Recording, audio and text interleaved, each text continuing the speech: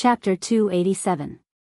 Sigh, it seems like I can only continue testing this telegraph machine tomorrow. But it shouldn't be a big problem. I will be able to have a good chat with Yushi by then.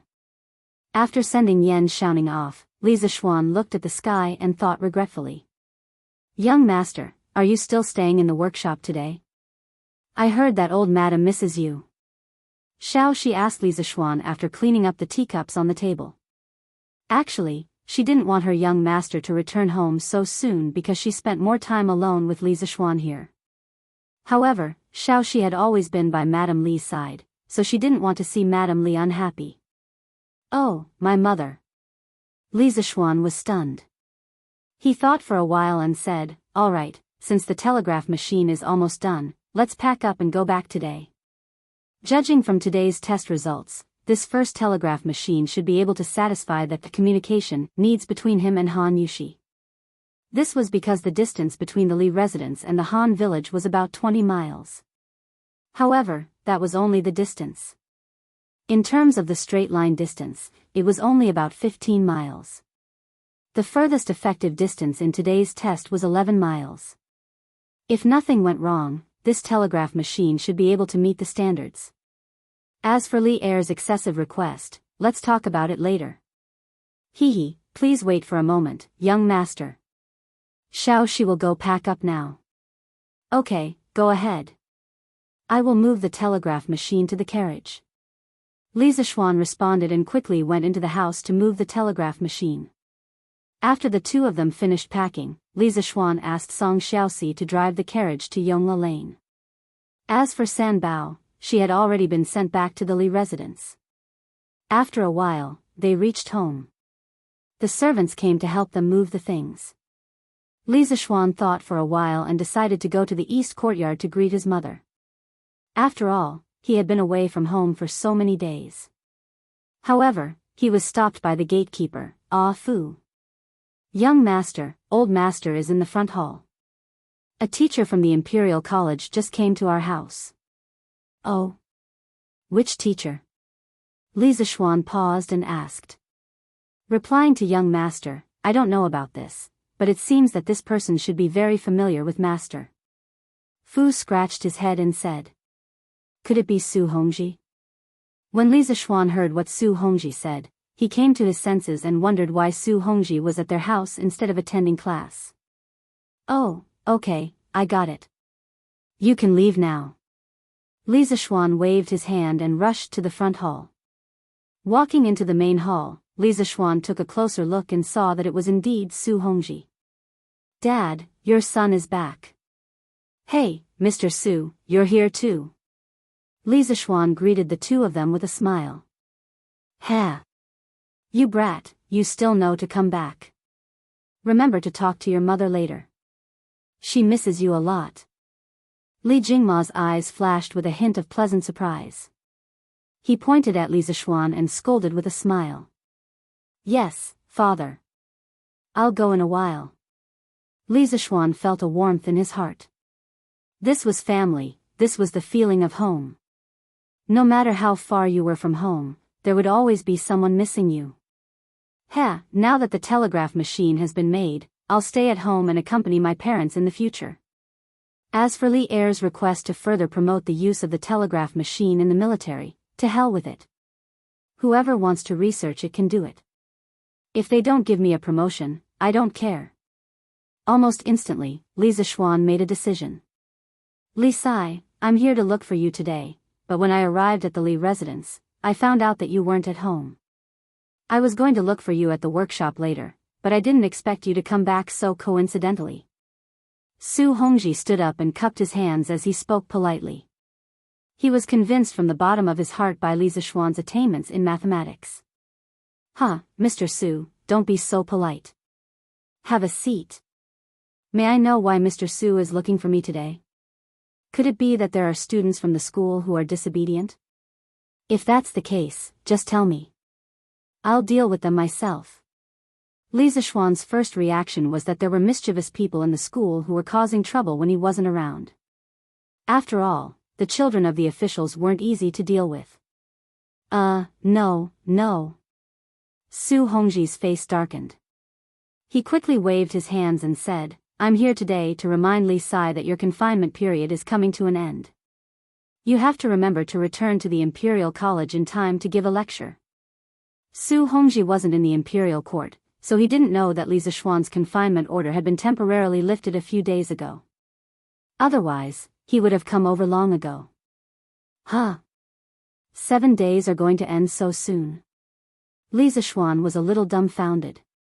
He thought that he could have a happy holiday in these 7 days, but because of Li Eru, he had been busy for 4 to 5 days. It was so King miserable. Su Hongji almost vomited blood when he heard that. Someone actually thought that the confinement period was too short. Cough, cough, don't fool around. Speak properly to Mr. Su. Li Jingma was drinking tea. When he heard that, he immediately choked. He glared at his son fiercely and said unhappily. Okay, Dad. Li Zixuan murmured. Li Sai, according to the previous arrangement, the monthly examination of the school should be the day after tomorrow. I wonder if you've prepared the questions in advance? When Su Hongji saw Li Zixuan's unruly character, he felt that it was necessary to ask him personally so that he wouldn't be fooled when the time came. The questions. I've prepared the questions. Mr. Su, don't worry. There won't be any accidents when the time comes. It just so happens that my confinement period will be over the day after tomorrow. I'll personally invigilate the examination then. Li Zixuan panicked when he heard Su Hongji's question. Only then did he realize that there was such a matter. He felt that 2 pairs of eyes were staring at him covetously, so he hurriedly made up a story. As for whether the questions were actually out or not, only he knew in his heart. Su Hongji looked at Li Zixuan suspiciously, but he didn't say anything. Anyway, no matter what the truth was, he had already reminded Li Zixuan. It wasn't his fault that there wasn't a test paper during the examination. If that's the case, this old man will take his leave. Brother Jingma, take care. Su Hongji paused and cupped his hands to bid farewell to Li Jingma and his son. Take care, Mr. Su. After sending Su Hongji off, Li Zixuan obediently went to greet his mother. Mrs. Li inevitably pulled her son and nagged him for a long time, saying things like, I haven't seen you for a few days and you've suffered again, you've become haggard, and so on. Although Li Zixuan was touched, he couldn't resist the fierce attack of a mother's love. He found an excuse and took the opportunity to escape. After dinner, Li Zixuan went straight to his study in the west courtyard and began to bitterly make up for his homework. If Su Hongji didn't remind him today, he would have forgotten about the monthly examination the day after tomorrow. Although he could fool Su Hongji for a while, he couldn't fool him forever. It was a test paper, so he still had to write it. Li Zixuan knew this in his heart. Moreover, he himself also valued the first monthly examination very much. Chapter 288. Around 5:00, Ganlu Palace. After Li Er finished his dinner at Empress Jiangxuan's place, he moved here and continued to work overtime.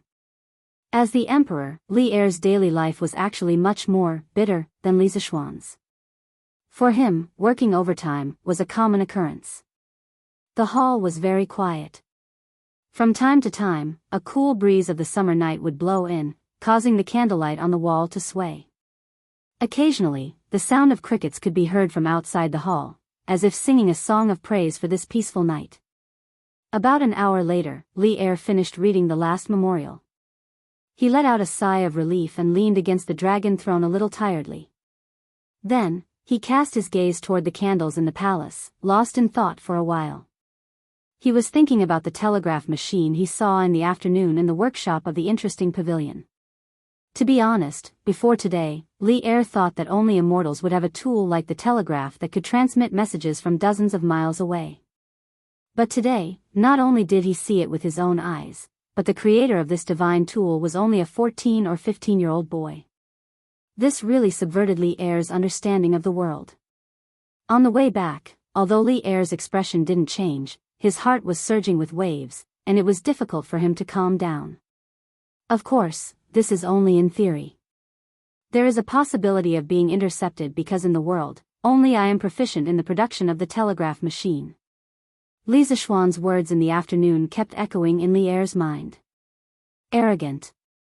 Without a doubt, this sentence revealed arrogance everywhere, but he had the qualifications to be arrogant. Previously, when Li Yuan was only the Duke of Tang, Li Er was the second son of the Duke's family. Not only did he have a famous teacher to teach him martial arts, but he also had a certain level of accomplishment in literature. Thus, in the early days, Li Er could be said to be both versed in literature and martial arts. Although he didn't read more than 10,000 books, his knowledge was definitely not ordinary, especially at the end of the Sui dynasty. Li Er followed Li Yuan to start a rebellion in Taiyuan and swept through the world like a hot knife through butter, finally settling in the Central Plains. Now that he had ascended the throne, his status changed again and again, rising step by step. Correspondingly, his experience and knowledge became more and more extensive. Even so, he had never seen such a thing as a telegraph machine. As for the set of principles of the telegraph machine that Li Zishuan explained, he had never heard of it. He was very sure that the knowledge that Li Zishuan spoke of had never appeared in the world. Spiritual master's martial arts is extraordinarily high and his medical skills are the best in the world. His knowledge is actually so profound? Does such a person really exist in the world? At this moment, Li Er had a trace of curiosity, or perhaps suspicion, towards spiritual master Ling Su, whom he had never seen with his own eyes and only heard of by word of mouth. Could it be that he doesn't belong to the world? Then doesn't the knowledge that Li Zishuan displayed come from immortals? Li Er let his imagination run wild and couldn't think of a reason. After a moment, he suddenly ordered, "Summon the Prince of Wei." Those who had more contact with Li Zishuan and were more familiar with his knowledge, Li Tai could be considered to be on the list. Li Er decided to ask Li Tai properly. Previously, the scooter, the plow, the paper machine, and the compass were still fine. Although the structure of these things was ingenious, they were still within the scope of Li Er's knowledge. However, the telegraph machine that Li Zishuan made this time was really too mysterious. Yes, it was mysterious, as if this thing didn't belong to this world. It was for this reason that Li Er decided to ask properly. "Your son greets Imperial Father." After about half an hour, the chubby Li Tai arrived at the Sweet Dew Hall. This couldn't be blamed on him. Among the adult princes, Li Tai was an exception. Li Er specifically allowed him to build a residence in Chang'an. This treatment was almost as good as that of Crown Prince Li Qingxian. There was still some distance between the Prince of Wei's residence and the palace. At this time, all the gates of the palace were closed. Although the imperial eunuch had Li Er's warrant and could bring Li Tai into the palace unimpeded, it would still take a lot of time to sit in a hanging basket and climb over the palace walls. "Rise. Come, give him a seat." Li Er couldn't help but feel happy when he saw his chubby son. He had always doted on Li Tai. Apart from Li Tai's intelligence, it might also have something to do with Li Tai's comical body shape. "Thank you, Imperial Father." Although Li Tai didn't know why Li Er had called him over so late at night, he was confident that he hadn't done anything out of line recently, so he naturally didn't feel guilty. "Qingke, we called you here so late at night because we have a matter to ask you." Li Er waved his hand, indicating for the palace maids and eunuchs to withdraw. The father and son exchanged conventional greetings for a while before Li Er got straight to the point. "Imperial Father, please speak. Your son will definitely tell you everything he knows." Qingke, counting the days, it's almost been a month since you started attending classes at the Imperial College. We also heard that your results in the School of Mathematics have always been among the best. We are very comforted. Today, we want to ask you, Qingke, how much do you know about Li Zishuan? When speaking of Li Tai's results, Li Er's face glowed with pride. When his son's results were good, his father would indeed be happy. Even as the emperor, Li Er was no exception. Hearing Li Er's question, Li Tai couldn't help but frown.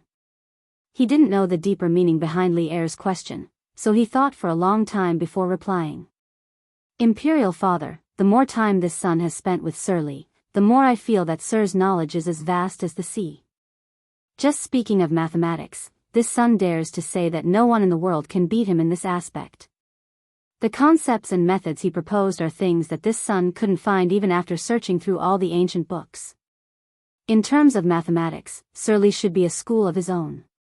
Moreover, using his theories, one can often solve problems faster and more accurately.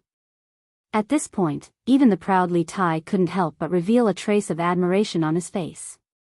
This subtle expression was naturally caught by Li Er, and he couldn't help but feel a trace of surprise in his heart.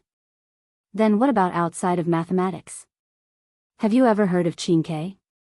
Outside of mathematics? Li Tai looked curiously at Li Er, seeming to understand something. If we were to talk about Sir Li's knowledge outside of mathematics, this son's deepest impression would be the hypothesis of the nature of the earth that Sir Li explained to us when we were making the compass. Oh. The nature of the earth? What is the nature of the earth? Qingke, tell me quickly. Li Er couldn't help but ask curiously. Replying to father, in order to explain to us why the compass can point us in the right direction, Mr. Li once said that the ground under our feet is a sphere, and this sphere itself is a huge magnet. Li Tai slowly recounted the scene of that day. Li Er listened attentively to this magical theory that was like a fantasy story, and the shock in his heart grew stronger and stronger. Chapter 289. The Earth is actually a sphere? And it's magnetic? In the sweet nectar hall, Li Tai finished recounting everything that had happened when he made the compass. Li Er's expression became somewhat complicated, and after a long time, he couldn't help but mutter to himself. These novel theories might sound absurd at first, but behind each theory, there was a strong argument supporting it, making it impossible to refute. It was precisely because of this that Li Er was silent for a long time after listening to it. Qingke, it seems that you already believe in Li Zishuan's theories? Li Er turned around and asked softly. Li Tai had been sitting quietly below. Even though Li Er had been deep in thought for a long time, he didn't show any impatience, nor did he make any sound. Now that he heard Li Er's question, he hurriedly replied, "Indeed, Mr. Li's theories are not empty words. There is a strong evidence behind them. Your son also participated in one of the small experiments that day. The facts are right in front of your son's eyes. Your son has no choice but to believe it." Li Tai paused, then continued, "Your son used to be conceited about his innate intelligence and erudite knowledge. Unavoidably, your son was a little arrogant because of his talents. Ever since I met Mr. Li, your son has learned that there is always someone better than you." In front of the curious pavilion, Mr. Li's inexplicable 10 questions completely destroyed your son. Later on, your son entered the school of mathematics. Originally, your son had some thoughts of competing with you, but as your son's understanding deepened, I was convinced by Mr.'s vast and profound knowledge. A new door opened to your son. After your son entered, your son discovered that mathematics could actually be so exciting, interesting, and novel. It wasn't until a few days ago that your son understood that mathematics was only the tip of the iceberg of Mr. Li's expertise.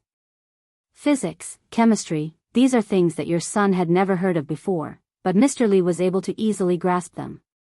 Your son's previous thoughts of competing with you have long disappeared without a trace. Compared to 2 months ago, Li Tai was indeed much more stable and sunny. He, who was focused on his studies, had even faintly forgotten that he had to compete with Li Qingxian for favor. Li Tai looked at his son. In such a short period of time, he had changed so much. For a moment, he felt a little emotional. After mulling over what Li Tai had just said, he suddenly asked, "Chemistry? What is chemistry?" "Qingke, you haven't mentioned chemistry before, have you?" Li Tai was a little dumbfounded. He accidentally spilled the beans. He had promised Li Zishuan that he would not spread the principle of making glass. What should he do now? What? Is there something else you need to hide from me? Li Tai was shrewd. He immediately saw the hesitation in Li Tai's eyes. Hesitation at this time was equivalent to preparing to lie. Li Er was a little dissatisfied. Among his sons, Li Tai was the one he doted on the most. He did not expect that his favorite son would want to lie to him now. No, no. Replying to Imperial Father, the teacher said before that the so-called chemistry is the study of changes. It is a knowledge that studies the changes of substances. Under certain conditions, several substances can react with each other and form a new substance. This is the definition of chemistry and also the use of chemistry. When Li Tai saw Li Er's gaze, he panicked and hurriedly blurted out. The study of changes? This sounds interesting. Li Er held his chin and smiled, then asked, why did Li Zishuan mention this knowledge to you? Could it be that this kid has created something new? Li Tai's heart sank. Sure enough, things were developing in the direction he did not want to see the most. However, in this situation, there was no time for him to think. The little fatty could only bite the bullet and say, replying to Imperial Father, previously the teacher felt that the Hu merchant's glass was turbid and expensive, so he made his own glass. The knowledge he used was chemistry. What? Li Er suddenly stood up. He was shocked and angry. How could he not be shocked that Li Zishuan could make something like glass that was so profitable? Previously, the imperial court had commissioned the workshop of the Curious Pavilion to make compasses. Li Zishuan had asked for a high price because it contained glass. At that time, he thought about it and agreed. However, now that Li Zishuan could make his own glass, the cost of the compasses would definitely be much cheaper. Thinking of this, how could Li Er not be angry? 2 days ago, Li Xiaogong had excitedly ran into the palace to tell him that the compasses bought from the workshop of the Curious Pavilion were of better quality, especially the glass that was clearer. At that time, Li Er was still wondering if Li Zishuan had found his conscience and specially used good glass for this batch of compasses for the imperial court. In the end, he and Li Xiaogong had been teased by this kid. Then Qingke, do you know how much the glass Li Zishuan made cost? How exactly was it made? Li Er calmed himself down and asked. Replying to Imperial Father, at that time, Mr. only told us the general principle of the process of making colored glaze. He didn't talk about the details. I'm afraid that only a few core members of the workshop know the specific process of making colored glaze. As for the cost of the glass they make, your son does not know, but it should be somewhat cheaper than the glass sold by the Hu merchants, and the quality should be even higher. Li Tai considered his words as he spoke. He knew what Li Er was thinking. He was just a little unhappy, so he intentionally did not mention the materials used to make glass. Otherwise, Li Er would definitely be even angrier. I didn't think that this kid would be so erudite and talented. He could even make glass. Li Er did not hear that the glass was very cheap, so he felt a little better. But after thinking about it for a while, he relaxed. Li Zishuan being able to make glass was only beneficial to the Great Tang. The ones who should be worried were the Hu merchants. Li Zishuan earned money with his own ability. As the emperor, why should he care about such details? Imperial Father is right. The longer I stay with teacher, the more I can feel teacher's erudition. Li Tai heaved a sigh of relief and nodded in agreement. That kid has been up to something recently. Qingke, you probably don't know, right? Li Er took a sip of tea and smiled. Oh. Did teacher invent something again? Your son has been busy preparing for the monthly examination and did not see teacher. Can Imperial Father tell me a little? Little Fatty's eyes lit up as he hurriedly said. Other than the mathematics, physics, and chemistry that you mentioned just now, that kid is also proficient in electricity, magnetic fields, and advanced mathematics. The thing he made recently was made based on these few fields of knowledge. Chapter 290.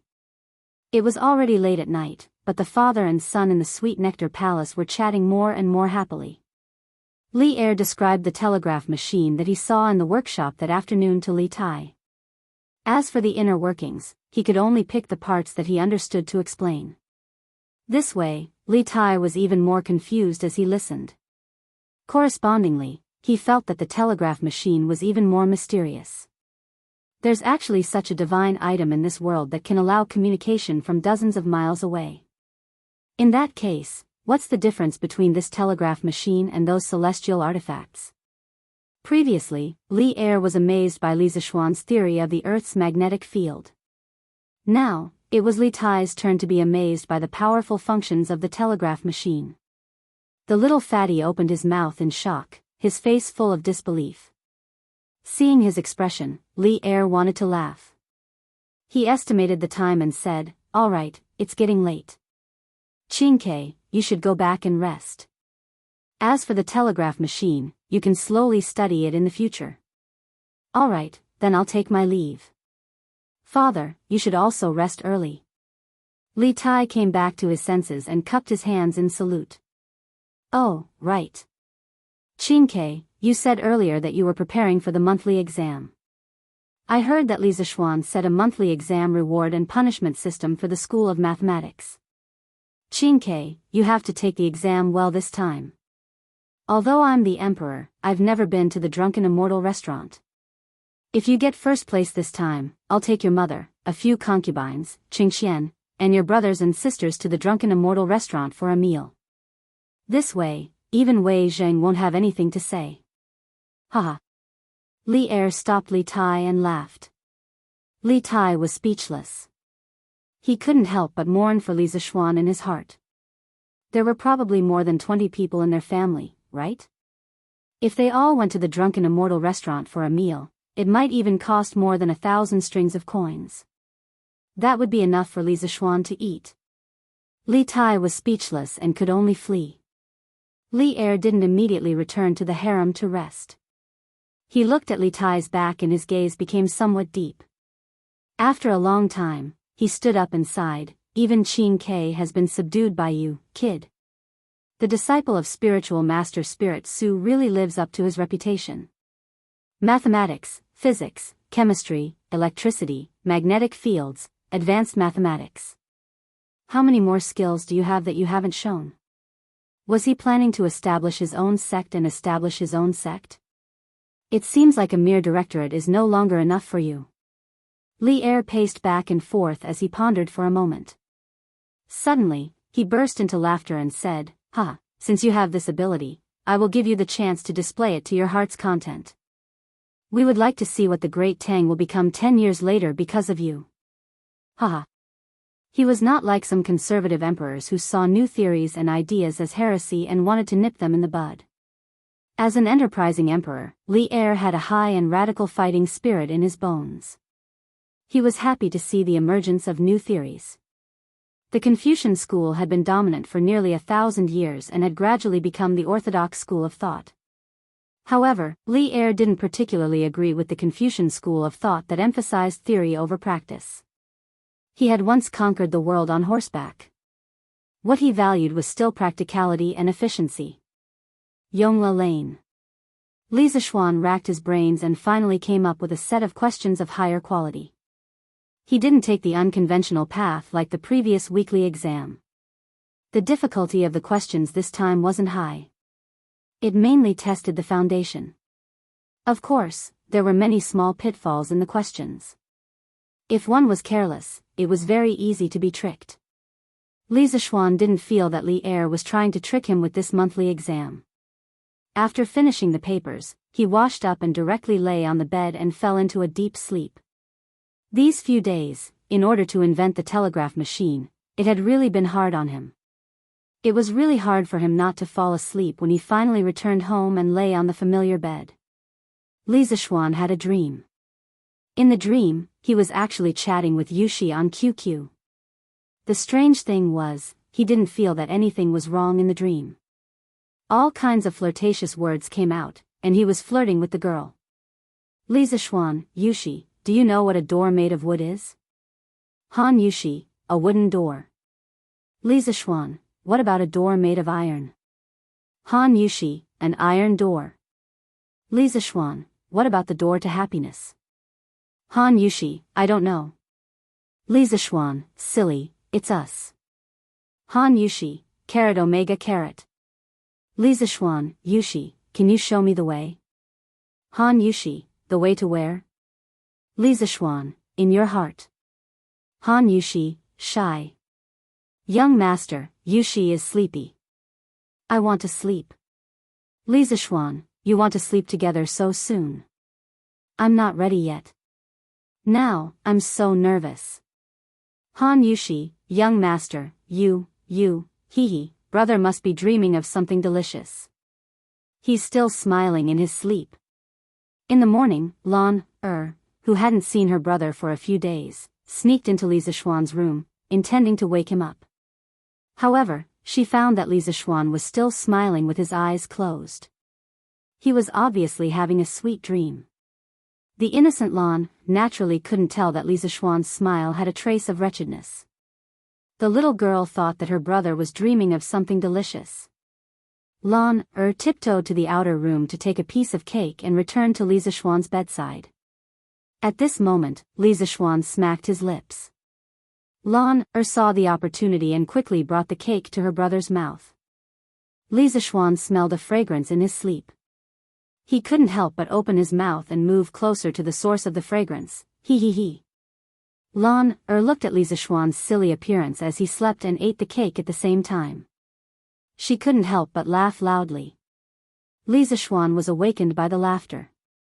Logically speaking, with his martial arts, he should have woken up long ago if someone approached him. However, on one hand, he was now at home, so of course he wasn't vigilant at all. On the other hand, this body of his had been spoiled since he was young. If it wasn't under the care of his parents at home, then it was under the guidance of spiritual master Lingxiu in the mountains. He had never experienced the life of a vagrant in the Jianghu. Besides, he was only an ordinary student in his previous life, not a killer in the Jianghu. He didn't have the habit of being vigilant at all times. Okay. Little Lan, you're being naughty again. See how I'll deal with you. Li Zishuan saw that Lan was laughing so hard that she couldn't straighten her back. He immediately understood what was going on. He unhappily wiped the cake crumbs from the corner of his mouth. Then he picked up his little sister who didn't manage to escape in time and threw her on the bed. He took off the little girl's shoes and scratched the soles of her feet. He said fiercely, Do you still dare to tease your brother? He. Don't scratch. Brother, Lan, was wrong. Ha. You know you're wrong. I think you're getting bolder and bolder. Didn't I tell you to knock before entering a room? Why didn't you knock? Woo, ha, I knocked. Brother, you didn't hear it. Hey. Still stubborn. He, stop scratching. I know I'm wrong, woo. Chapter 291. After playing with the little girl for a while, Li Zishuan was no longer sleepy. So, he carried Lan and left the room. Under the care of Xiao He and Xiao Shi, the siblings washed up and went to the front yard to have breakfast. However, they bumped into San Bao. Hey, San Bao. Are you feeling better? Yes, young master. My body is very strong. I've almost recovered since last night.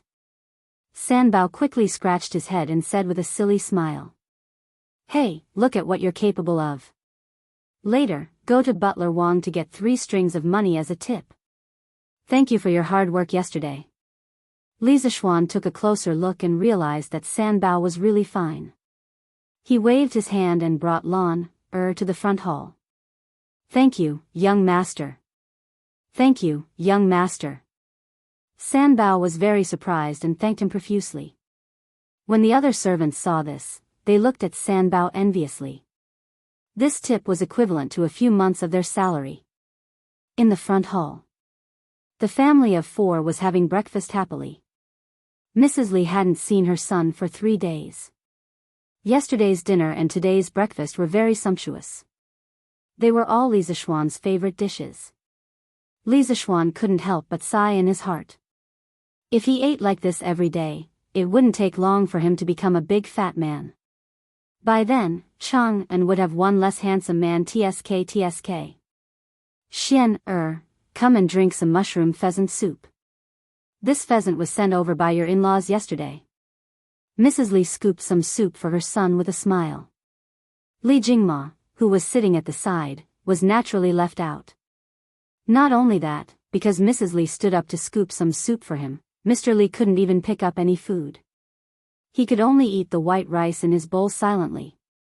Okay, Mom, you shouldn't eat too much for breakfast. Li Zishuan quickly said. Who said that I shouldn't eat too much for breakfast? That's nonsense. Mrs. Li rolled her eyes at her son. Although she said that, she still put down the spoon and sat back down. That's right. Mother, you just said that this pheasant was sent by Han Lijing, but why didn't he come in person? Li Zishuan asked as he ate. Isn't this all because of you? Old Man Li, who had been eating silently at the side, said, I heard that Han Li has been busy preparing for your marriage with Han Girl these past few days. At the same time, he often goes to the neighboring Plum Village to check on the situation of the chicken farm there. He's so busy, how could he have the time to come over and deliver pheasants to you? This pheasant was hunted by the Han village's farmer. After he gave it to Han Lijing, he couldn't bear to eat it, so he asked someone to send it over. Oh, I see. Brat, what have you been doing in the workshop recently? Li Jingma took a bite and asked. In the past, the Li family had always been particular about not talking while eating. Ever since Li Zishuan returned, he had led the entire Li residence astray. It's nothing.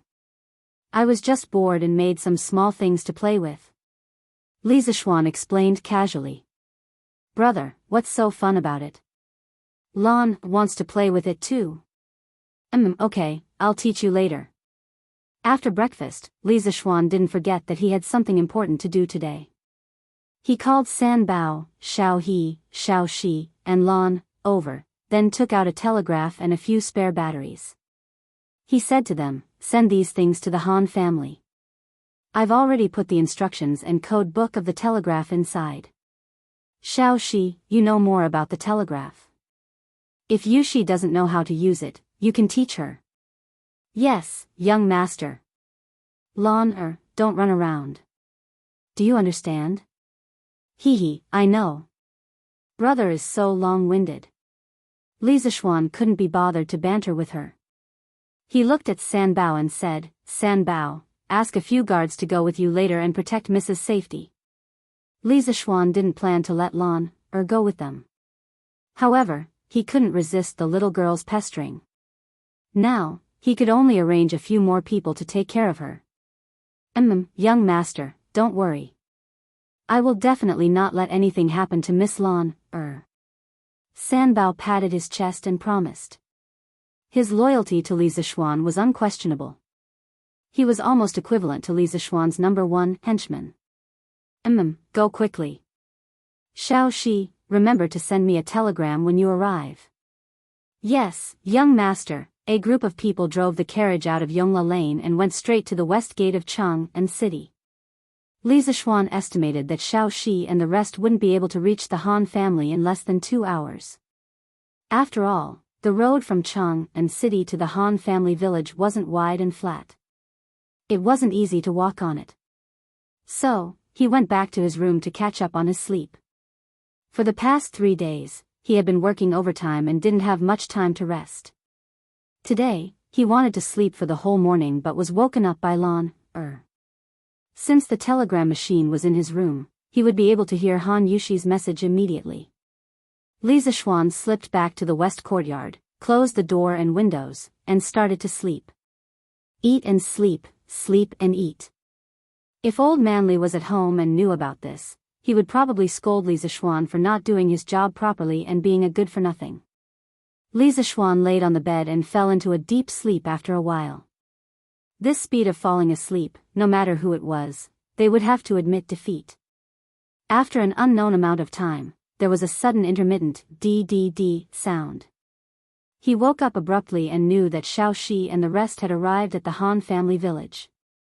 Li Zishuan walked quickly to the long table where the telegram machine was placed and started to record the telegram. Perhaps the person who sent the telegram wasn't very familiar with it. So, it took almost 15 minutes for the short message to be sent. Luckily, Han Yushi's side was slow. Li Zishuan had come into contact with telegrams in his previous life, but this was his first time making one. His speed of recording the code was also very slow. After he finished recording the code, Li Zishuan flipped open the code book and started to translate the telegram. His speed was faster because he was the one who wrote the code book. He couldn't say that he remembered everything, but at least he was very familiar with it. After a while, Li Zishuan translated the contents of the telegram.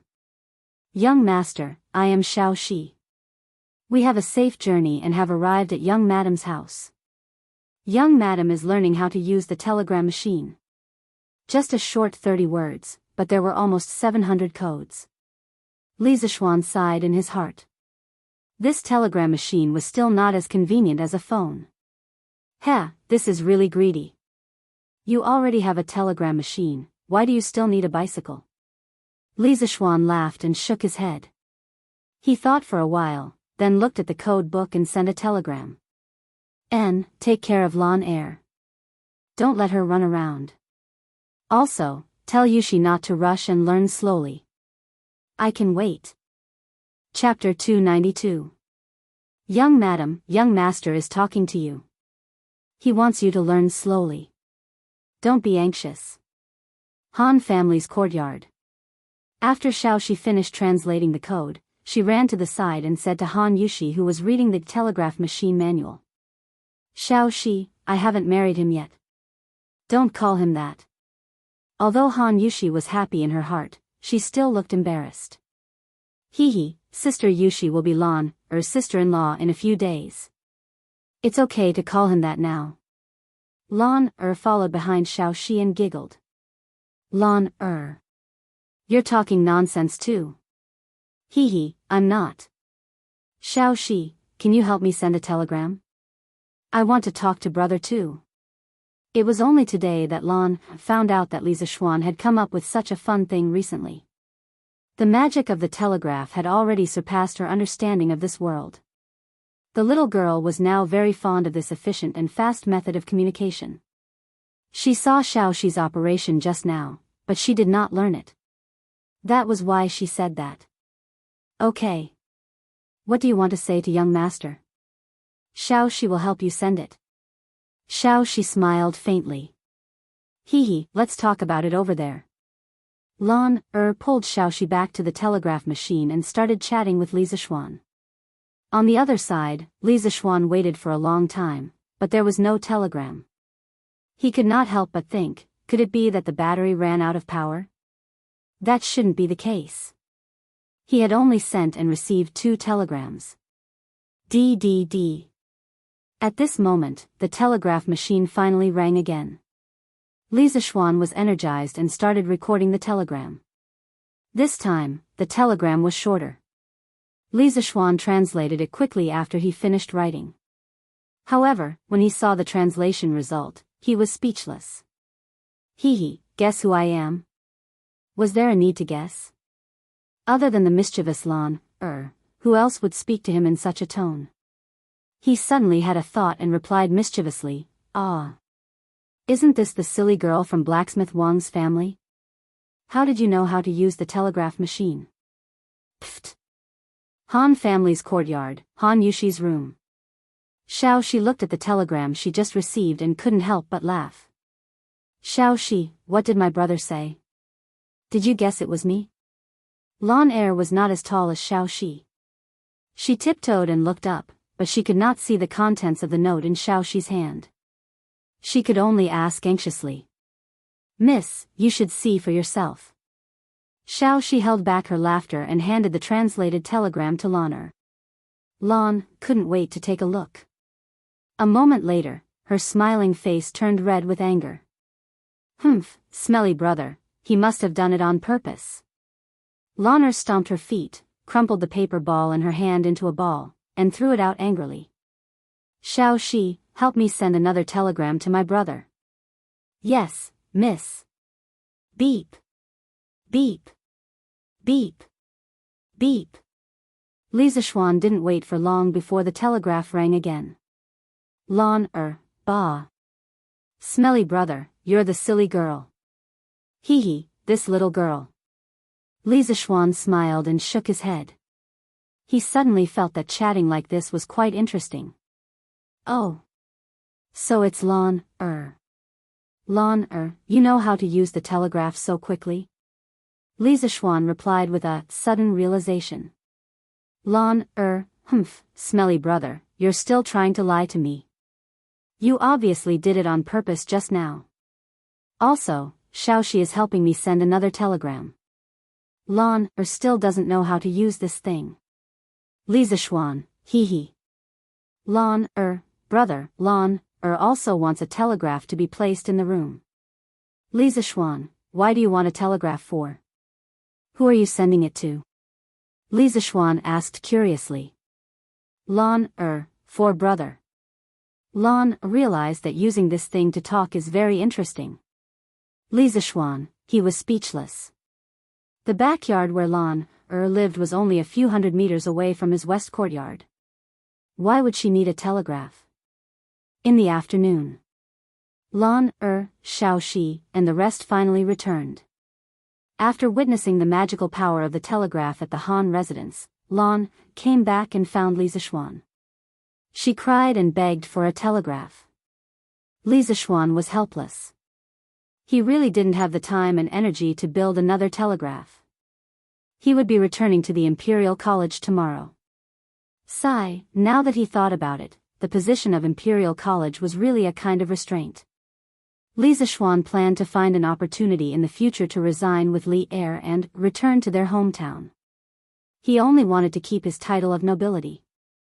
After promising countless benefits, Li Zishuan finally got rid of Lon, this annoying little tail.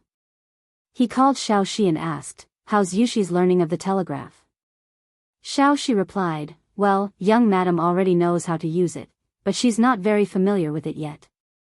She said that she'll contact you when she's familiar with it." "Young master, don't be anxious." "Ahem, I'm not anxious. Li Zishuan touched his nose awkwardly and said. At night, Li Zishuan returned to his room early after dinner and waited for Han Yushi to send a message. At this time, he realized that there was a very obvious flaw in the telegraph. That was that it could not record the received code by itself. It needed someone to be by its side 24 hours a day. Otherwise, he would not even know if he missed the telegram. In fact, the early wired telegraph had a device that automatically recorded the code. It mainly used the electromagnet inside the transceiver to drive the pen on the iron plate to make a mark on the paper tape. If it was a short time, it would be a dot. If it was a long time, it would be a line. Li Zishuan could not help but have an idea. Should he add such an automatic code recording device to his own wireless telegraph? However, this way, the telegraph would be very power hungry. Why hasn't Yushi sent a telegram yet? Could it be that she has to be very familiar with it before she sends it? Does she have to be so professional? Li Zishuan let his imagination run wild for a while. Then, he looked at the time and could not help but mutter to himself. Beep, beep, beep. Just as he was getting a little impatient from waiting, the telegraph finally rang. In fact, Li Zishuan's guess was right. Han Yushi had been familiarizing herself with the operation of the telegraph over and over again. She had translated what she might say next into the code. Only then did she send the first telegram in her life with some apprehension. Young master, are you asleep? Li Zishuan smiled and replied, No. Yushi, we're going to get married soon. Why are you still calling me young master? Han Yushi, then what should I call you? Li Zishuan, husband? Han Yushi, that won't do. Yushi can't call me that now. Li Zishuan, then just call me brother Xiaoxian like everyone else. Calling me young master sounds too distant. Han Yushi, alright. Brother Xiaoxian. Li Zishuan, Yushi, how is it? This telegraph machine I made is not bad, right? Before we get married, you can't go out. I specially made this telegraph machine to talk to you and relieve your boredom. This is not considered a violation of etiquette. So this magical iron box was specially made for me. Han Yushi felt a little sweet in her heart and said, Yes, this telegraph machine is very good. Yushi likes it very much. Chapter 293. Everyone, do your best.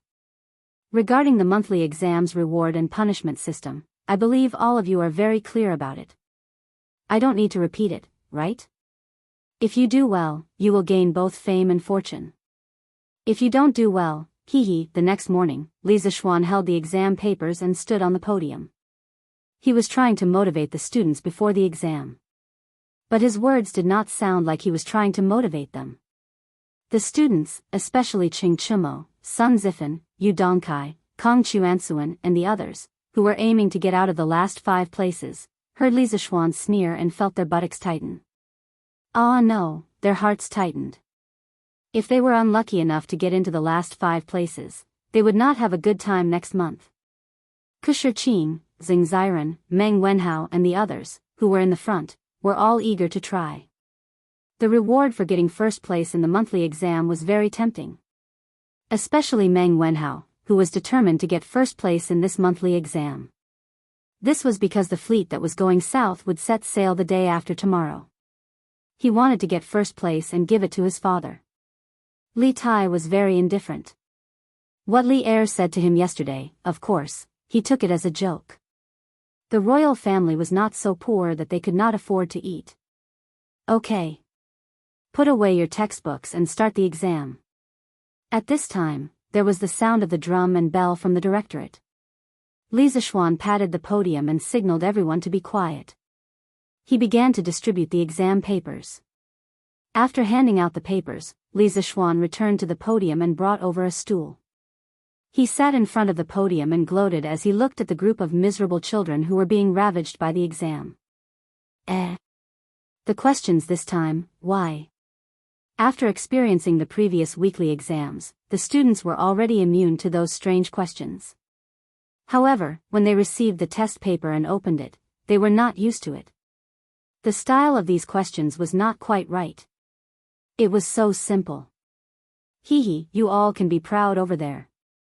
The questions are simple, but it does not mean they are easy. Li Zixuan was sitting on the podium. The expressions of the students naturally fell into his eyes. He couldn't help but snicker in his heart. Compared to the previous questions, this set of questions was indeed very basic. But who said that basic questions were easy to do? For those who had gone through exam-oriented education, the basic questions were the most difficult. In his previous life, Li Zixuan would rather do some extremely difficult questions than basic questions. Some basic questions were especially easy to lose points. What's more, there were more or less traps in these questions. As for who would fall into the traps, it would depend on their own luck. F***CK. Sir, you're giving me free marks with these questions. Haha. Sun Zifan continued to do a few questions as if he had the help of God. In an instant, he felt very good about himself. He couldn't help but feel very proud. He secretly thought that he wouldn't be beaten when he went home this time, right? In the previous weekly exam, although Sun Zifan relied on the last additional question to get out of the last 5, but he only just got out of the last 5. He was the 8th from the bottom in the mathematics school. When his father, Sun Fujia, casually asked Kong Yingda about Sun Zifan's results after the morning court, he found out that Sun Zifan, the son of the top scholar, was honored as the 8th from the bottom in the class. He was furious. When he returned home, he did not say anything and beat Sun Zifan up. Mrs. Sun pleaded bitterly, but it was useless. Sun Zifan still remembered the next day when he came to the mathematics school with a swollen face and was laughed at by everyone. In order to not be beaten again, this guy had been studying hard recently. He had learned all the new mathematics knowledge that he had not learned before. At this time, if he was asked to do the last weekly exam again, Sun Zifan was confident that he would not be at the bottom. If 1 is equal to 4, 2 is equal to 8, 3 is equal to 24, then 4 equals ____. F***CK, this question is too easy, right? If it was 7 days ago, I might not even be able to understand this question. Even if I understood it, I wouldn't be able to calculate it in a short time. What a pity. A scholar who has been away for 3 days must be looked at with new eyes. The answer to this question is equal to 4 times 24. I can use the multiplication formula and calculate it in a moment. When Sun Zifan saw the 5th question, he was overjoyed. He was not stupid. Of course, he could find the pattern. Moreover, he now had a certain foundation in mathematics, so this guy thought that he could find the answer quickly. Sun Zifan calculated the result on the draft paper, 96. Then he proudly wrote the answer on the test paper. Of course, in the mathematics library, there were many masters. Naturally, there was no lack of smart people, such as Li Tai, Iron Egg, and Meng Wenhao. As they encountered more and more questions, the 3 of them did not relax at all. Instead, they became more and more serious. Their eyebrows were tighter and tighter. They looked as if they were facing a great enemy. It was as if the question in front of them was a scourge. It's not easy. This question is definitely not as simple as it looks on the surface. Just like the previous 4 questions, there must be a trap in the question. Meng Wenhao kept reminding himself to not be careless and not fall into the trap. In the previous 4 questions, he almost got it wrong. Fortunately, he relied on his intuition and checked on the spot. That was why he did not fall into the trap set by Li Zishuan. Meng Wenhao had been tricked many times. His first instinct when he saw the 5th question was that this question was not easy. He secretly warned himself that he must not solve the question according to the usual way. Otherwise, he would definitely get it wrong. After looking at the question several times, Meng Wenhao's eyes suddenly lit up. I got it. 1 is equal to 4. Isn't 4 equal to 1? Sure enough, it's not 96. Sure enough, Mr. Wang deliberately set a trap to harm others. Meng Wenhao was happy, but he could not help but feel lucky. Fortunately, he was serious. Otherwise, he was afraid that he would lose points for such a simple question. If he could not get the first place because of this, wouldn't he cry to death? Iron Egg and Li Tai found the correct answer almost at the same time. They did not have the complicated, inner experience like Meng Wenhao. The reason why they were not fooled by the simple appearance of these questions was that they were too familiar with Li Zishuan's character. They knew that with Li Zishuan's bad temper, he would never set such an easy question to let everyone get full marks easily. Therefore, the more simple the question looked, the more suspicious they were. Li Zishuan leaned on the podium and looked for a while. He felt that it was a little boring because there was no one who cheated. Now, he was considered a celebrity in Chang'an. The second generation of the officials in the Imperial College were not simple. Naturally, they were more well-informed than ordinary people. Through word of mouth, many students knew that not only was he good at learning, but he was also good at martial arts. Therefore, no one dared to cheat under Li Zishuan's nose. Li Zishuan leaned on the podium. His eyelids became heavier and heavier. Slowly, he fell asleep. The main reason was that he had chatted with Yushi too late last night. Chapter 294. The students were seriously working on the exam questions. In the classroom, only the rustling sound of the pen tip rubbing against the paper could be heard. In such a quiet environment, Li Zishuan naturally slept very comfortably. However, because the students were immersed in the sea of questions, no one noticed that Li Zishuan was taking a nap. Time passed slowly. The students below were sweating profusely while Li Zishuan was sleeping soundly. Fortunately, he didn't snore when he slept. Otherwise, wouldn't it be embarrassing? When the first class of the Imperial College was about to end, an old man in a scholarly robe suddenly appeared at the entrance of the Institute of Mathematics. It was Kang Ningda. Ever since Li Zishuan joined the School of Mathematics, the series of disturbances in the Imperial College had basically been caused by the School of Mathematics. The School of Mathematics had gradually become a hot topic among all the teachers and students, from an obscure and bottom-feeble existence. The Institute of Mathematics also became the most active of the 6 institutes of the Imperial College. Nowadays, the monthly examination of the mathematics school was not only a big deal for the mathematics school. The other 5 schools, as long as they were well informed, were also paying close attention to the monthly examination of the mathematics school. After all, the rewards for this monthly examination were too generous. If converted to money, it was almost equivalent to 100 strings of cash. To many people, this was a huge sum of money. And such a generous reward could be obtained as long as one got first place. This made many professors and teaching assistants want to participate in this monthly examination. The students from the other academies were naturally envious and jealous. They all made requests to the professors in their own academies, hoping that they could also have a reward system like the one in the Institute of Mathematics and Mathematics. In this way, those professors and teaching assistants were completely in trouble and annoyed all day long. Of course, there were also some narrow-minded people who secretly bore grudges.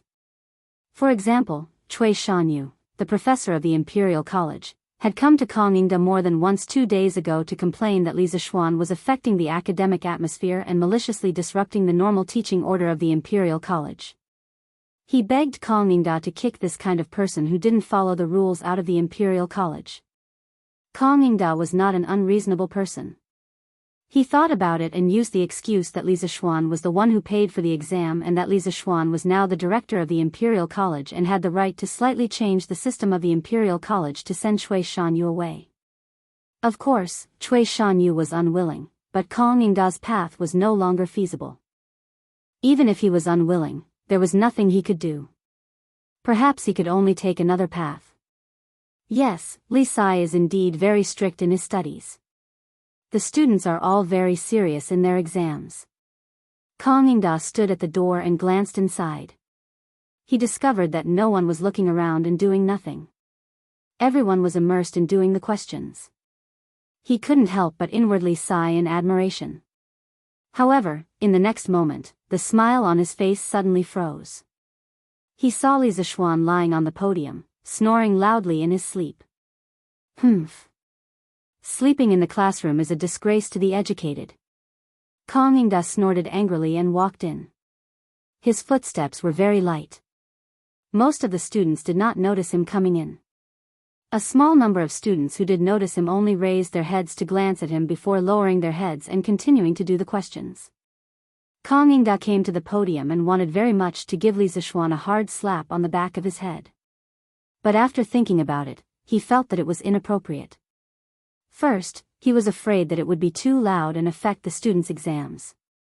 Second, he was afraid that if he did it in front of the students, it would make Li Zixuan lose face and affect his prestige in the hearts of the students in the future. In the end, Kongingda thought about it and only gently pushed Li Zixuan's shoulder. Kongingda pushed him again, but he still did not wake up. Kongingda could only use some strength. This time, Li Zixuan finally woke up. He raised his head and looked at Kongingda. He was stunned for 3 seconds before coming to his senses. F***ck, as a teacher sleeping in class, he was caught red-handed by the principal who happened to pass by. What kind of experience was this? As the person involved, Li Zixuan only wanted to say, "Old Kong, you're here specially to mess with me, right? This young master has never slept in class before. Why did you catch me after I only slept with her once?" Li Zixuan stared blankly for a moment. Just as he wanted to say something, he was stopped by Kongingda's gaze. "Come out with me," Kongingda said in a low voice. He then turned around and walked out of the classroom with a gloomy face. "Oh."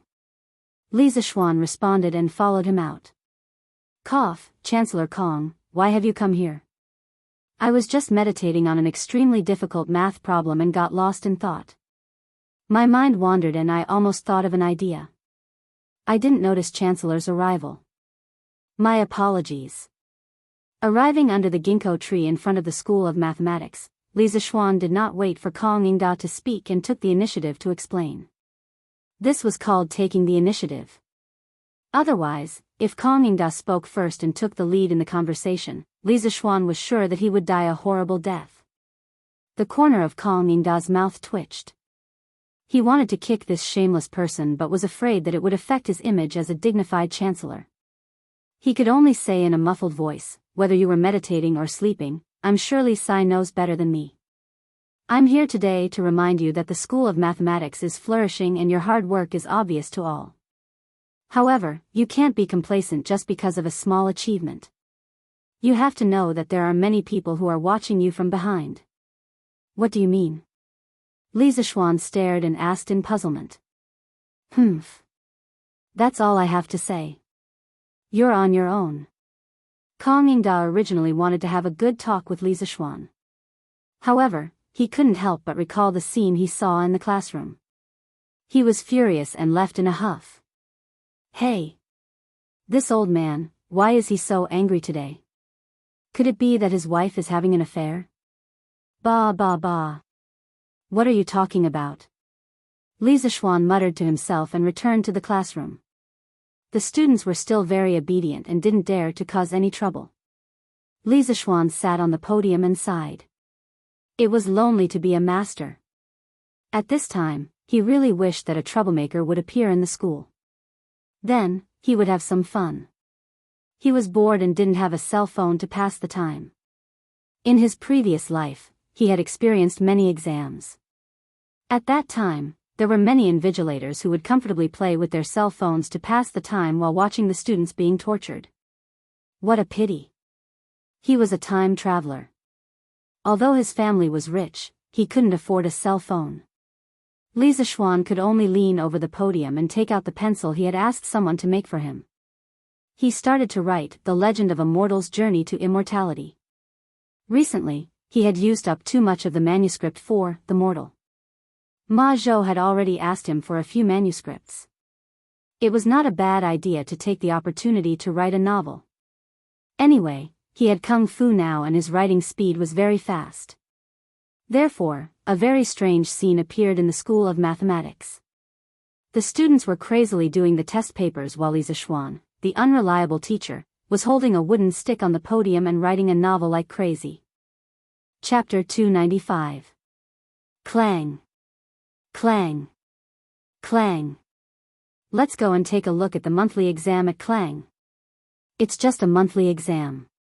What's so interesting about it? The student named Yuan Shua shook his head and refused. What do you mean it's not interesting? If it's not interesting, why would there be so many people in the first two classes? Let's go.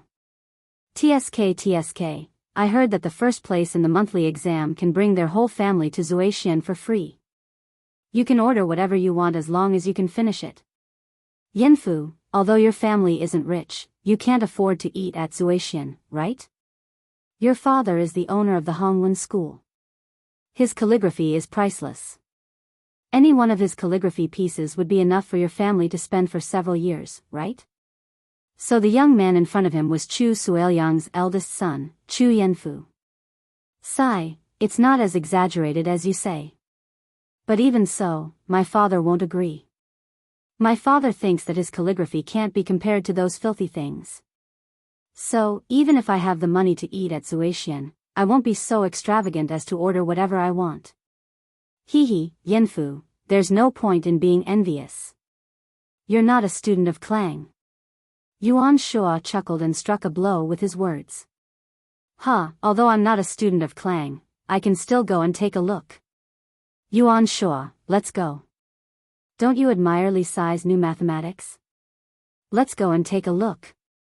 After Chu Yanfu finished speaking, he pulled Yuan Shua's arm and walked out of the classroom without any explanation. Hey, I didn't say I was going, where are you guys going? The two poor kids bumped into one of the 5 professors of Clang. Cui Shanyu. Ah. Sir. Let's go. We're going to the toilet. Sir. When Chu Yanfu heard that Yuan Shua was about to tell the truth, he quickly cut in and made up a lie. Oh. Then go quickly. Don't be late for class later. Cui Shanyu carefully examined their expressions for a while, but didn't see anything strange, so he said coldly. All right, sir, we'll be off then. Chu Yanfu pulled Yuan Shua and ran away. Hey, Yanfu, isn't the School of Mathematics in the south? How can we run east? Yuan Shua asked suspiciously after running for a while. Yuan Shua, are you stupid? Just now, we told Dr. Cui that we were going to the toilet. If you don't run here, won't you be exposed? It's the same if we take a detour to the School of Mathematics and Mathematics. Oh, right, Yanfu, why did you lie to Dr. Cui just now? Haven't you heard? Recently, Professor Cui has always found Li Sai to be an eyesore, believing that he has led the directorate astray. He has already complained to the Chancellor more than once. Ah. There was actually such a thing? But Li Sai didn't lead astray? On the contrary, ever since he came to the directorate, we all used blackboard chalk, enjoyed the start and end of class system, and even learned pinyin. Why would Dr. Cui slander Dr. Li like this? Sigh. Who said it wasn't? But Yuan Shua, you don't have to worry. Dr. Li has now become the directorate CE, and Dr. Cui doesn't have the ability to destroy him. In the School of Mathematics and Mathematics, the teachers and students inside were all immersed in their writing and didn't pay attention to the students outside. Li Zishuan was writing a novel and couldn't help but be immersed in the story, so he didn't pay attention to the outside. The students in the School of Mathematics and Mathematics had too many questions, so they didn't have time to look around. After a while, the bell and drum for class rang, and the students outside scattered like birds and beasts, rushing to their respective classrooms. The School of Mathematics and Mathematics regained its silence. Gradually, this monthly examination entered the countdown to the end. Many students had also reached the last question. In this monthly examination, Li Zishuan didn't set any additional questions, so this last question was a compulsory question for the students. However, after everyone read the question, they were all dumbfounded. One day, a young man came to Boss Wang's shop to buy a gift. The cost of this gift was 180 copper coins, and the price was 210 copper coins. In the end, this young man took out a golden bean worth 1,000 copper coins to buy this gift. Boss Wang didn't have so many copper coins at that time, so he used the golden bean worth 1,000 copper coins to exchange with the neighbor for 1,000 copper coins and gave the young man 790 copper coins. However, the neighbor later found out that the golden bean was fake, so Boss Wang had no choice but to return the neighbor a golden bean of the same size. The question is, how much money did Boss Wang lose in this transaction? After reading the question, Sun Zifen felt a little confused. He read the question twice again and felt that he had some ideas. He began to calculate on the draft paper. The 790 copper coins that Boss Wang gave to the young man was his loss, and the 1,000 copper coins that he gave to his neighbor was also his loss. His income was 210 copper coins, but 180 copper coins were his cost, so his total loss was 790 plus 1,000 plus 180 minus 210 is equal to 1,760 copper coins. TSK, that should be it, right? Sun Zifen sorted out his thoughts and calculated the answer in a short while. He couldn't help but feel a little complacent. When he was about to copy the answer on the test paper, he suddenly felt that something was wrong. He paused and calculated again. No, I should think of it this way. Boss Wang's loss was the 1,000 copper coins that he returned to the neighbor and the 790 copper coins that he gave to the buyer. In addition to the 180 copper coins that the buyer took away as a gift, the total was 1,000 plus 790 plus 180 is equal to 1970 copper coins. This should be correct, right? Sun Zifen held his chin and thought for a while. He was a little hesitant about the second answer and didn't dare to write the answer on the test paper. He looked at the question again and still felt that something was wrong. That's not right. Although the cost of the gift was 180 copper coins, its price was 210 copper coins. Boss Wang could earn 30 copper coins if he sold it to someone else. After selling it to the young man, other than the money he lost, shouldn't the 30 copper coins be included as well? In this way, Boss Wang's loss would be 1,000 plus 790 plus 210 is equal to 2,000 copper coins. F***ck, how did he come up with 3 answers in such a short time? Which one is the correct answer? Sun Zifen looked at the 3 different answers on the draft paper and was completely dumbfounded. If this guy had transmigrated, he would definitely vomit blood and say, F***ck. This question is poisonous. Is it 1760 copper coins? Or 1970 copper coins? Or 2,000 copper coins? Which one should I choose? Sun Zifen's eyes darted between the three answers. After a while, he felt a little dizzy. He shook his head and said angrily in his heart, F***ck, draw lots. I'll take whichever one I get. My luck has always been good. I don't believe that I won't get it. If Li Zishuan knew what this guy was thinking, he would definitely give him 2 big slaps. Do you F***king think you're doing a multiple choice question? Why don't you throw dice instead of drawing lots? In modern times, when students were unable to make a decision on a multiple choice question, many people would choose to draw lots or throw coins. In a way, this silly guy was a pioneer. Chapter 296. The last question of the monthly exam was indeed poisonous. Of course, Sun Zifen was not the only one who was poisoned. Everyone was dumbfounded, and 80% of the students got at least 2 answers. On the podium, Li Zishuan took a deep breath and shook his wrist. In half a day's time, he had actually written a full 20 chapters. He couldn't help but feel a little proud in his heart. It was good to have martial arts. If one were to make a quantitative analysis of everyone's attributes, an ordinary person's dexterity would be around 5 to 6. Li Zishuan's dexterity could reach 30. Of course, writing novels would be much faster. Hey, look at them scratching their heads and frowning. Could it be that they have already reached the last question? Li Zishuan looked up at the student's current situation. After thinking for a while, he immediately understood the reason. He laughed in his heart. This last question was a second-grade math problem in the modern era. However, it was not to be underestimated. It was said that even if it was done by adults, 9 out of 10 people would get it wrong. Basically, the wrong answers were also varied and varied. Meng Wenhao was the most miserable because he had given 5 different answers to this question: 1760 copper, 1970 copper, 2000 copper, 970 copper, and 1000 copper. However, after careful consideration, he had already eliminated the first 3 answers. This question was deliberately set up by the teacher. You have to find another way to get the correct answer clearly and methodically. You can use the most basic relationship to analyze how much money Boss Wang lost in the end. First, I will analyze Boss Wang and his neighbor. Boss Wang first gave the neighbor a fake golden bean in exchange for 1,000 copper coins. The value of the fake golden bean was 0, so Boss Wang made a profit of 1,000 copper coins from the neighbor.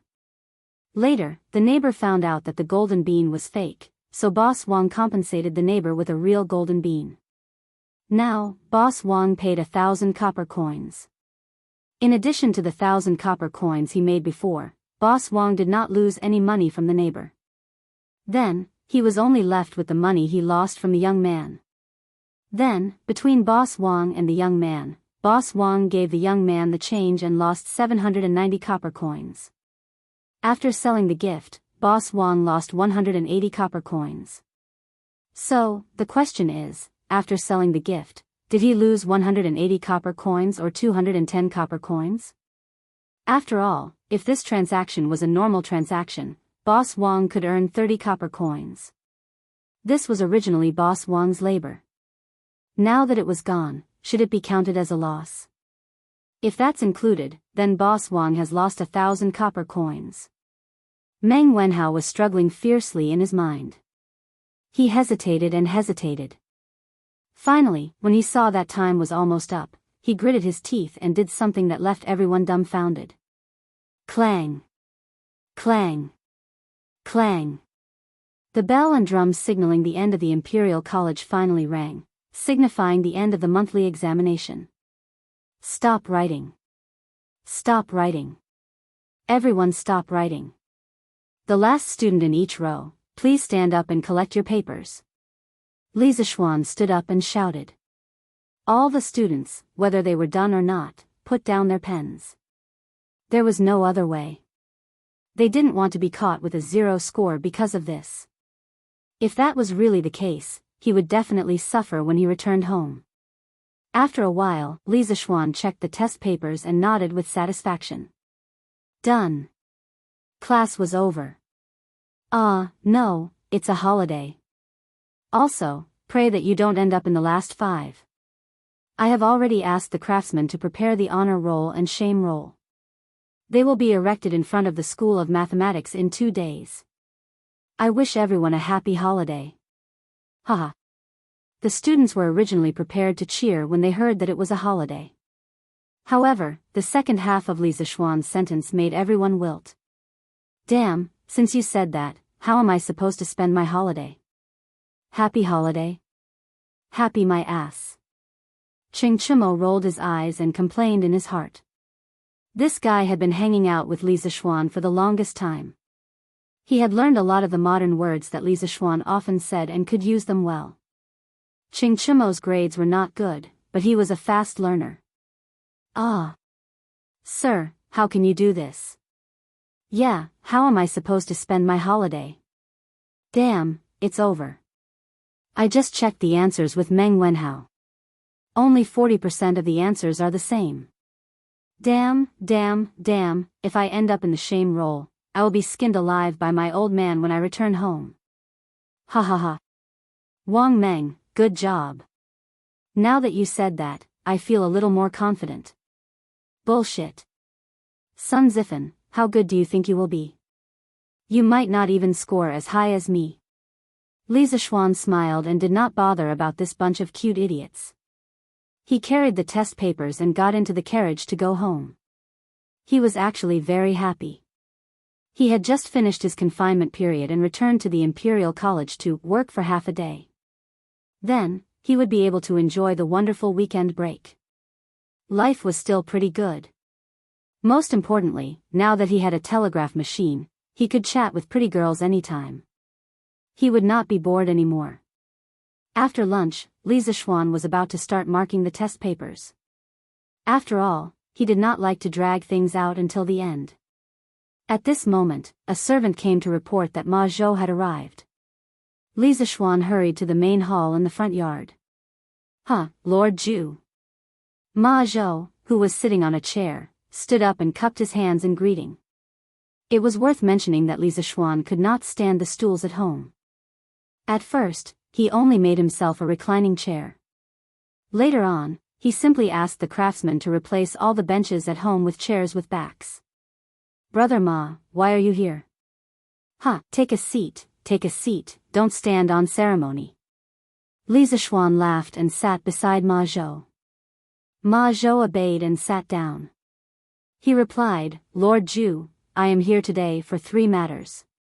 First, the shopkeeper of Chang'an's No. 1 bookstore, Mingda Bookstore, has sent someone to contact us. He said that he wants us to give them a batch of goods to sell on his behalf. Li Zishuan nodded. Didn't I mention this before? If they are willing to cooperate with us, they can do so if the conditions permit. Brother Ma, you can decide for yourself. Ma Zhou shook his head. Lord Zhu, this bookstore is different. Mingda Bookstore's quantity is larger. Moreover, this bookstore's background is not small. Their shopkeeper came with a letter from the current minister of the Ministry of Appointments. A few days ago, they came a few times. However, at that time, I saw that Lord Zhu was in seclusion researching new things, so I sent them away. I did not expect them to come again today. This is a serious matter. I do not dare to act on my own. I am here to ask for Lord Zhu's opinion. Zhang Sun Wuji. Li Zishuan frowned deeply. When he went to the imperial court for the first time, Zhang Sun Wuji spoke up for him. He still remembered this incident. Logically speaking, he should have a good impression of Zhang Sun Wuji. However, he did not. This was because from some history books, novels, and television dramas, Zhang Sun Wuji was a scheming old fox.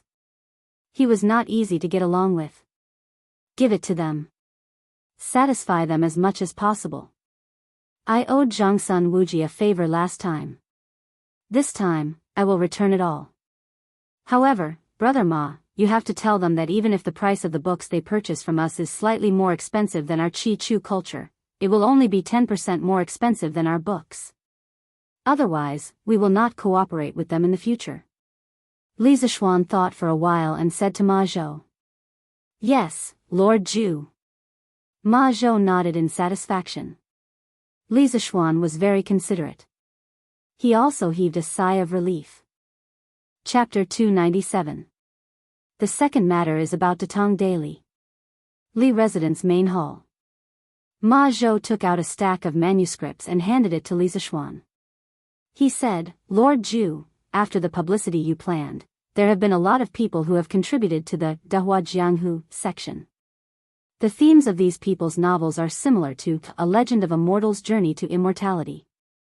I've picked out 2 of the most outstanding ones. What do you think, Lord Zhu? Li Zishuan smiled knowingly. He had spent so much time promoting Datong Daily's novels, and his hard work had not been in vain.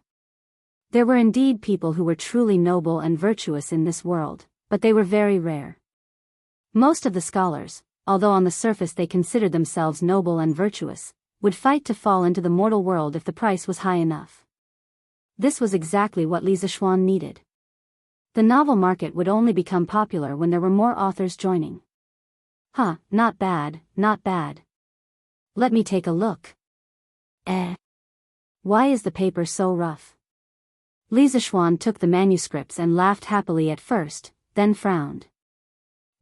Lord Zhu, those scholars who contributed were from poor families. They couldn't afford good quality rice paper. Ma Zhou explained. Oh, I almost forgot about that. How about this, Brother Ma, in the future, for every novel writer that we hire, we will give them 2 pieces of good quality paper for free for every manuscript they submit. This can be considered as a benefit for them. Li Zishuan slapped his head and shouted. This guy didn't know the cost of daily necessities until he was in charge of the household. He had forgotten that in this era, good quality rice paper was not something that ordinary people could afford. Once this method is out, I'm afraid that the enthusiasm of the scholars will be even higher, right? Ma Zhou nodded and smiled. That's exactly what I want. Anyway, the cost of making new paper in our workshop is not high. Li Zishuan said as he took the manuscripts and started reading. The name of the first novel was Zhang Xiaohua's Journey to Immortality. The author was Tian Xianghua. Introduction: A young man without spiritual roots, by chance, saved a seriously injured elder of Miaoyun Valley. The elder was grateful and recommended him to become a member of Miaoyun Valley, a small cultivation sect. By chance, he obtained the ability to turn waste into treasure. Since then, he has embarked on the path of cultivation. Li Zishuan's expression was a little strange. Why does the introduction look so familiar? Just by looking at the introduction, he knew that it was full of tricks.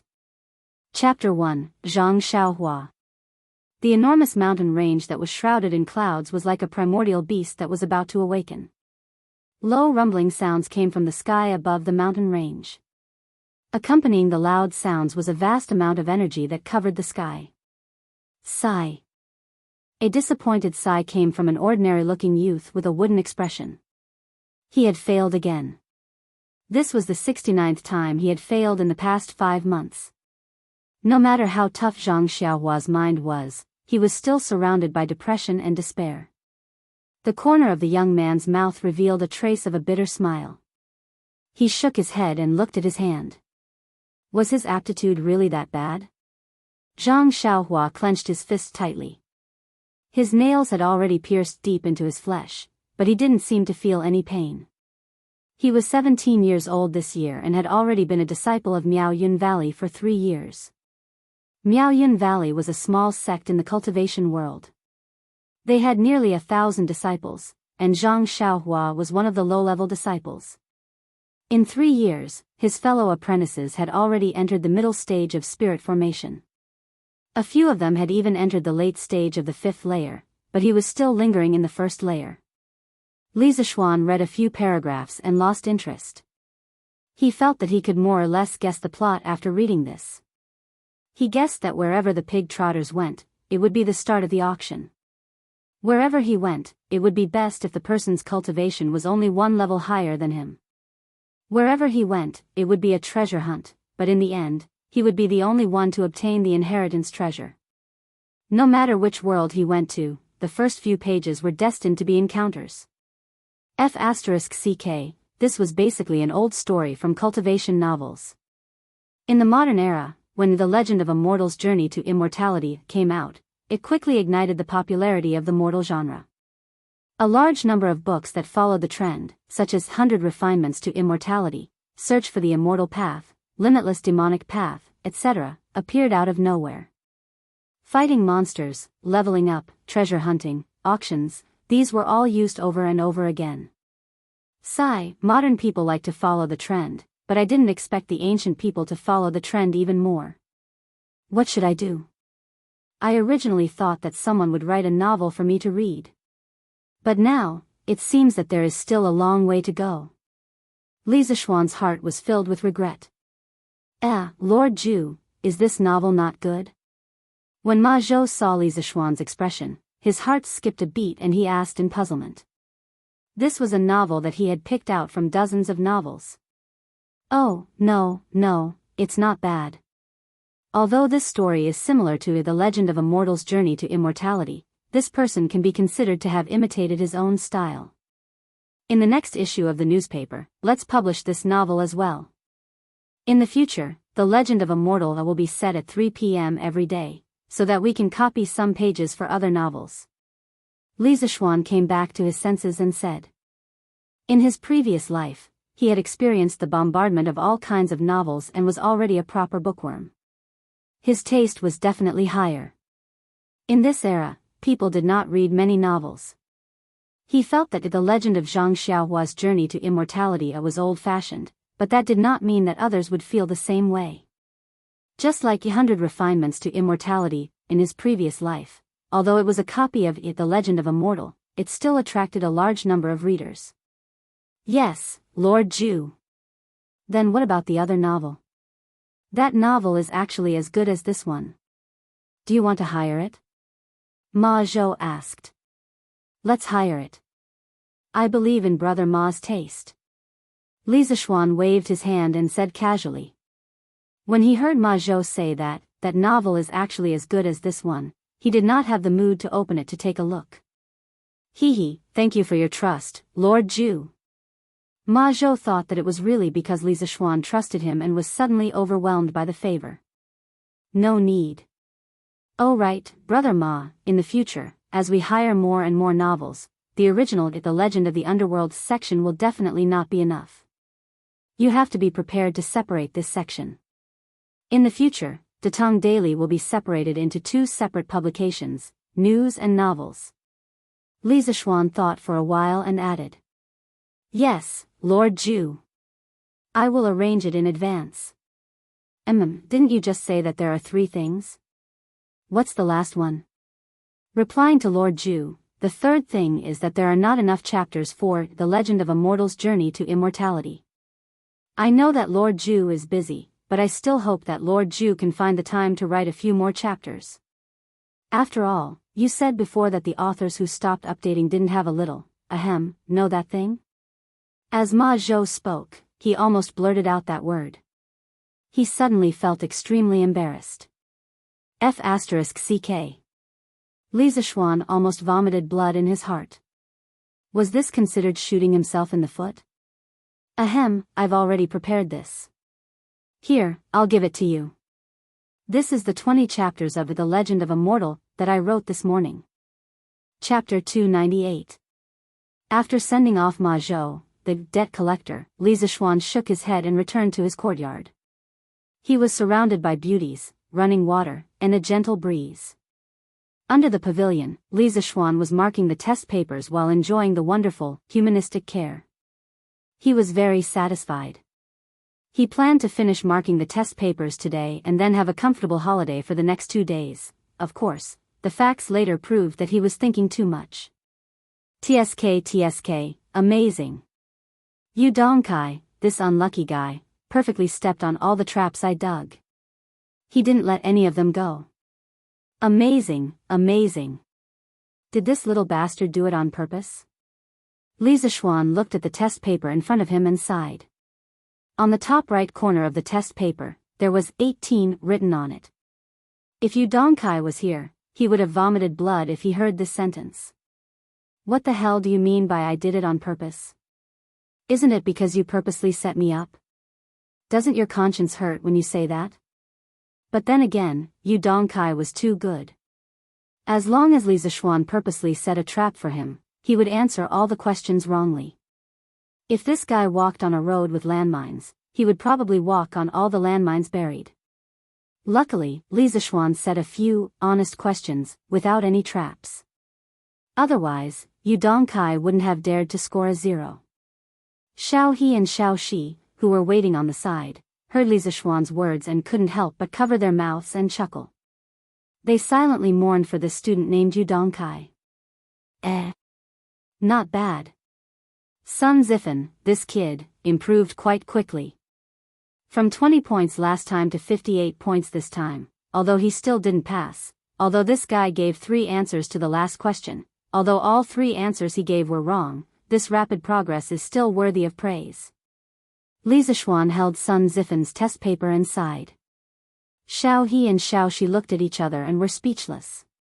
This sentence sounded strange to them. The first half of the sentence was fine, but the second half of the sentence was used 3 times in a row. Was this a compliment to Sun Zifen? Or was it mockery? Haha. Brother Hua, my novel has been accepted by Datong Daily. Furthermore, their editorial department had offered a high price of 20 copper coins per 1,000 words. That's great. Jianghu Academy, under the pine forest. Chen Tianhua laughed heartily with an excited expression. Oh. Why was the price so high? Didn't they say that 1,000 characters were worth 5 copper coins? Hua Hongyi asked in surprise. Brother Hua, you didn't read it carefully. Back then, he said at least 5 copper coins per 1,000 words. As for the exact amount, it depends on the quality of the work. Chen Tianhua explained. Oh, then congratulations to Tianhua. This way, you'll be able to earn 3 or 4 strings of cash every month. Although Hua Hongyi couldn't help but feel a little disappointed, he still sincerely congratulated his good brother. Tianhua, you're really amazing. Although my novel was accepted, I only received a price of 10 copper coins for 1,000 words. Liao Feichen couldn't help but say. Hee, Feichen, don't think like that. It's a good thing to be accepted.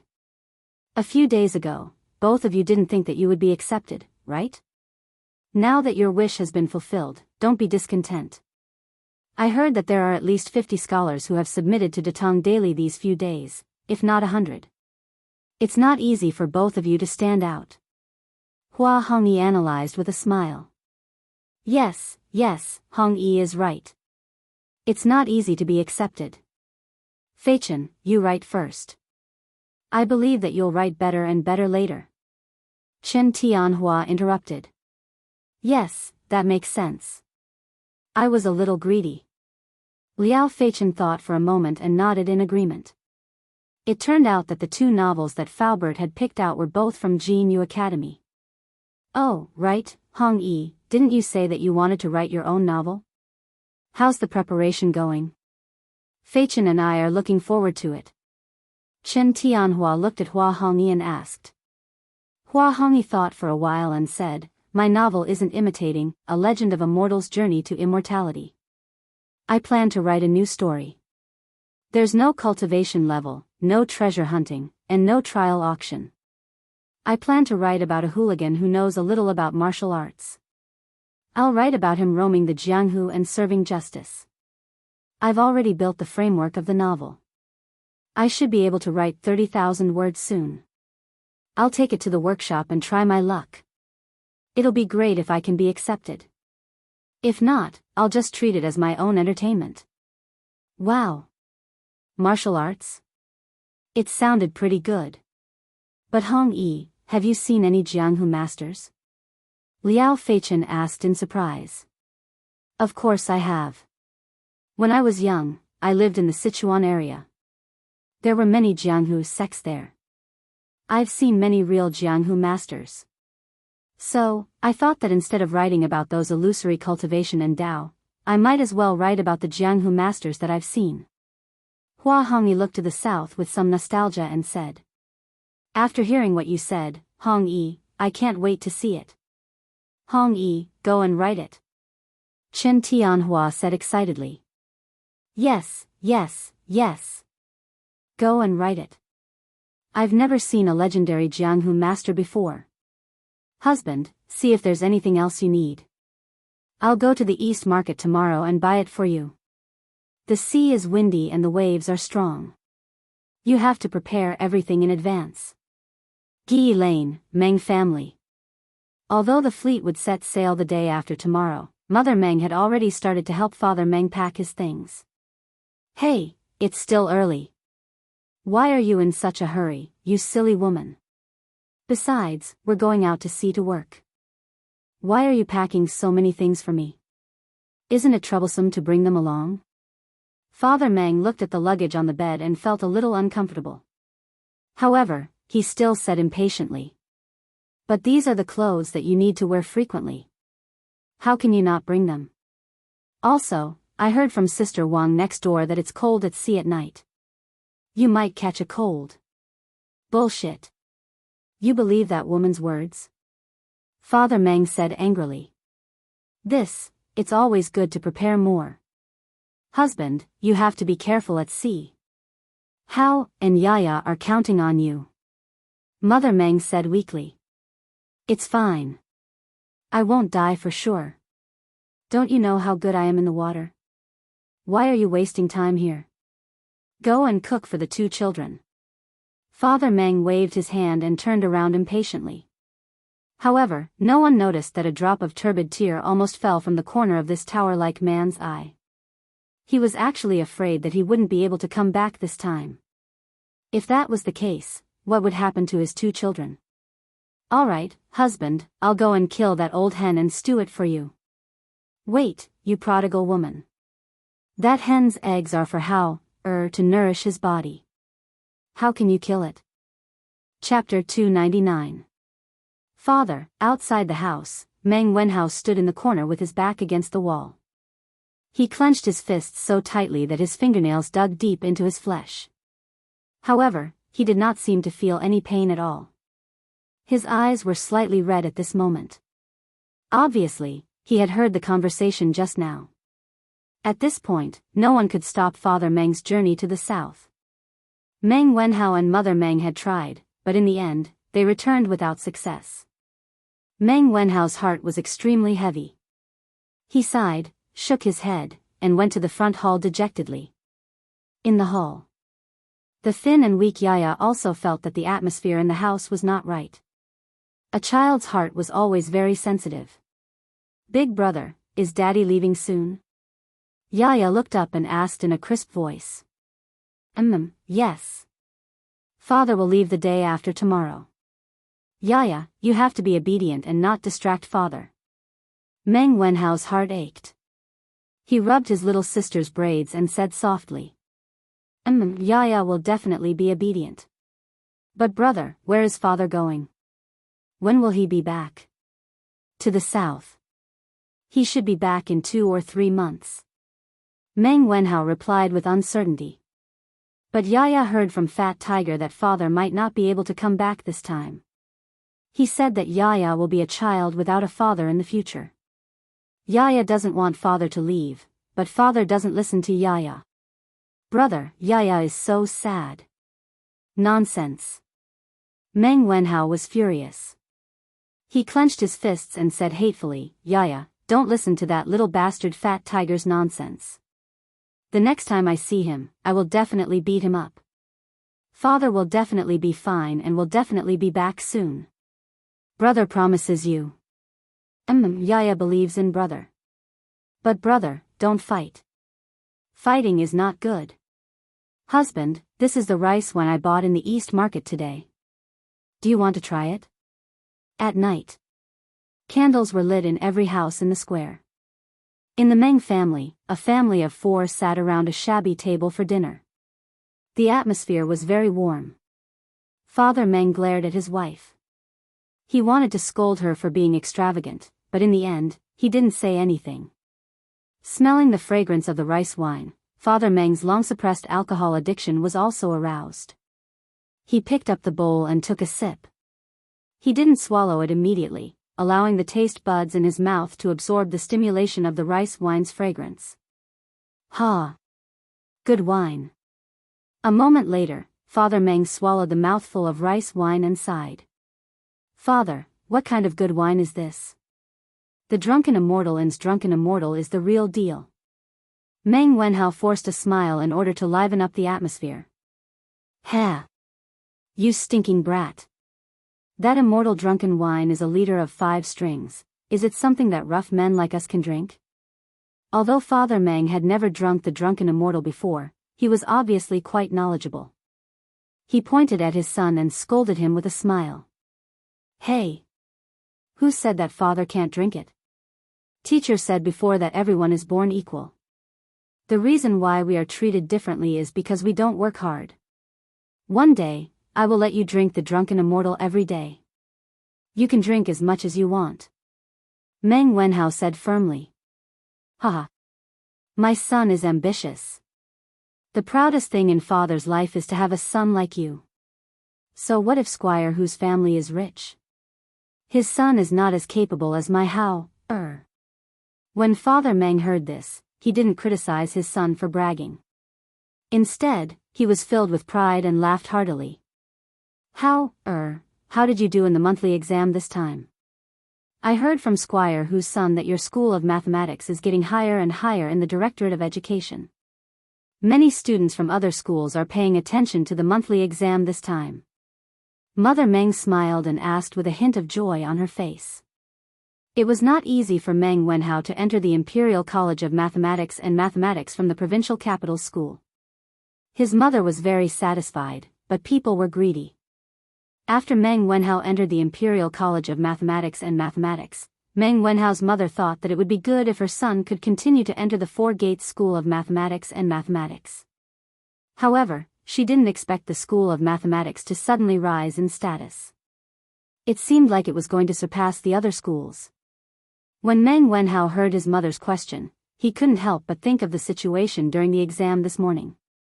He pondered for a moment and answered, Mother, I think I did okay. As for whether I can get first place, it will depend on my luck. He looked at the wine bowl in Father Meng's hand and continued, if I can get first place, according to the rules of our School of Mathematics, I can bring you all to the Drunken Immortal restaurant for free. However, by the time the results are announced, I'm afraid Father will have gone to sea. The atmosphere in the room became a little heavy for a moment. You're such a boring woman. We're having a good meal, why are you asking about the exam results? When have we ever worried about our Hao's results? Father Meng slapped the table and glared at Mother Meng. He then looked at Meng Wenhao and said earnestly, although I won't be home at that time, you can take your mother and Yaya with you. All these years, our family has been eating chaff and vegetables. It's good to take this opportunity to improve our diet. Isn't Yaya craving for that gnawing chicken? This time, let's let her eat to her heart's content. As a man, how can you act like a little girl? Although Father didn't study much, I know that separation and joy are common things in the world. A man should be open-minded. How can you care about these trivial matters every day? Yes, Father, I understand. Meng Wenhao wanted to refute, but after hesitating for a moment, he still responded in a muffled voice. Father knows that you're all worried. Actually, there's no need for that. For this voyage, Boss Feng has equipped each of our ships with a compass. Even if we're separated from the team due to strong winds and waves, we can still use the compass to find the direction. As Father Meng spoke, he took out an exquisite compass from his arms. It was a product of the Curious Pavilion workshop. Meng Wenhao was very familiar with this thing. When the first generation of compasses was released, he was still at the scene. Mother Meng saw the shiny object and took it curiously. Hey, be careful, be careful. This little thing costs 5 strings of money. Father Meng hurriedly exhorted. Mother Meng was so shocked that her wrist trembled and she almost dropped the compass to the ground. Fortunately, Meng Wenhao's hand was quick enough to catch it. Mother Meng said with lingering fear, thank goodness. Why is this thing so expensive? Bring it over. This thing is a navigation tool specially made by the Curious Pavilion for this voyage to the south. It's said that Hao-er's husband, Li Xiannan, personally invented it.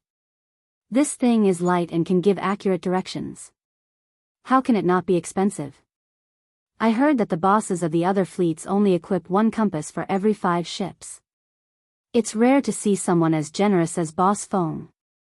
Father Meng asked for the compass and carefully put it back into his pocket as he grumbled in annoyance. Oh, then Boss Feng is really a good person. Mother Meng said happily. Father, Yaya doesn't want to eat the gnawing chicken. I only want Father to stay, Yaya, who was chewing on her cornbread, said meekly. Father Meng. Chapter 300. Your Highness, you've come. The next morning. Li Zishuan had just finished his breakfast when he received a report from a servant that Li Xiaogong had arrived. He hurried to the main hall to receive him. With Li Xiaogong's status, there was naturally no need to report his arrival to the Li residence. Thus, he was directly welcomed into the main hall by the steward, where he was served tea while waiting for Li Zishuan to arrive. Sit. Li Xiaogong gave a bold smile. It was clear that he had been living a very comfortable life recently. Yes. Li Zishuan felt somewhat awkward. Damn, this is my house. Why do you make it seem like I'm the guest and you're the host? Tomorrow, the army and fleet will set out for the south. Little Xian, you should know about this, right? Seeing Li Zishuan sit down, Li Xiaogong fiddled with the teacup in his hand as he casually asked this question. Li Zishuan nodded and smiled. This kid really does know. Shouldn't your highness be in the barracks organizing the army? Why do you have the time to come see this kid? My great Tang's army rests on their spears every day, and there's not a single one missing from their daily training. Why would they need to sharpen their spears at the last minute? Besides, even if this king wasn't here, the generals would have already made arrangements. Otherwise, what would they do? Li Xiaogong's lips curled as he nonchalantly said. Li Zishuan's heart was moved. This is the style of a powerful nation. From the sovereign to the common people, everyone had a powerful self-confidence in their bones. This was something that the Song, late Ming, and Qing dynasties lacked. It was no wonder that in a few years, the great Tang would be so powerful that it would have no friends. This king came today to thank you for the compass. This thing is truly too useful. Many of this king's veteran navy soldiers loved it so much that they couldn't bear to part with it. They kept saying that this compass was a life-saving item. This king also asked His Majesty for a reward for you, but His Majesty seemed to have other plans and didn't want to reward you right now. This king couldn't change His Majesty's decree, so I could only personally come to thank you. Kid, your actions have saved the lives of many soldiers. After Li Xiaogong finished speaking, he solemnly cupped his hands and bowed to Li Zishuan. Li Zishuan was shocked. He hurriedly moved aside and said, Your Highness, you are too serious. As a commander-in-chief, it is understandable that you care about the lives of your soldiers. As a citizen of the Tang Empire, I am able to enjoy such a stable living environment because the soldiers on the front lines sacrificed their lives for it. Now, it is my duty to do something for the Tang army. I dare not accept your highness's bow. In fact, he knew in his heart that the reason why Li Er did not take the opportunity to reward him was probably because he was still concerned about the wireless telegram. Previously, he did want to get his title promoted as soon as possible, but he did not want to be led by the nose by Li Er all the time. Therefore, this time, he directly gave up. If he did not get promoted, then so be it. Anyway, he was quite happy now. You brat, you sure know how to say things. But what you said is very reasonable. It's rare for you to have such a high level of awareness. Seeing that Li Zishuan did not accept his bow, Li Xiaogong did not force him. He returned to his seat and smiled. Your highness is overpraising me. Li Zishuan gave a dry laugh. In his heart, he was criticizing Li Xiaogong for being insincere. Since he was here to thank him, why didn't he bring any gifts when he came? For example, the few luminous pearls that Wang Yu had given him previously were not bad. He believed that Li Xiaogong's house definitely had such things. It was just a matter of whether Li Xiaogong was willing to part with them. If Li Xiaogong knew what Li Zishuan was thinking, he would definitely give him a big kick. It was true that he was leading the army south this time, but this was not his personal work. In the end, he was still working for Li Heir. There was no need for him to fork out his own money for this matter. As for the second matter, Xiao Xian, this prince had specially found some seafarers to verify the nautical chart that you gave me. The result was that your nautical chart was flawless and perfect. With this detailed map and the compass, this king is even more confident about going out to sea this time. This is all thanks to you, brat. How about this, if you have any difficulties in the future, come and tell this prince. If this prince can help, this prince will definitely do his best to help. Li Xiaogong stroked his half-inch beard and said straightforwardly. Li Zishuan was overjoyed. This was more like it. After working so hard for so long, he finally received some returns. Hee, then this little one would like to thank your highness. I wish your highness a triumphant return in advance. Li Zishuan cupped his hands and said with a smile. It was not easy to gain the friendship of a prince. It was equivalent to gaining another backing. Should I go in or not? But what should I say when I go in? Yongla Lane.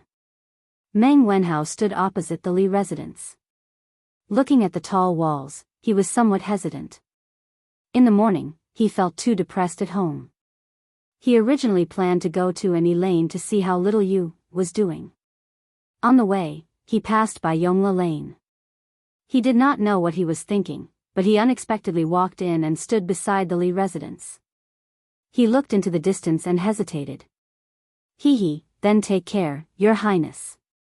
This little one will go to Murky Mountain to see you off tomorrow.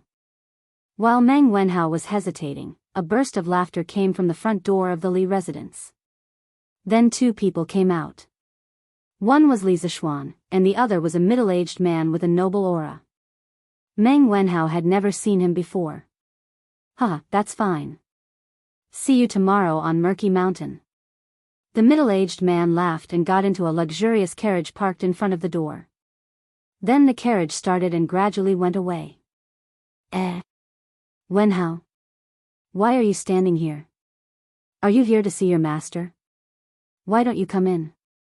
Li Zishuan was about to turn back to the house when he inadvertently glanced at Meng Wenhao at the entrance of the alley. He asked curiously. Meng Wenhao was shocked and panicked.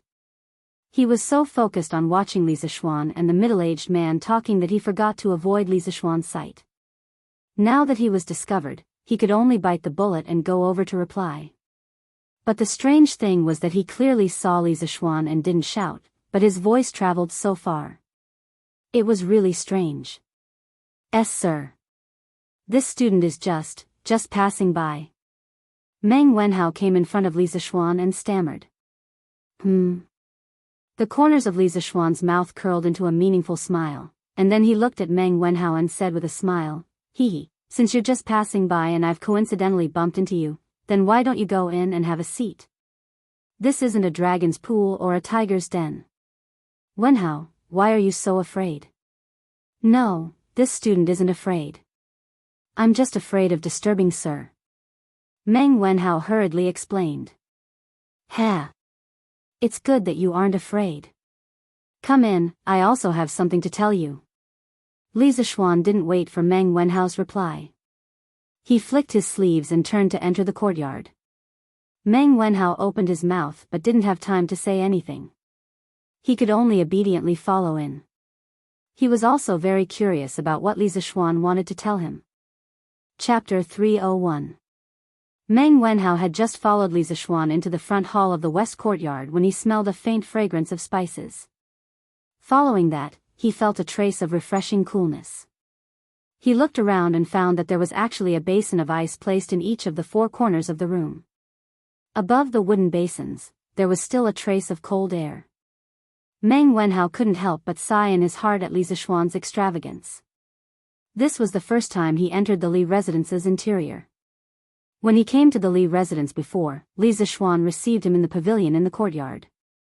He couldn't help but take a few more glances. There was a large chair made of lacquered red peach wood, a few seats that were relatively simple but still couldn't hide the magnificence of the carved materials, a small square table with a porcelain pot decorated with flowers and birds, and a few small porcelain cups with the same flower decorations. A table, a chair, a table, and a stool, the furnishings were ingenious. The entire room revealed a sense of luxury and nobility. Sit. Sit. Although Li Zixuan didn't stare at Meng Wenhao, he had been paying attention to him from the corner of his eyes. He came to the vermilion chair at the head of the hall, sat down, and laughed. "Thank you very much, sir." Stimulated by the fragrance of the spices and the coolness of the ice, Meng Wenhao's heart gradually calmed down and wasn't as flustered as before. "Here, let me tell you a piece of good news first.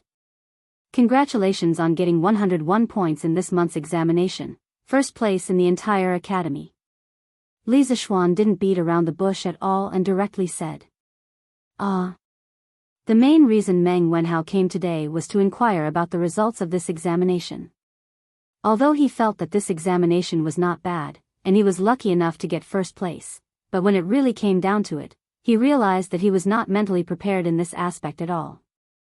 Hearing this, he could not help but be stunned.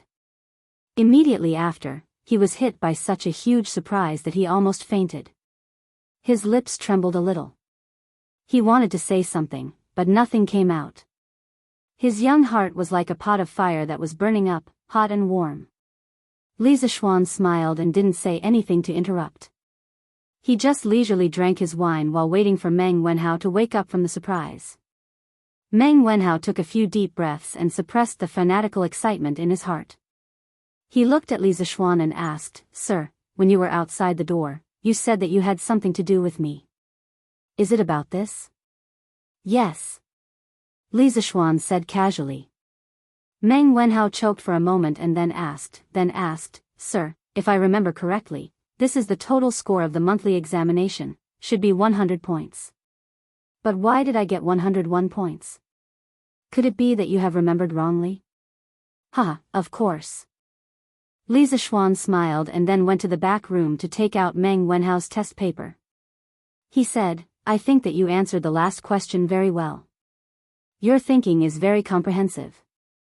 Of course, you wrote 2 answers in the end, which also shows that you are very courageous. In the last question, in the whole school, there are only 5 people who can consider the cost of labor. Not only did they consider the cost of labor, but you were also the only one who came up with the correct answer. I calculated that there are a total of 10 people who answered the last question correctly. Except for you, the other 9 people all answered 197, and your answer was 197 or 200. Wenhao, your thinking is very comprehensive. What's commendable is that not only can you ask questions, but you also have the courage to put it into practice. I admire you very much, so I gave you an extra point. Anyway, I'm not afraid of you being proud." In his previous life, there were 2 correct answers to the last question of the monthly exam. The only point of contention between the 2 answers was whether or not the 30 copper coins that Boss Wang should have received from this transaction should be included in the loss. The various experts on the internet all had their own opinions, each saying that they were right, while the other saying that they were right. In order to avoid a debate, when Li Zixuan set the question, he simply decided on 2 answers. He didn't expect Meng Wenhao to be so daring as to write down both answers. Li Zixuan admired this courage from the bottom of his heart. After all, if he were in Meng Wenhao's shoes, he wouldn't have dared to play around like this. So that's how it is, Meng Wenhao suddenly understood and muttered to himself. After he handed in the test paper yesterday, he regretted it for a while. He was afraid that because of his meddling, he wouldn't get a point for the last question. He didn't expect that in the end, he would get an extra point. Li Zixuan laughed and said, Wenhao, don't be so agitated. Since you were lucky enough to get first place in this monthly examination, what I said before still counts. After classes officially start in 2 days, I will announce this time's results to the public. At that time, you can bring your family to the Drunken Immortal restaurant. Feel free to order whatever you want to eat. I'll treat you. Wow. Little Xian, you're treating. Then I want to go too. At this moment, Ching Chimo's voice came from outside the room. Following that, they saw this fool swagger in, followed by San Bao, who had a bitter expression on her face.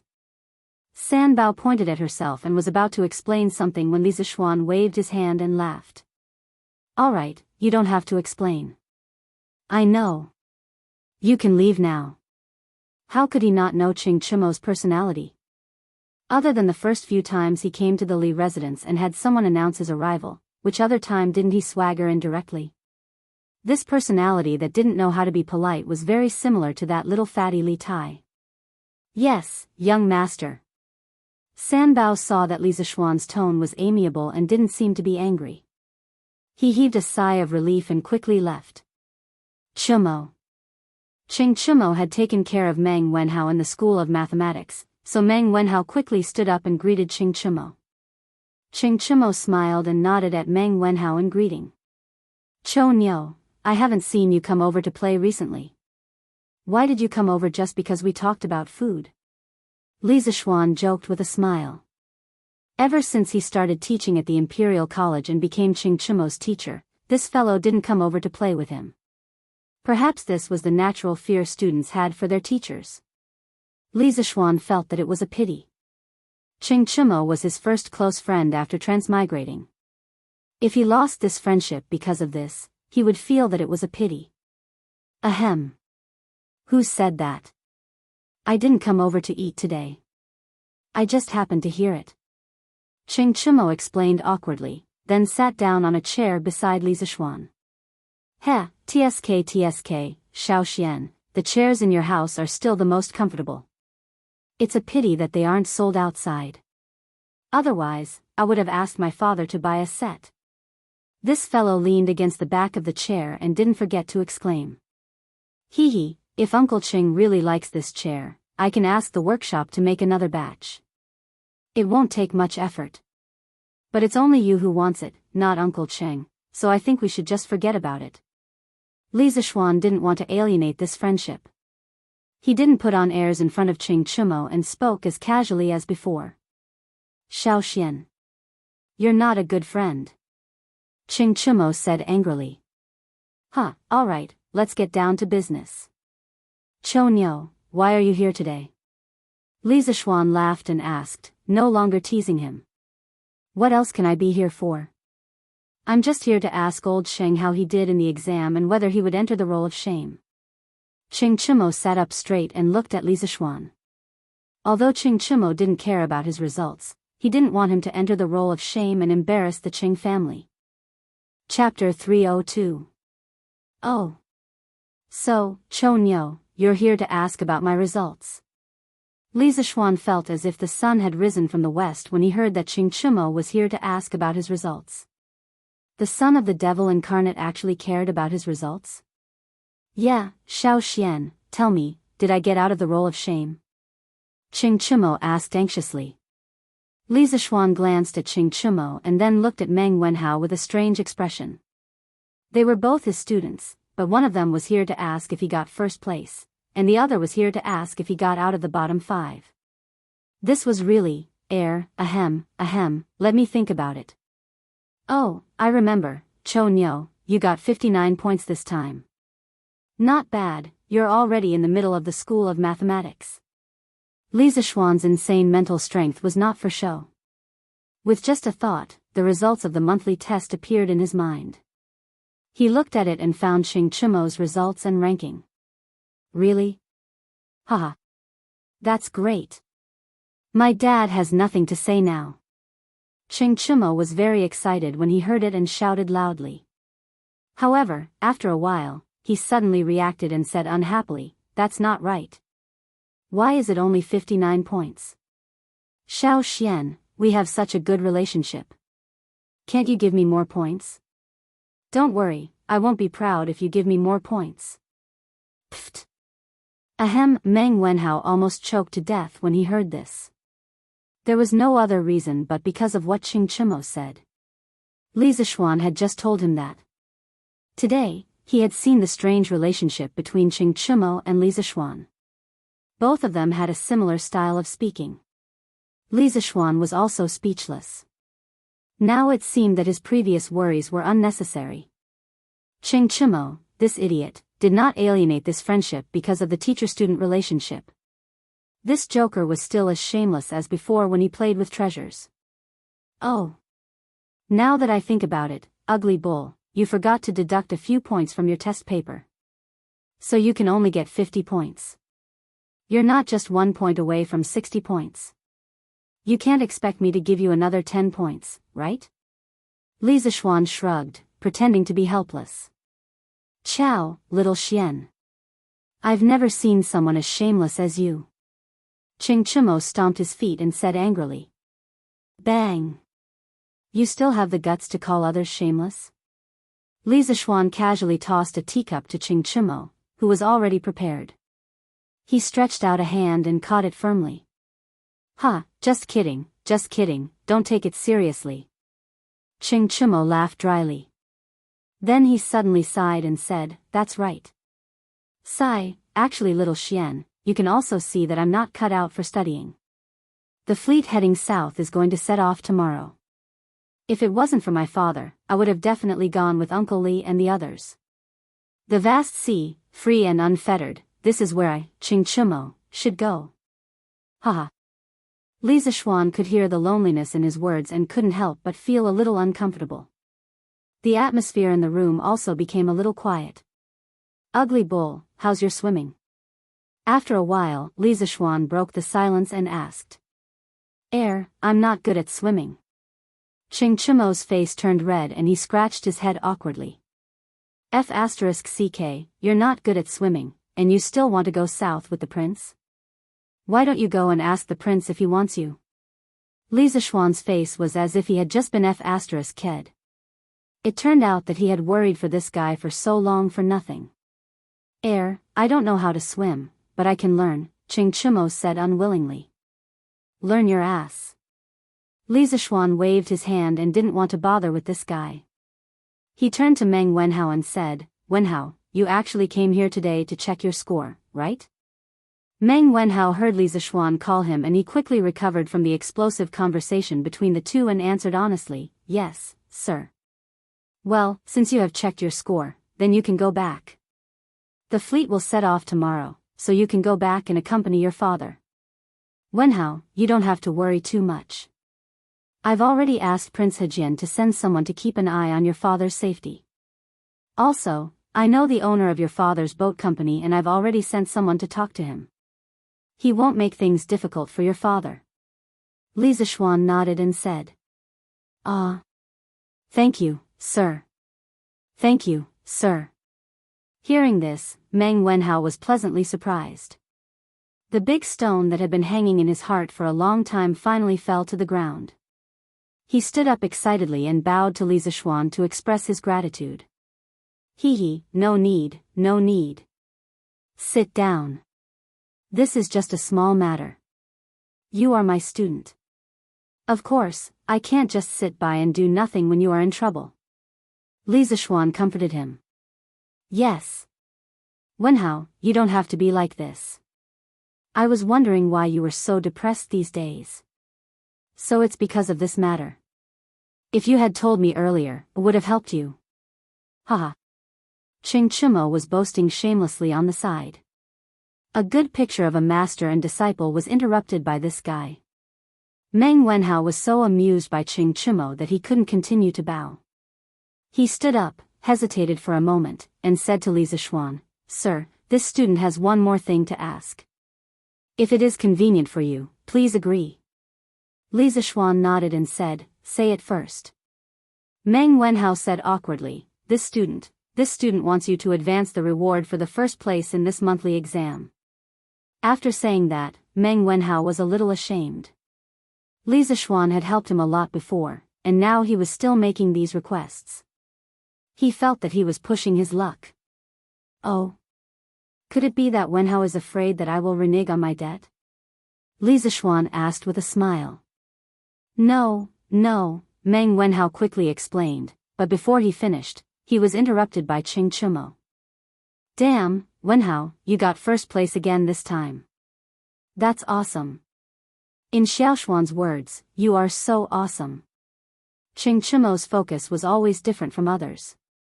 His first reaction was to marvel at Meng Wenhao's results. "Shut up, you have the nerve to say that. Look at Wenhao, he always pursues first place.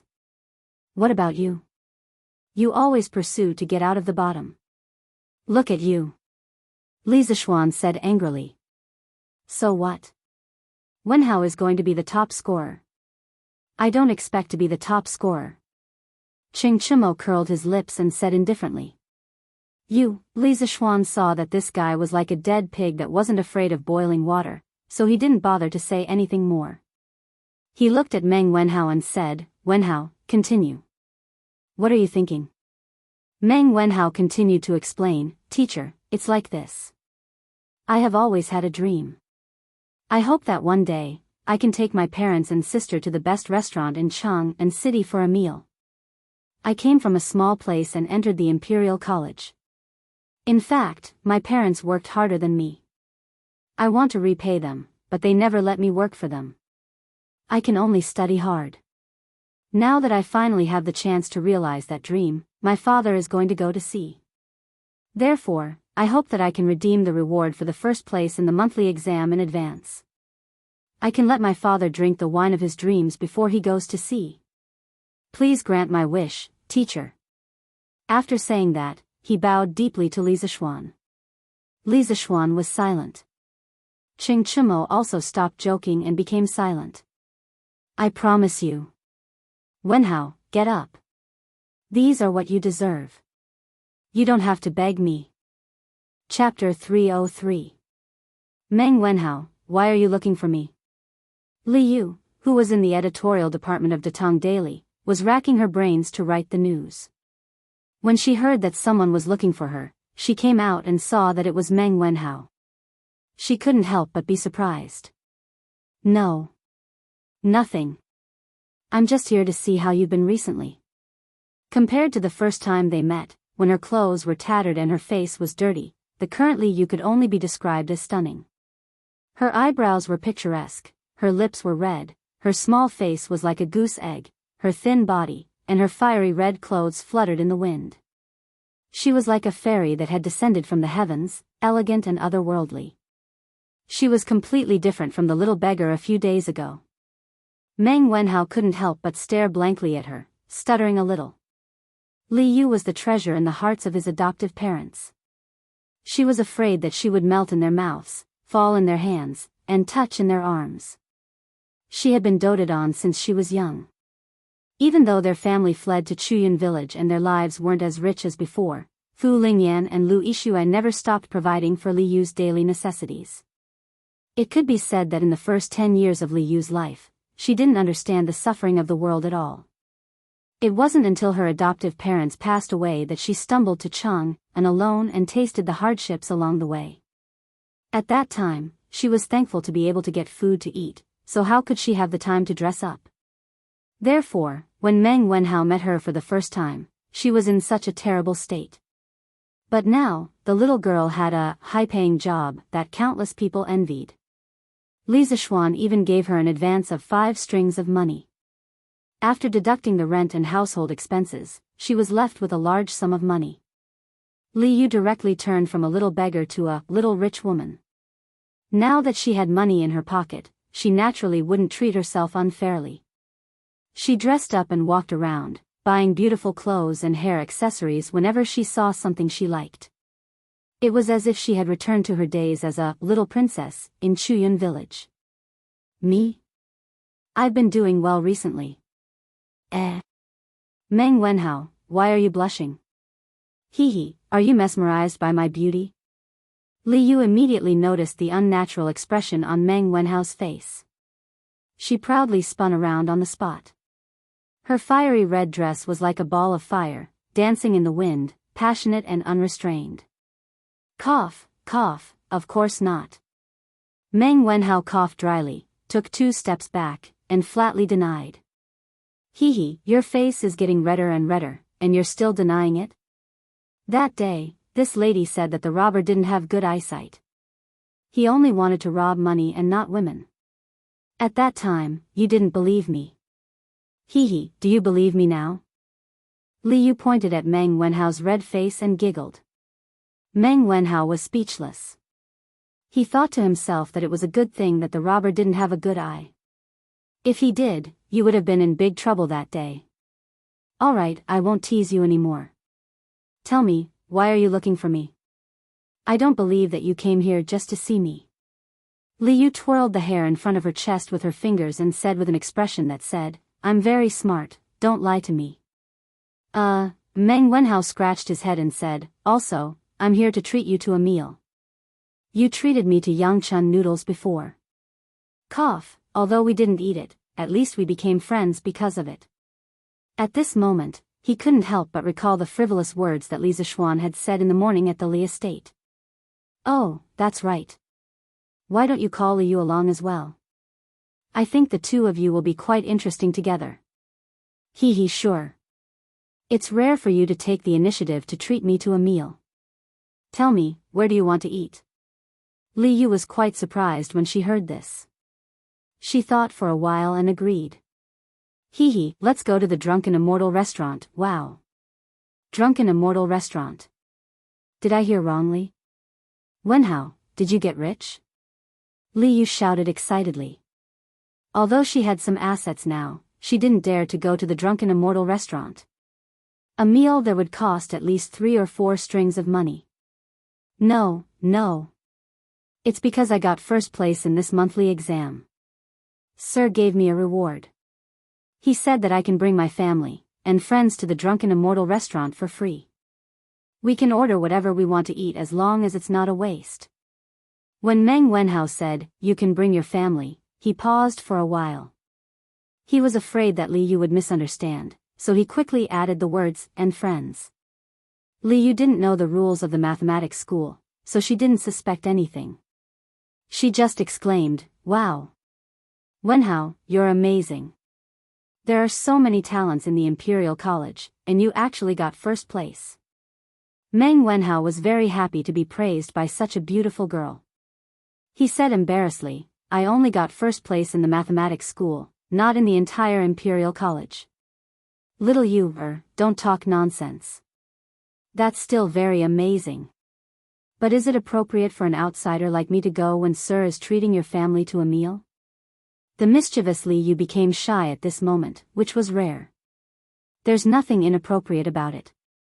Not only my family, but Sir and his friends will also go. Meng Wenhao explained. Oh.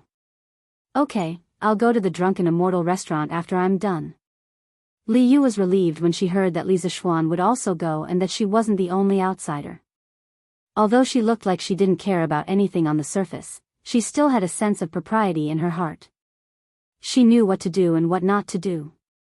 Mom, you don't have to cook for lunch. I'll treat you to a big meal at the Drunken Immortal restaurant. Meng Wenhao came back from the workshop and saw his mother picking vegetables in the courtyard. He went up and said with a smile. How, do you have a fever? Why are you talking nonsense? How can our family afford to go to the Drunken Immortal restaurant? Meng Wenhao's mother hurriedly put down the vegetables in her hands and got up to touch Meng Wenhao's forehead. Meng Wenhao didn't know whether to laugh or cry as he took away his mother's hand and said, Mom, I don't have a fever, and I'm not talking nonsense. I went to Sir's house this morning and he said that I got first place in the monthly exam. According to the previous rules of the Institute of Mathematics, the top scorer can bring his family to the Drunken Immortal restaurant for free. I discussed it with Sir and decided to have this meal at noon today. So, Mom, you, Dad, and Yaya, quickly pack up and get ready to go. Really? Meng Wenhao's mother widened her eyes in surprise. She wasn't greedy, she just enjoyed the honor. Really, Mom, quickly go. Meng Wenhao said again helplessly. That's great. Darling, how, got first place in the exam. Quickly pack up, we're going to the Drunken Immortal restaurant for lunch. After getting confirmation, Meng Wenhao's mother reacted and ran into the house excitedly, shouting as she ran. Chapter 304. How, isn't it inappropriate for us to do this? Sir Li has taught you a lot, and we're here to ask him to treat us to a meal. Isn't that a little unreasonable? Meng Wenhao's family of 4 arrived at the Drunken Immortal restaurant in the East City. Seeing the bustling place, Father Meng was an honest man. Thinking that Li Zishuan was going to treat them to a meal out of his own pocket, he felt a little guilty, so he hesitated. Yaya didn't understand the ways of the world, but when she heard her father's words, she felt that her luxurious lunch was going to be ruined. The little girl raised her head and looked at Meng Wenhao, hoping that her brother could change her father's mind. Sure enough, Meng Wenhao didn't disappoint her. Dad, this is the system set by our school of mathematics. Even if I don't go to the Drunken Immortal restaurant for this meal, Sir won't agree.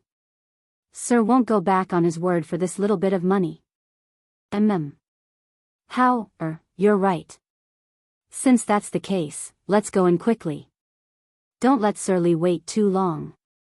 Father Meng agreed after hearing his son's analysis and felt that this was indeed the case.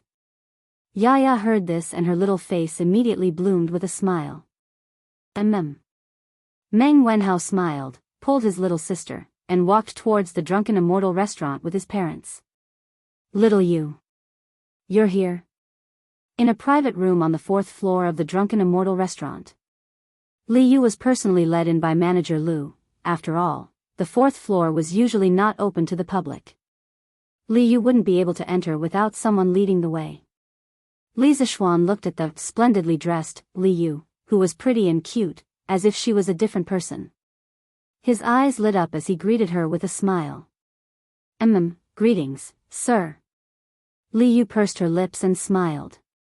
She walked gracefully in front of Li Zishuan and bowed to Li Zishuan. Since the first time she met Li Zishuan, she had been calling him Mr. Li Zishuan like Meng Wenhao. Even though she was working for Li Zishuan now, she couldn't change the way she addressed him. Come, little you, let me introduce you. This is Qing Chimo, the eldest son of Duke Lu's family. This is Qin Huayu, the eldest son of Duke Yi's family. This is Yuqi Baolin, the eldest son of General Yuqi's family. They are also Wenhao's schoolmates. Now that someone was treating him to a meal, the thick-skinned Qing Chimo naturally wanted to join in on the fun. Li Zishuan didn't refuse. He thought about it, then asked someone to invite Qin Huayu and Yuqi Baolin over to another table. Their families had always been close, so it wasn't a bad idea for them to meet up occasionally and get to know each other better. When Li Yu heard Li Zishuan's introduction, she was shocked. Qing Yaojin, Qin Xiong, and Yuqi Jingda were all too famous. It was hard for her not to have heard of them. She didn't expect that she would be lucky enough to meet the descendants of these 3 famous generals today. Li Yu greets young Master Cheng, young Master Qin, and young Master Yuqi. Li Yu bowed to the 3 of them. Miss Li doesn't need to be so courteous. Just be casual. Little Xian has already told us about how you outsmarted the villains and punished the unscrupulous merchants. I admire Miss Li's wit. Qin Huayu politely returned the greeting. Huayu is right. No need to be so courteous. Yuqi Baolin wasn't good with words. As the saying goes, the more one talks, the more mistakes one will make. He could only agree. Young Master Qin is joking. Those things were just Li Yu's previous playful actions. It's nothing serious. Li Yu said, humbly. Li Zishuan rubbed his eyes. He suspected that this little girl in front of him was a fake Li Yu. The Li Yu he knew was clearly a willful, eccentric little girl. When did she become such a virtuous lady? It seems like this little girl could be both a spoiled lowly and a virtuous lady. She really was a little beauty with 100 transformations. Meng Wenhao had picked up a treasure. TSK, Wenhao's taste is not bad. Qing Chimo had obtained more information from Li Zishuan. He pinched his chin and smiled as he looked at Li Zishuan for a moment and muttered in a somewhat improper manner. Li Yu didn't hear it clearly, but Li Zishuan's hearing was good. After he heard it, he glared at Qing Chimo. He really didn't know how to chat. Who would joke with a girl like this? It seems like this guy was destined to be a single dog for life. Little you, sit here for a while. When Wenhao and the others arrive, you can go and eat with them. Mister, you're not going to eat with them? Li Yu was dumbfounded. We're not going. There are so many people at the table. Li Zishuan shook his head and said. Then. Mister, I'm not going either. I'll just eat here. Li Yu hesitated. We're all men here. Why are you, a little girl, joining in the fun? What's wrong? Our fearless little Yu also knows how to be shy. Li Zishuan joked. Of course not. Who's shy? Young Master Meng, this way please. Yes, this is the room. The four of you can eat here. My young master and a few of his friends are next door. He'll be here in a while. Meng Wenhao and the others arrived at the Drunken Immortal restaurant. After they explained their identities, Manager Lu personally led them to the room next to Li Zishuan's. Thank you, Manager. Meng Wenhao politely cupped his hands and said. You're welcome, young Master Meng. You're an important guest that my young master specially instructed. Just tell him what you want to eat. I'll take my leave first. Okay. Take care, Manager. Brother, Yaya wants to eat nibbled chicken. After Manager Lu left, Yaya pulled Meng Wenhao's sleeve and said greedily. Nowadays, gnawed chicken was already a household name in Chang'an. In the past, Yaya could only listen to those rich kids describe how delicious gnawed chicken was, and then she would drool at the side. Now, after coming to the birthplace of gnawed chicken, how could the little girl hold back? Okay, I'll let Yaya eat nibbled chicken today. You can eat until you're full. Meng Wenhao rubbed the little girl's ponytail and smiled. By the way, Dad, do you want to drink immortal drunken wine? Drunken Immortal restaurant's most famous is immortal drunken wine. Do you want a liter? Meng Wenhao looked at his father and asked. Ever since Father Meng entered the Drunken Immortal Inn, he had been in a daze. The Drunken Immortal Inn's extravagance and Manager Lu's respectful attitude had given him a huge mental impact. He never thought that a poor and pedantic man like him would actually have the opportunity to come to such a luxurious place and even receive such respect from the manager. He felt like he was dreaming. He had given birth to a good son. All of this was because of his son. Father Meng sighed in his heart more than once. What did you say? Father Meng woke up and asked when he vaguely heard his son calling him. Meng Wenhao had no choice but to repeat himself. Father Meng hurriedly shook his head and said, No. Dad heard that immortal drunken wine costs 5 rounds a liter. It's very expensive. Although Lord Li is treating us to a meal, we can't not be generous and ask for such expensive things. Uncle Meng, you don't have to worry. Just order if you want to drink. I don't care about this bit of money. Since we're here, we have to eat and drink well. Otherwise, wouldn't we be wasting the opportunity that Wenhao fought so hard for? At this moment, a burst of hearty laughter came from outside. Following that, Li Zishuan walked in with Li Yu. When Li Zishuan and Li Yu came in, Manager Lu personally served them while sending a servant to inform Li Zishuan. When Li Zishuan heard the news, he walked over with Li Yu and happened to hear Father Meng's declining words. Chapter 305. Sir. When Meng Wenhao saw Li Zishuan enter, he quickly stood up and bowed. Then, he turned to his parents and said, Father, Mother, this is my teacher in the School of Mathematics. Meng Wenhao's father was shocked. He didn't expect his son's teacher to be so young. He secretly thought that the son of a rich family was indeed not someone his small family could compare with. He was so young and yet he had the ability to become a teacher in the Imperial College. Meng Duchuan greets Lord Zhu. Zhu Qing greets Lord Zhu. Meng Wenhao's father and mother quickly came over and bowed to Li Zishuan. As a commoner of the lower class, they had a natural fear of the upper-class aristocrats. They had never come into contact with such a high-ranking official, so they were even more reserved.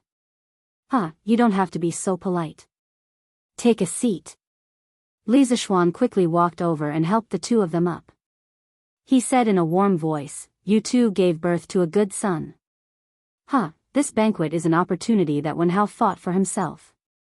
Since you are here, don't think about saving money for me. Eat and drink as much as you can. If you don't eat well, I will be unhappy. This is what you deserve." Meng Wenhao's father and mother heard this and were inexplicably excited. They stepped forward and said, "Thank you, Lord Zhu." No need.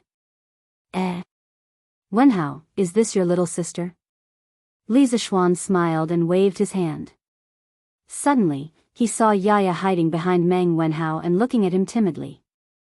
"Yes, sir." "Come, Yaya, come and greet sir." Meng Wenhao quickly pulled Yaya out and said. Before Meng Wenhao's mother came, she had dressed the little girl up. At this moment, Yaya's hair was neatly combed. Although the clothes on her body weren't luxurious or expensive, they were still neat and tidy. At least there weren't too many patches. But even so, the little girl was too thin and looked malnourished. It was very distressing to look at her. Yaya greets Lord Zhu. When the little girl saw that everyone was looking at her, she couldn't help but feel nervous, uneasy, and shy. She carefully took 2 steps forward and bowed to Li Zishuan and said weakly. Little sister is called Yaya. She's so cute. But Yaya still needs to eat more in the future. Right, what's Yaya's favorite food?" Li Zishuan could see the wariness and restraint in the little girl's eyes. He squatted down and tried to use a gentle tone to look into Yaya's eyes. However, with his current appearance, it was unknown whether he would be misunderstood as a wretched uncle who was trying to kidnap a lowly. "Oh, Yaya wants to eat the gnawed chicken." Perhaps Li Zishuan's appearance was very deceptive. Hearing this, Yaya tilted her head and thought for a moment before replying in a crisp voice. The drunken immortal restaurant has so many bites of chicken. How many bites of chicken can Yaya eat? 3 portions, no, 5 portions. Yaya looked at Li Zishuan gesturing there, and her mouth couldn't help but drool. She licked her lips and replied. Good. Yaya, you have to keep your word. You have to eat 5 servings, okay? Only by eating more can Yaya grow up to be as beautiful as this big sister. Do you understand? Li Zishuan waved his hand to stop Meng Duchuan, who wanted to come over and scold Yaya. He then pointed at Li Yu and said to Yaya. Yaya looked at Li Yu, who was dressed up like a little fairy. Her eyes revealed an envious gaze. She firmly nodded and said, Yaya must eat more. In the future, I must grow up to be as beautiful as this big sister. When Li Yu heard the 2 people praising her beauty, the corner of her mouth couldn't help but curl into a beautiful arc. It was obvious that she was very happy in her heart. Yaya is so obedient. Li Zishuan patted Yaya's head with satisfaction. He stood up and looked at Father Meng and Mother Meng and said, Since that's the case, I won't disturb your family's meal. Oh, this lady is Li Yu. She can be considered as half a disciple of mine. She is also a very good friend of Wenhao. She hasn't seen Wenhao for a long time. Today, she came over to eat together and reminisce about the past. Li Zishuan almost forgot the purpose of this visit. He quickly pushed Li Yu out and introduced her. As for how much of his words were nonsense, only Meng Wenhao and Li Yu knew. Greetings to uncle and aunt. Li Yu knew that it was time for her to go on stage. She gracefully stepped forward and bowed. Good. No need to be so polite, no need to be so polite. Mother Meng's eyes lit up. She enthusiastically stepped forward and held Li Yu's hand with a smile. Li Zishuan gave Meng Wenhao and Li Yu a look that said, "This is all I can do for you too." Then he bid farewell to Father Meng and Mother Meng and left the room. Sigh. As a teacher, not only do I have to impart knowledge to my students, I also have to matchmake them. TSK. Li Zishuan thought to himself. How long has it been since the last time we gathered? Today, I, Old Sheng, am going to drink to my heart's content. In another room, Qing Chumo poured a glass of drunken immortal for everyone, except for Li Zishuan, of course, and laughed heartily. Li Zishuan knew very well that the excuse of not gathering for a long time was just an excuse. Most importantly, he did not have to force them to pay for the food and drinks today. Hee, Chou Niu is right. Huayu, Bao Lin, it's rare for us to gather together. Let's eat and drink to our heart's content. To Li Zishuan, money was just a bunch of numbers. He did not even know how much money he had. Of course, he had to be generous when it came to treating his friends to a meal. Hee. Thank you, little Xian, for your hospitality. Here's a toast to you. Qin Huayu raised his glass and laughed. Hee, here's a toast to little Xian too. Yuchi Bao Lin also raised her glass and joined in the fun. In the School of Mathematics, they had a teacher-student relationship with Li Zishuan. But outside the School of Mathematics, they were good friends again. All right then, here's a toast to you too. But little Xian, you're drinking a soft drink. It's not strong at all. Qing Chumo grumbled unhappily. I didn't want to show my alcohol tolerance. I was afraid that it would hurt you, Chou Niu. Come, cheers. Li Zishuan laughed heartily as he drained the cup in one gulp. Of course, what he said just now was not completely nonsense. The weather had been hot recently, and he was addicted to drinking cold soft drinks. Slowly, he figured out how to control the true qi in his body to burn the alcohol, so that it would evaporate and be expelled from the body. This thing sounded quite mysterious, but it was not difficult for martial artists who had entered the qi transformation realm. First, it was because their understanding of martial arts and the meridians of the human body had already surpassed the scope of ordinary people. Second, martial artists in the qi transformation realm had gone through the stage of refining energy into qi. The quantity and quality of true qi available in their bodies were far from what martial artists in the qi drawing realm and the body refining realm could compare with. Therefore, controlling true qi to burn alcohol was really easy for them. When Li Zishuan was bored out of his mind, he thought of those Wuxia Cultivation novels from his previous life where the protagonists used their internal energy to force alcohol. That was why he tried it out of curiosity. He didn't expect that he would succeed. Although the principle of forcing alcohol was different, the final goal was achieved. TSK, good. Little Xian, stop bragging. You should drink your soft drink. Qing Chumo put down his glass and curled his lips in disbelief. Li Zishuan could not be bothered to argue with him. There was no need to compete between brothers. He smiled and shook his head, minding his own business as he ate.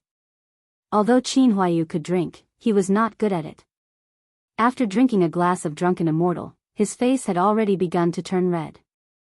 Qing Chumo looked at him and finally said to Yuchi Baolin, since both of them are not good at drinking, then Baolin, let's have a drinking game.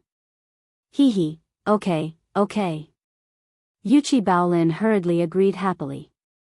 Chapter 306. You two are good brothers. 3 stars illumination. 4 happiness wealth. 5 champions. 6 smooth. 7 coincidences. 8 immortals longevity. 9 consecutive rings. All of them. Baolin, you lost. Drink. In the private room. Qing Chumo slammed the table and shouted excitedly. Burp. Let's drink, who's afraid of you? Yuchi Baolin was bigger than Qing Chumo, but she wasn't as smart. She always lost when she played with Qing Chumo, and her drunken immortal level was higher. Therefore, after a while, Yuchi Baolin was a little tipsy and couldn't speak clearly. Li Zishuan and Qin Huayu were almost full. They put down their chopsticks and sat at the side to watch the show with interest. This was the second time Li Zishuan saw the ancient version of the finger-guessing game. The first time was also in this place. That was when the gnawed chicken had just come out. Qing Chumo and Li Qingxian were playing finger-guessing games here. However, Li Zishuan was accompanying Lan, and Chang'e to tell stories, so he didn't pay much attention. Therefore, this was the first time Li Zixuan seriously observed the ancient version of the finger-guessing game.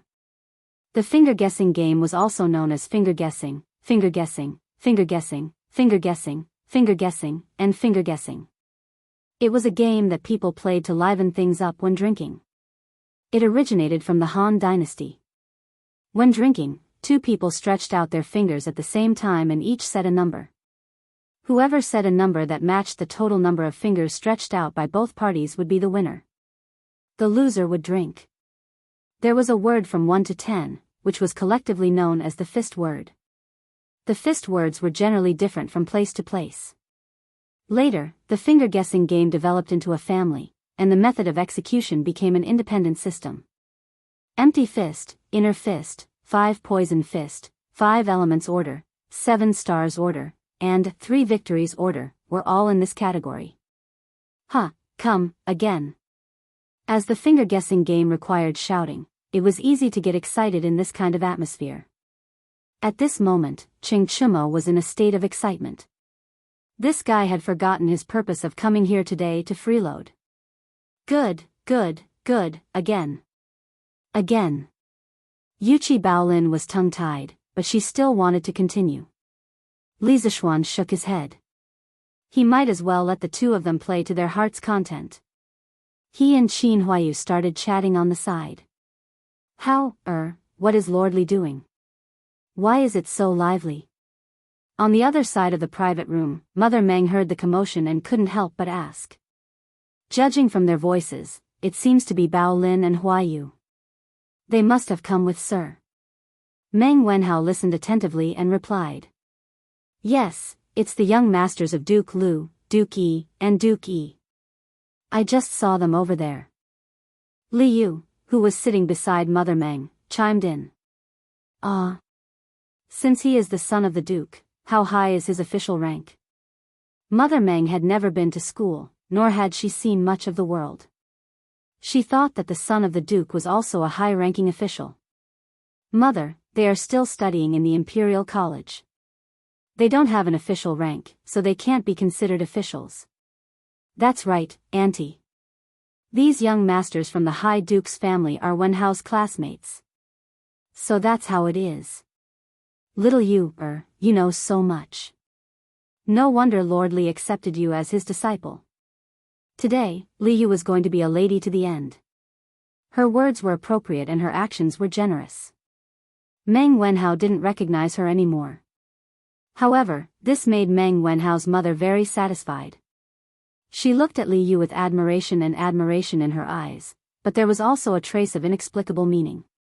Father Meng was greedily drinking the drunken immortal at the side. He didn't have time to pay attention to their conversation.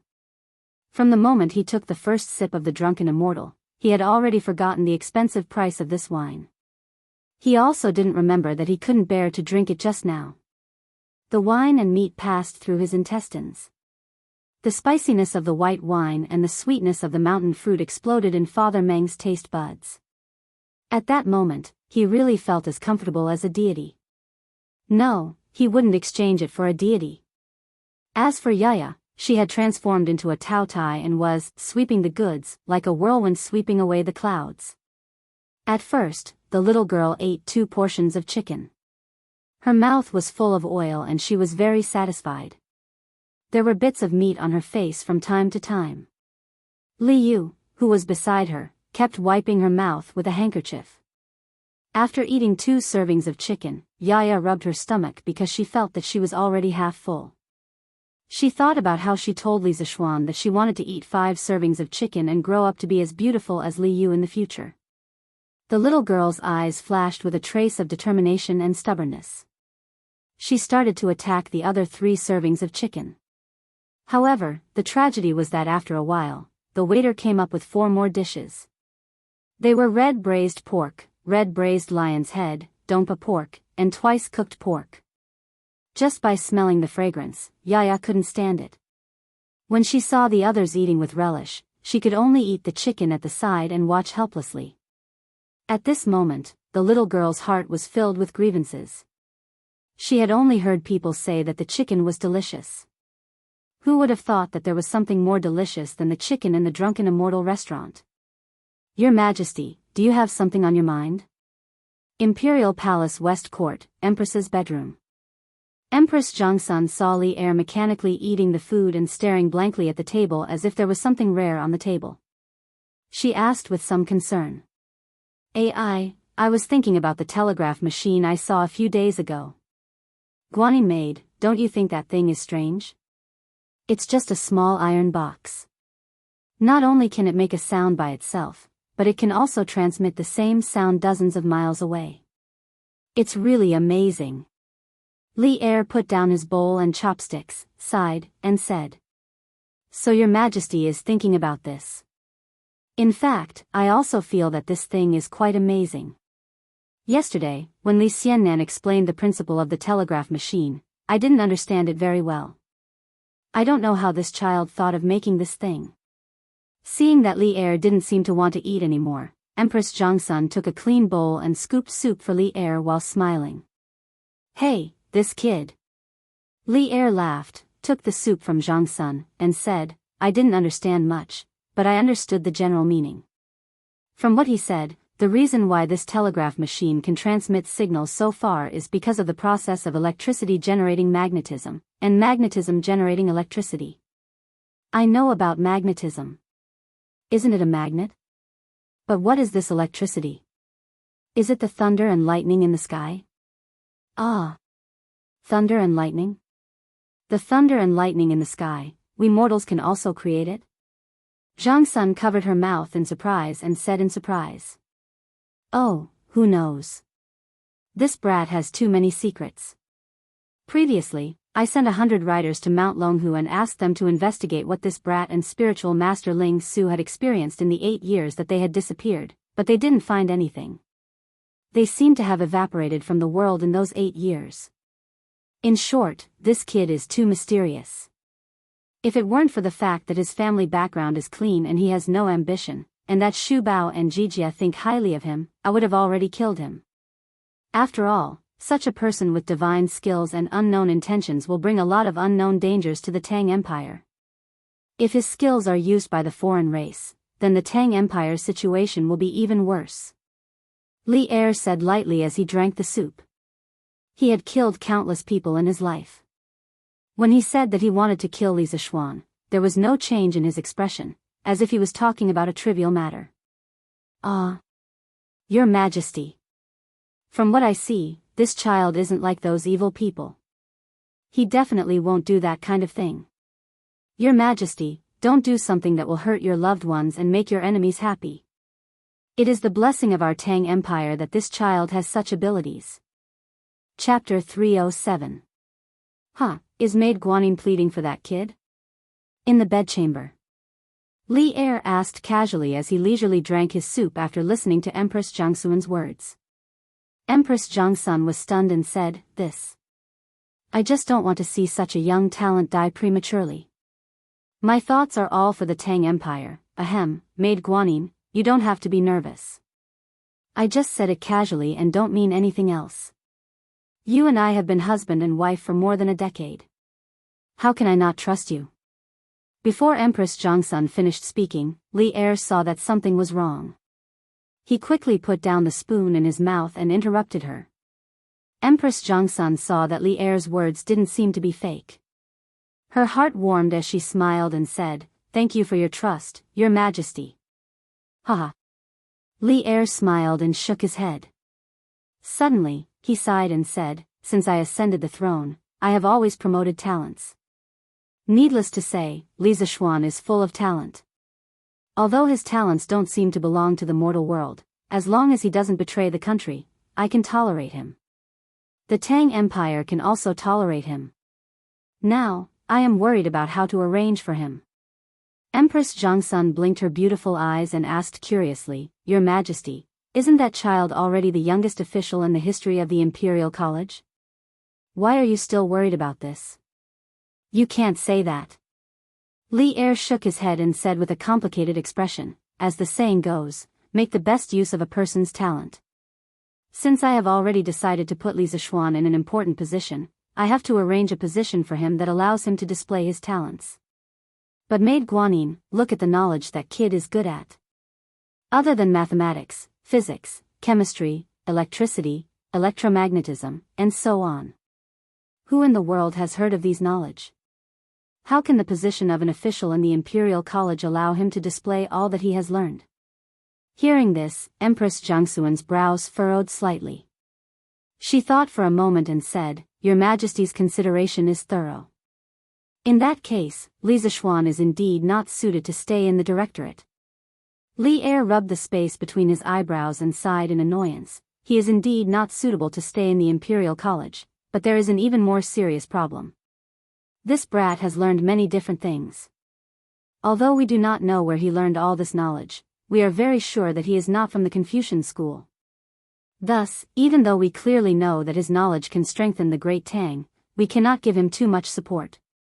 Otherwise, if some of the great Confucians become dissatisfied and stir up trouble among the Confucians, the foundation of the country will be shaken. Empress Jianghu thought about it in shock and said, Your Majesty, is it really that serious? Of course. Li Er stood up and looked out the door. With his hands behind his back, he said, Although Li Zixuan is currently teaching mathematics at the Imperial College, the content, methods, and systems that students study have all undergone earth-shattering changes. Moreover, these changes are constantly affecting other schools. He is already using the name of mathematics to develop his new school. No, this is a new study in the guise of mathematics. We are not the only one who has discovered this.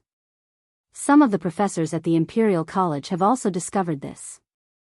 We have previously heard from Kong Yingda that Cui Shanyu of the Imperial College has already requested to expel Li Zixuan from the Imperial College on the grounds of ruining the academic atmosphere more than once.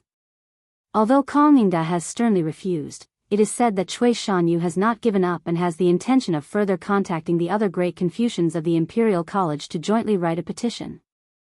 Cui Shanyu? I have heard of this person before. It is said that he is quite proficient in the Confucian classics. I thought that he was a person of profound righteousness, but why is he so unreasonable?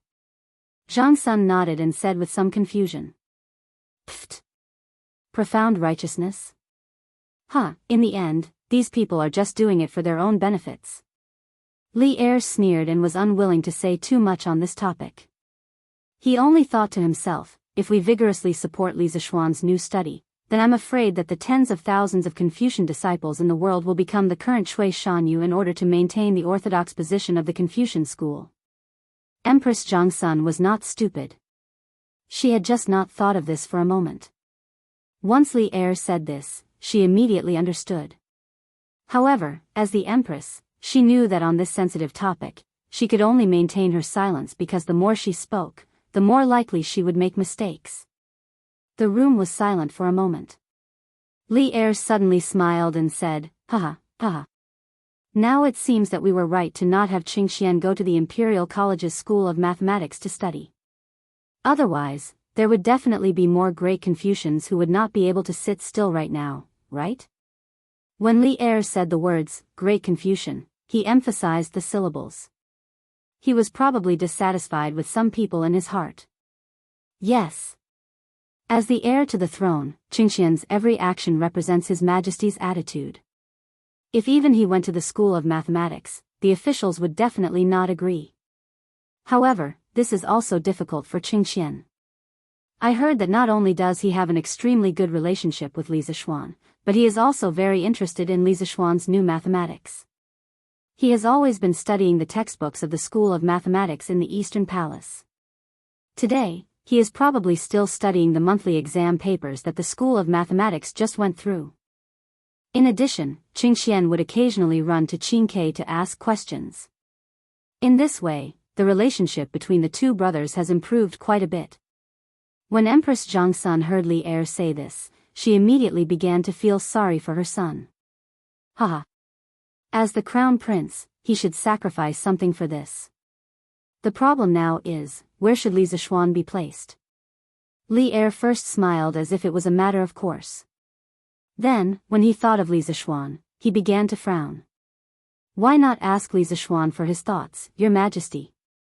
This child has always had a lot of ideas. I think he will have some ideas. Empress Jiangsun stroked the hair in front of her forehead and said. Ha! This is a good idea.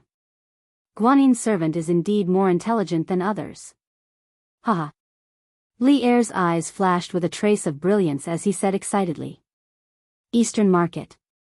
Chen's noodle shop. Yes, it was the noodle shop that almost cheated Li Yu and Meng Wenhao last time.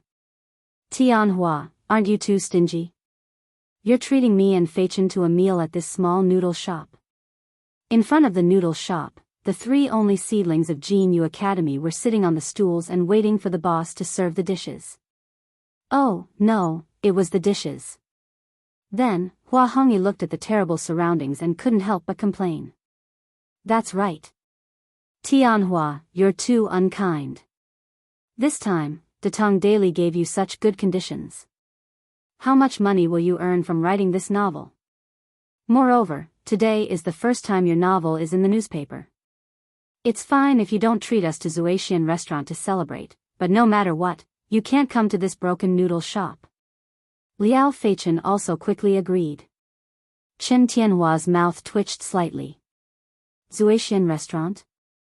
His 1 month's remuneration was probably not even enough for the three of them to have a meal at Zuaxian restaurant. Feichen, Hong Yi, I haven't received my remuneration yet, right? Datong Daily will only give me this month's remuneration next month. When I get my remuneration, I'll bring you to a good meal, but definitely not at Zuaxian restaurant. Moreover, the Yangchun noodles in this noodle shop are not bad either. Chen Tianhua was helpless. Tycoons were always used to be cheated. Dad, that pretty boy with a mole on his face outside called our noodle shop a broken noodle shop. Do you want me to beat him up? Not far away, in the kitchen, Giant Baby complained to Boss Chen who was cooking noodles. Are you surprised? Are you surprised? Huh, after the dinner gathering, the swordsmen immediately wrote a chapter to calm themselves down. Therefore, the record of the swordsmen for 144 days did not break. Although I'm tired now, I'm still happy. Dear readers, seeing that the swordsmen are working so hard to update, can you come to QQ to read or subscribe to a few chapters on Qidian? Because I found a lot of students who read pirated versions, and some of the pirated versions are very interesting. If there's no author on it, I'll write it at the end, and the pirated readers won't be able to see it. Swordsmen drag their tired bodies to update every day. Don't tell me I can't exchange it for 20 cents a day from you guys. Chapter 308. What are you talking about? Dabao, don't cause trouble. Boss Chen, who was rolling out noodles, heard his son's silly words. His arms shook and he almost crushed his fingers. He immediately said to Dabao angrily. Ever since Li Zishuan caused trouble in his noodle shop, not only was his business not as good as before, but he was also scared out of his wits by Li Zishuan's martial arts. He used to think that with 2 giants at home, he didn't have to be afraid of some unruly and evil customers. But Li Zishuan taught him how to be a person through his abnormal martial arts value, so he didn't dare to be as arrogant as before. Oh. Dabao knows. The Giant Baby scratched his head. He was somewhat puzzled by his father's attitude, but he didn't dare to continue asking. Outside the noodle shop. Sigh, I don't know how my Zhang Xiaohua's biography of a cultivator is received. On the way here, we only heard people talking about a mortal's journey to immortality, but no one talked about my Zhang Xiaohua's biography of a cultivator. Hong Yi, Feichen, does this mean that my novel isn't popular? Chen Tianhua saw that Yang Chun's noodles hadn't come up yet. He recalled the scene on the way here and said worriedly. Tianhua, you're simply insatiable. Datong Daily has already given you such a generous reward, why aren't you satisfied? So what if your novel isn't popular? At most, you'll lose some readers who give you tips. But now, the money that Datong Daily gives you is enough for you to live comfortably. Why do you have to be so stubborn? Liao Feichen didn't realize that he was almost beaten up by the Giant Baby because of his cheap mouth. He complained to Chen Tianhua with a speechless face. As he spoke, he suddenly realized something. He slammed the table and shouted, "Oh! I understand, Tianhua, you want to compete with A Mortal's Journey to Immortality, right? Why bother? Our two novels are both imitating A Mortal's Journey to Immortality. It's very difficult to compare with it. Let's just focus on writing our own novel." Hearing this, Chen Tianhua's face was full of awkwardness. In his heart, he didn't want to surpass A Mortal's Journey, but he more or less hoped that his novel would be like A Mortal's Journey and receive the support and rewards of many readers. "Tianhua, you've only released 3 chapters of your novel today. How could someone reward you so quickly?" Even when The Legend of A Mortal's Journey to Immortality was first published in the newspapers, no one took it seriously either. For something like a novel, without a long period of accumulation, it was impossible to produce results. You need to calm down and write slowly. You can't rush it, or it will affect the quality of your work. Hua Hongyi was a mature and steady person. He hit the nail on the head and pointed out the crux of the problem. "Brother Hongyi is right. I've gone too far. Thank you, Hongyi, for enlightening me." Hua Hongyi's words were like a wake-up call to Chen Tianhua. Chen Tianhua was stunned for a moment, then reacted. He cupped his hands and thanked Hua Hongyi. "Yang Chen noodles are here. Please enjoy your meal." Boss Chen brought out 3 bowls of Yang Chen noodles on a tray and bowed to Hua Hongyi and the other 2 with a smile. Let's eat noodles. No matter what, thank you for your hospitality today, Tianhua." Hua Hongyi laughed. Yes. Let's eat noodles, hiss. This restaurant's Yang Chen egg noodles are so delicious. Liao Feichen was already starving. He cheered, picked up his chopsticks, and started eating. Chen Tianhua smiled helplessly. He wasn't in the mood to eat noodles now. He wanted to go back and write his novel in peace. I'm not drunk, let me drink another cup this. This immortal drunk is really good wine. Burp. Good wine. Drunken immortal restaurant. The banquet was over. Everyone was full, especially Yaya. The little girl was rubbing her stomach in pain. As for Father Meng, he was drunk and was throwing a tantrum. "You're already so drunk and you're still not drunk? I told you to drink less, but you didn't listen. Come, get up, let's go home." Mother Meng pulled Father Meng's arm and shouted angrily. "Auntie, why don't I hire a carriage to send Uncle Meng back? After all, Drunken Immortal Restaurant is quite far from Gi Lane." After this banquet, Li Yu had become very familiar with Meng Wenhao's family. She quickly suggested. This, Mother Meng hesitated. Hiring a carriage would cost a lot of money. There's no need to hire a carriage.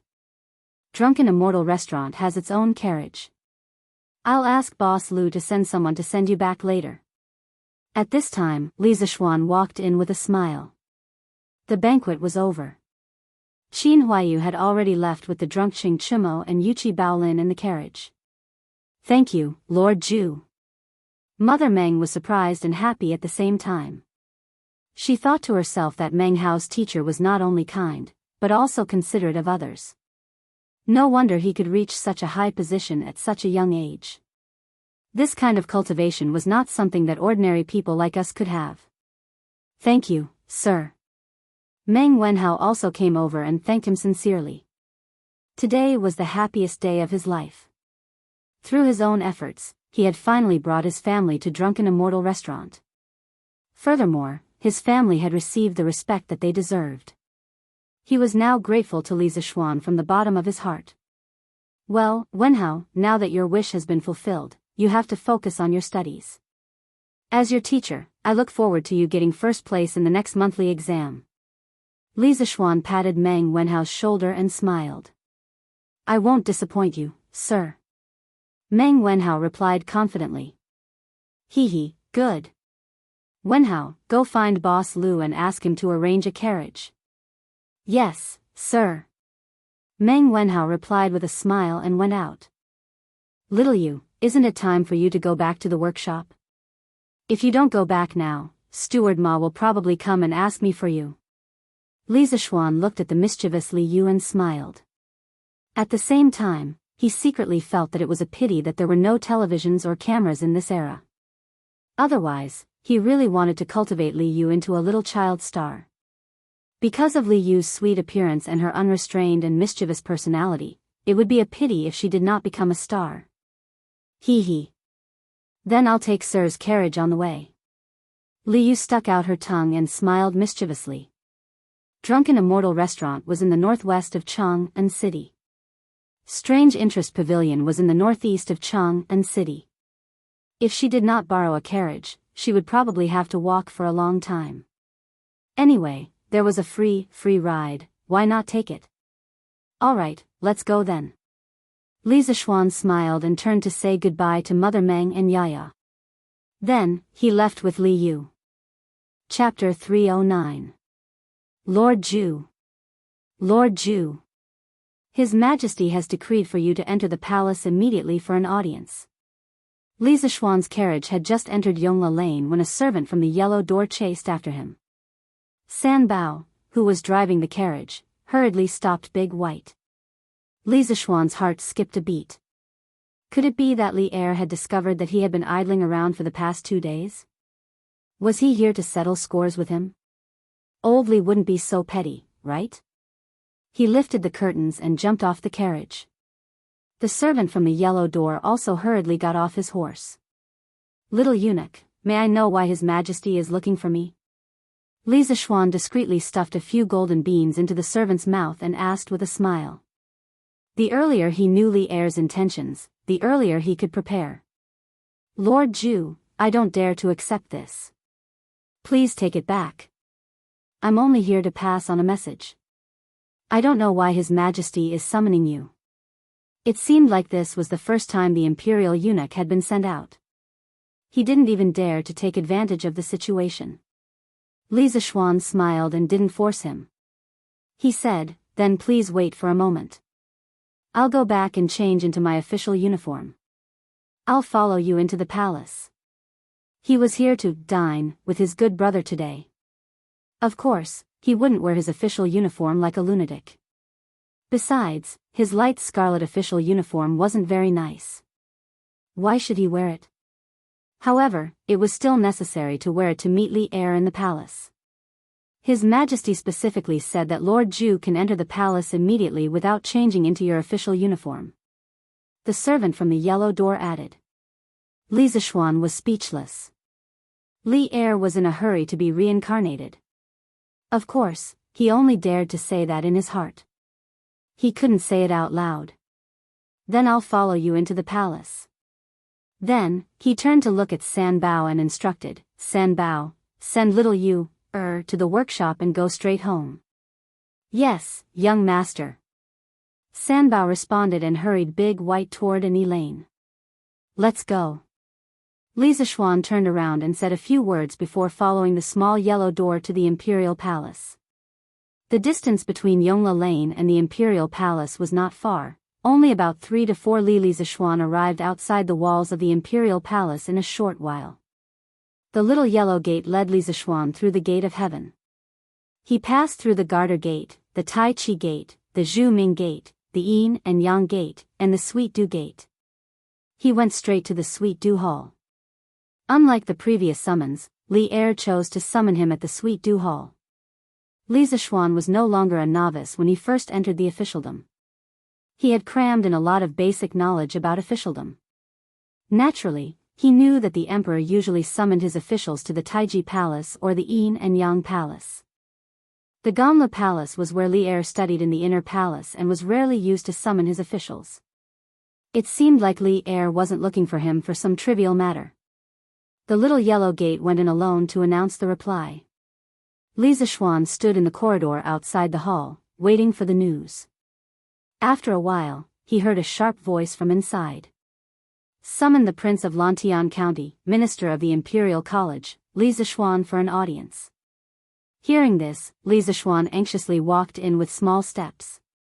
The Sweet Dew Hall looked very simple, but every table, chair, and stool in the hall was decorated with ingenious ingenuity. The furnace in the room was burning with spices. Li Zishuan smelled it, but he couldn't tell what brand the spices were.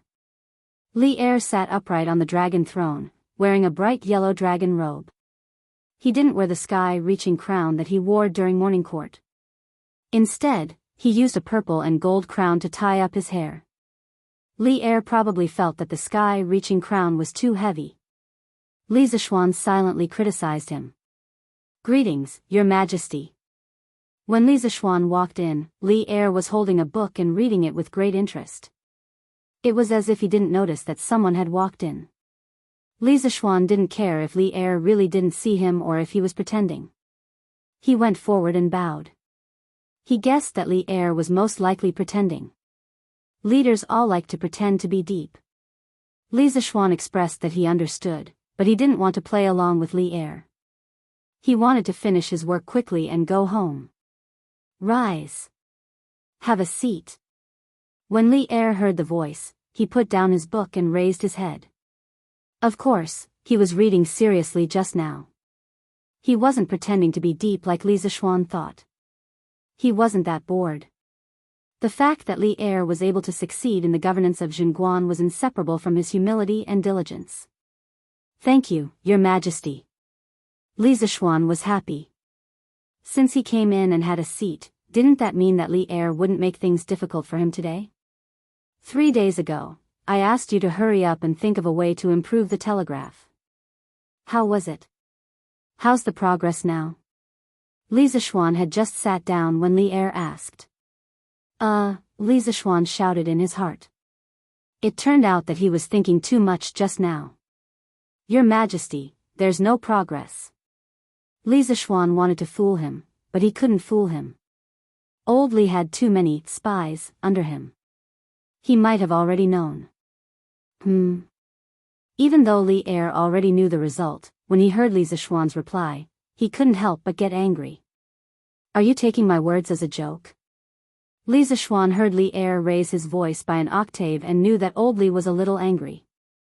However, he was already mentally prepared. "Your Majesty, that's not the case. With the current technology of Tang Dynasty, 20 to 30 li is the maximum distance that the telegraph can transmit. If we want to break through this limit, we need to create a new device, the triode. It can amplify the signal from the telegraph so that it can be transmitted further. However, the triode requires 2 new materials that I haven't found yet. Even if I find them, with the current technology of Tang Dynasty, it's very difficult to create them. On the other hand, regarding the problem of power supply, the power source that I currently use can only supply power on a small scale. If I want to achieve a large-scale power supply, I need to build a large generator and a container to store the power. I also need to build a huge power transmission line. To do this, in addition to a huge amount of financial and material resources, the most important thing is that I need a group of corresponding talents. Otherwise, I won't be able to do it alone." When Li Zishuan decided to quit, he already knew that he would be questioned by Li Er. He also had a draft of the relevant excuses. At this moment, he spoke one set of words after another. It seemed like he was really serious. Li Zishuan was a little confused by Li Zishuan's words. Although Li Zishuan had already said it more straightforwardly, he didn't know what the triode, generator, container to store the power, and so on were new terms. However, it still sounded very professional. Li Er frowned and thought for a while. He said, "What you said is not unreasonable. Let's not talk about this for now. I have another matter to discuss with you today." Chapter 310. We have another matter to discuss with you today. In the Sweet Dew Hall. Hearing this, Li Zishuan's spirits were suddenly lifted. He thought to himself, here comes the main topic. The things before should be just the appetizer. Otherwise, Li Er wouldn't have called him here to talk. "Here, take a look at this memorial first." Li Er pulled out a yellow memorial from the dragon table in front of him. Zhao Song hurriedly took it and handed it to Li Zishuan. Li Zishuan didn't know what Li Er was up to. He opened the memorial and started reading. He skipped the routine at the beginning and went straight to the main body. Today, this subject, Cui Shanyu, together with 7 professors from the Imperial Academy, and the 4 Gates Academies, will jointly impeach Li Zishuan, the secretary of the Imperial Academy, for corrupting the academic atmosphere of the Imperial Academy, disrupting the teaching order of the Imperial Academy, and privately spreading and teaching miscellaneous studies. Your subjects do not deny that Li Sai has brought some positive changes to the Imperial College since he joined, such as the blackboard and chalk. However, merits are merits, and demerits are demerits. Li Sai privately changed the teaching schedule and even proposed a 2-day break for every 5 days. This greatly affected the enthusiasm of the students in the other academies. Your subjects believe that Li Sai is using the excuse of giving the students a break to slack off. Such behavior is indeed unbecoming of a teacher. Your subjects are ashamed to work with such a lazy person. Your subjects also believe that the opinion proposed by Li Sai is inappropriate. Since the 3 sovereigns and 5 emperors, Chinese characters have been passed down for more than 1,000 years. From the Shang dynasty's oracle bone inscriptions to the Qin dynasty's Shaozhuan script, the Han dynasty's Zhenkai script, and the standard handwriting of our dynasty, Zhenkai script. It has gone through dozens of forms, but most of them are derived from hieroglyphics. The pinyin proposed by Li Sai has a strange shape and definitely doesn't originate from the Central Plains. Your subjects believe that the Chinese language is broad and profound. How can it be labeled with symbols from a foreign land? Li Sai's actions are an insult to the ancestors of our country and are destroying the foundation of our great Tang. If we allow pinyin to be popularized, we Confucians will become sinners for all eternity. This subject earnestly requests Your Majesty to immediately stop Li Sai from running amok. In addition, this subject has heard that Li Sai often imparted miscellaneous knowledge to the students, both in and out of class. His Royal Highness, Prince of Wei, has also been poisoned by this. This subject is deeply saddened. The King of Wei is a disciple of the imperial family. If he doesn't bathe in the holy light of the Confucian Tao, why would he learn the unorthodox Tao? Li Sai is trying to shake the foundation of the country. We ask Your Majesty to punish him severely. Such a morally corrupt person simply doesn't have the right to hold the post of Secretary of the Imperial College. I hope that Your Majesty can quickly choose someone more worthy. Otherwise, my great Tang's holy land of talents will quickly become a place of filth and corruption because of Li Sai alone. Your subjects Cui Shanyu, Zhu Qinglu, Sima Minglang, Gu Fengyan, Shengguan Yufeng, Lu Yenyu, Zheng Zhanli, and Xikong Linghao respectfully greet you. I implore Your Majesty to make a decision as soon as possible. Don't tolerate and nurture evil, and return the Imperial College to its former glory. F***ck Your mother. This old thief has gone too far. The more Li Zishuan read, the angrier he got. Cui Shanyu's memorial was simply too infuriating. Li Zishuan's true energy was in a mess from his anger. His long hair was fluttering even though there was no wind. This was caused by the uncontrollable flow of true energy from his body. His eyes were also a little red. After transmigrating for so long, this was the first time he had been angered to such an extent. Cui Shanyu's memorial completely described him as a piece of dog sh*t, a black sheep, a cultured scum, and a treacherous subject of the country. At this moment, Li Zishuan no longer cared about where he was. He threw the memorial to the ground with all his might and cursed loudly. But he still wasn't done venting his anger. He went up and stomped on it twice more, 2-3-3-3-3-3-3. When Zhao Song saw Li Zishuan's furious look, he immediately circulated his true energy and secretly raised his guard. Bam! How dare you! You impudent brat! Li Er's eyes widened. He didn't think that there would be someone who dared to swear in front of him, and even stomped on his memorial in front of him. Li Zishuan's guts were really too big. After a while, Li Er reacted. He slammed the table and shouted angrily. When Li Zishuan was reading the memorial, he had been observing Li Zishuan's expression. He knew that Li Zishuan would be very angry after reading this memorial, but he didn't expect him to lose his composure like this. Actually, the appearance of this memorial was also greatly beyond Li Er's expectations. During lunch, he was still telling Zhang Sun about Cui Shanyo's secret opinion of Li Zixuan.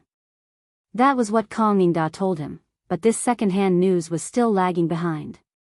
He had just received Cui Shanyo's first move, and Cui Shanyu had already joined forces with 7 other professors to submit a joint memorial.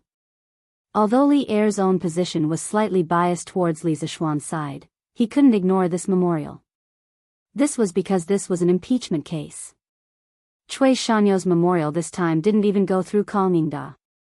He directly sent it to the palace in the form of a secret memorial. In addition, there were too many people involved in this joint impeachment.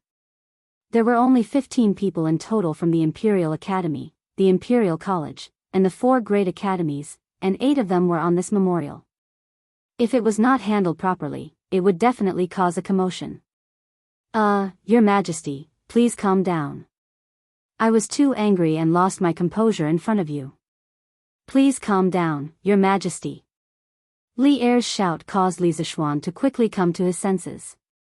He looked around and remembered that he was still in the Sweet Nectar Hall. He quickly went forward and cupped his hands in apology. Humph. You're getting bolder and bolder. Ever since I ascended the throne, no one has dared to be so impudent in this palace. Li Er pointed at Li Zixuan and said angrily. Your Majesty, you can't blame me for this. With a bitter face, Li Zixuan explained, Old dog Cui, Professor Cui's memorial is completely distorting the facts. He wants to pull me down from my position so that he can take over the Imperial College. This old dog, this person is sinister and cunning. His intentions are really vicious. He sees that I am talented and knowledgeable in both ancient and modern times. Moreover, I have attracted many students to transfer from the Imperial College to the Institute of Mathematics and Mathematics with my charisma. Therefore, he is jealous of me and intends to use such a despicable method to frame a loyal and good person. He wants to make a talent of Tang like me be wrongly imprisoned so that he can achieve his dirty goal. He doesn't know that Your Majesty is wise and wise. Your eyes can see through all the darkness of time. How can you be fooled by such petty tricks? Therefore, any schemes and machinations will be useless in the face of His Majesty. Shut up. As Li Er listened, he couldn't take it anymore. Li Zixuan could be shameless, but he couldn't be shameless. At this moment, he really wanted to say to Li Zixuan, will you die if you don't brag? I'll shut up, shut up. Your Majesty, please calm down. Li Zixuan laughed dryly. In fact, he said this on purpose. His previous behavior was, strictly speaking, punishable. After such a farce, old Li would definitely forget about it. He could also use this time to think about how to refute Cui Shanyo's memorial. Since Li Er called him here in private today and didn't interrogate him in the imperial court, it meant that even if Li Er wasn't on his side, he was still taking care of him. In this way, at least he had a chance to defend himself. I'm very smart, right? Li Zixuan thought proudly. Third update. I still managed to finish it before midnight. The temperature difference between the indoor and outdoor is too big. Swordsmen catch a cold. Their noses are stuffed, and their hearts are even more stuffed. Please support me with a genuine subscription. I don't have anything to eat. Chapter 311. Since you say that Cui Shanyu, Lu Yenyu, Jing Zhanli, Xikong Linghao, and the other professors are slandering you, do you have any evidence? Ganlu Hall. Li Er leaned back and looked at Li Zixuan sternly. Li Zixuan's previous thoughts were indeed correct. Regarding this matter, Li Er indeed had the intention of opening a back door for Li Zixuan. Calling Li Zixuan over for questioning today more or less had the intention of practicing in advance.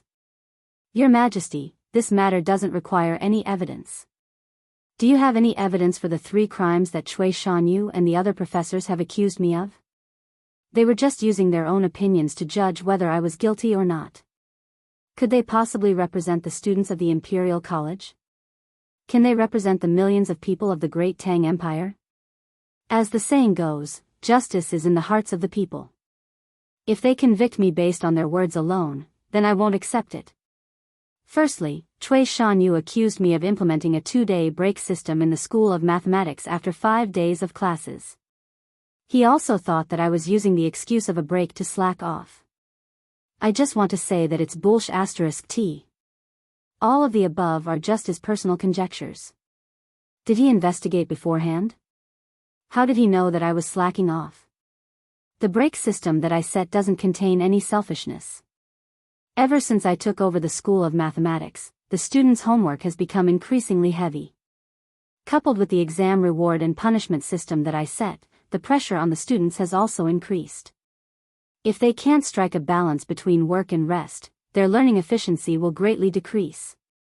Although compared to the other schools, the School of Mathematics usually has a lot more holidays, but this official dares to say that in terms of academic pressure and academic performance, the students of the School of Mathematics definitely won't lose to the other 5 schools. If anyone is unconvinced, they can come out and compete. If they lose, this official is willing to accept this crime. Li Zishuan said heroically. Ha! What arrogance! I know that you are proficient in mathematics, but that doesn't mean that the students of the School of Mathematics are also proficient. Why are you so confident? Li Er couldn't help but laugh and interrupt. Of course. As the saying goes, great teachers produce great students. Like teachers, like students. I have absolute confidence in my students. Li Zishuan raised his chin and said affirmatively. Li Er was speechless. If he could, he really wanted to spit tea all over Li Zishuan's face. How could the saying, great teachers produce great students, be used in such a way? Secondly, regarding pinyin, when pinyin was first introduced, His Majesty, Kong Jijiu, and all the important officials in the imperial court unanimously approved it.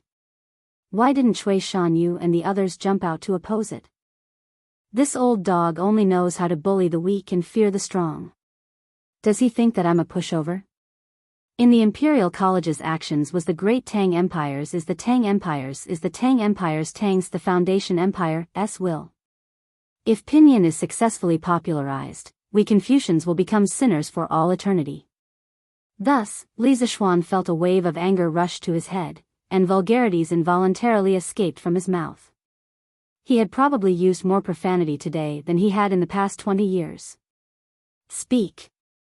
If we hear any more obscenities, we will have you thrown out. Li Er frowned when he heard this and could not help but scold him. Cough cough, Your Majesty, please forgive me. Let's continue with pinyin. After interacting with Li Er for a long time and grasping his temper, Li Zishuan was no longer as afraid as he was in the beginning. Although Old Li liked to trick people, as long as they didn't commit crimes of principle like treason, Old Li wouldn't chop off people's heads. He wasn't like the Braid dynasty 1,000 years later, where they often held literary trials and had to be careful with their words. The benefits of pinyin are obvious. It will allow our Great Tang to have thousands upon thousands of people who can read and write. It will definitely be a blessing to the poor. This subject believes that Cui Shanyu and the others must have ulterior motives for objecting in such a hurry. They are afraid that once there are more scholars, they will lose their sense of superiority. This subject has every reason to suspect that Cui Shanyu and the others are lackeys sent by the noble clans to obstruct the imperial court's education. I hope that Your Majesty will investigate this. Li Zishuan smiled sinisterly and began to paint Cui Shanyu and the others in the eye in front of Li Er. He knew that Li Er had the intention to attack the noble clans, so it was a good opportunity to have 2 appetizers. Among the 8 professors who impeached him, there were those with the surname Cui, Lu, and Zheng. He didn't know if these people were related to the 5 surnames and 7 hopes. In any case, even if they weren't related, this young master wanted to be related to them. Who asked you to stab this young master in the back? If I don't take revenge, I'm not human. As expected, Li Er's expression gradually turned serious when he heard this, but he didn't say anything in the end. Li Zishuan was slightly disappointed and could only continue. Regarding Cui Shanyu's words about pinyin being like a foreign language, this subject has something to say. First of all, Cui Shanyu's words have no proof. Since he said that pinyin is a foreign language, then he has to show proof and let everyone see which foreign language pinyin is from. Secondly, so what if pinyin is a foreign language? As long as it can allow more people to become literate and make our Great Tang stronger, then it is a useful language. If our Great Tang wants to stand at the top of the world, then we must learn to be tolerant. Take the strengths of others and make up for our own shortcomings. Only by being tolerant can we become the strongest Great Tang.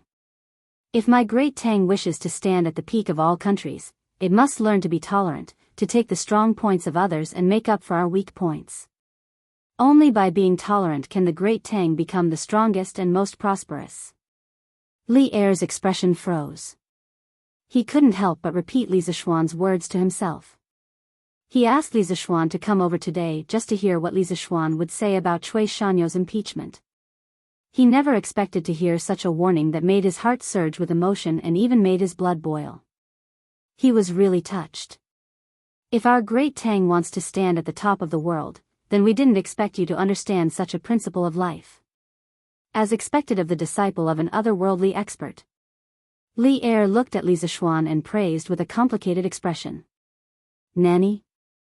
Didn't the Tang dynasty have these two sentences? Li Zishuan was dumbfounded.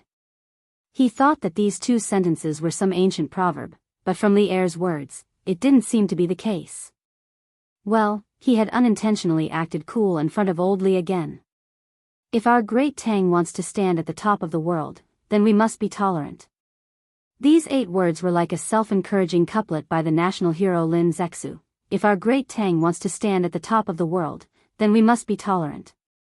Your Majesty is too kind. Then let me continue with the third crime of Cui Shanyo's impeachment, miscellaneous studies. The feeling of acting cool was naturally great. Li Zishuan felt as if he was possessed by Zhuge Liang. He was about to engage in a war of words and unleash a wave of AoE damage that ignored all skills. There's no need to say any more. It's enough that you know about Cui Shanyo's impeachment. As for how to deal with it, I have my own plans. Go back and do some self-reflection. Tomorrow morning, there will be a verdict on your matter. Come to the court when the time comes. All right, if there's nothing else, you may leave. Li Er's mind was no longer on this matter. He waved his hand absent-mindedly, as if he was shooing away a fly, telling Li Zishuan to leave quickly. Li Zishuan was speechless. He was in the middle of talking, but old Li was too deceitful. This was like taking off one's pants and telling a girl that her period was here. Then I shall take my leave. Li Zishuan had no choice but to cup his hands and leave. Chapter 312. He was impeached for no reason, and he had to attend the morning assembly tomorrow. He was just sitting at home, and trouble came from the sky. *CK that old dog Cui. You've gone too far, damn. I'm going to kick you to death. Li Zishuan was getting angrier and angrier as he wandered along the streets. He kicked everything he saw. Luckily, there weren't many people around. Otherwise, he wouldn't have felt good. Young master, you're back. San Bao was the first to welcome him when he reached the door. Have you sent Liu over? Li Zishuan nodded and asked casually. Replying to young master, it has been delivered. That's good. Li Zishuan waved his hand and was about to return to the house. Suddenly, he stopped in his tracks and waved at San Bao. San Bao, come here. Young master has something to tell you. Hey. Young master, please tell me.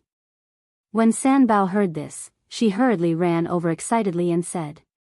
You go. Hey, come in, come in. As soon as Li Zishuan opened his mouth, he realized that something was amiss. He hurriedly brought San Bao into the manor.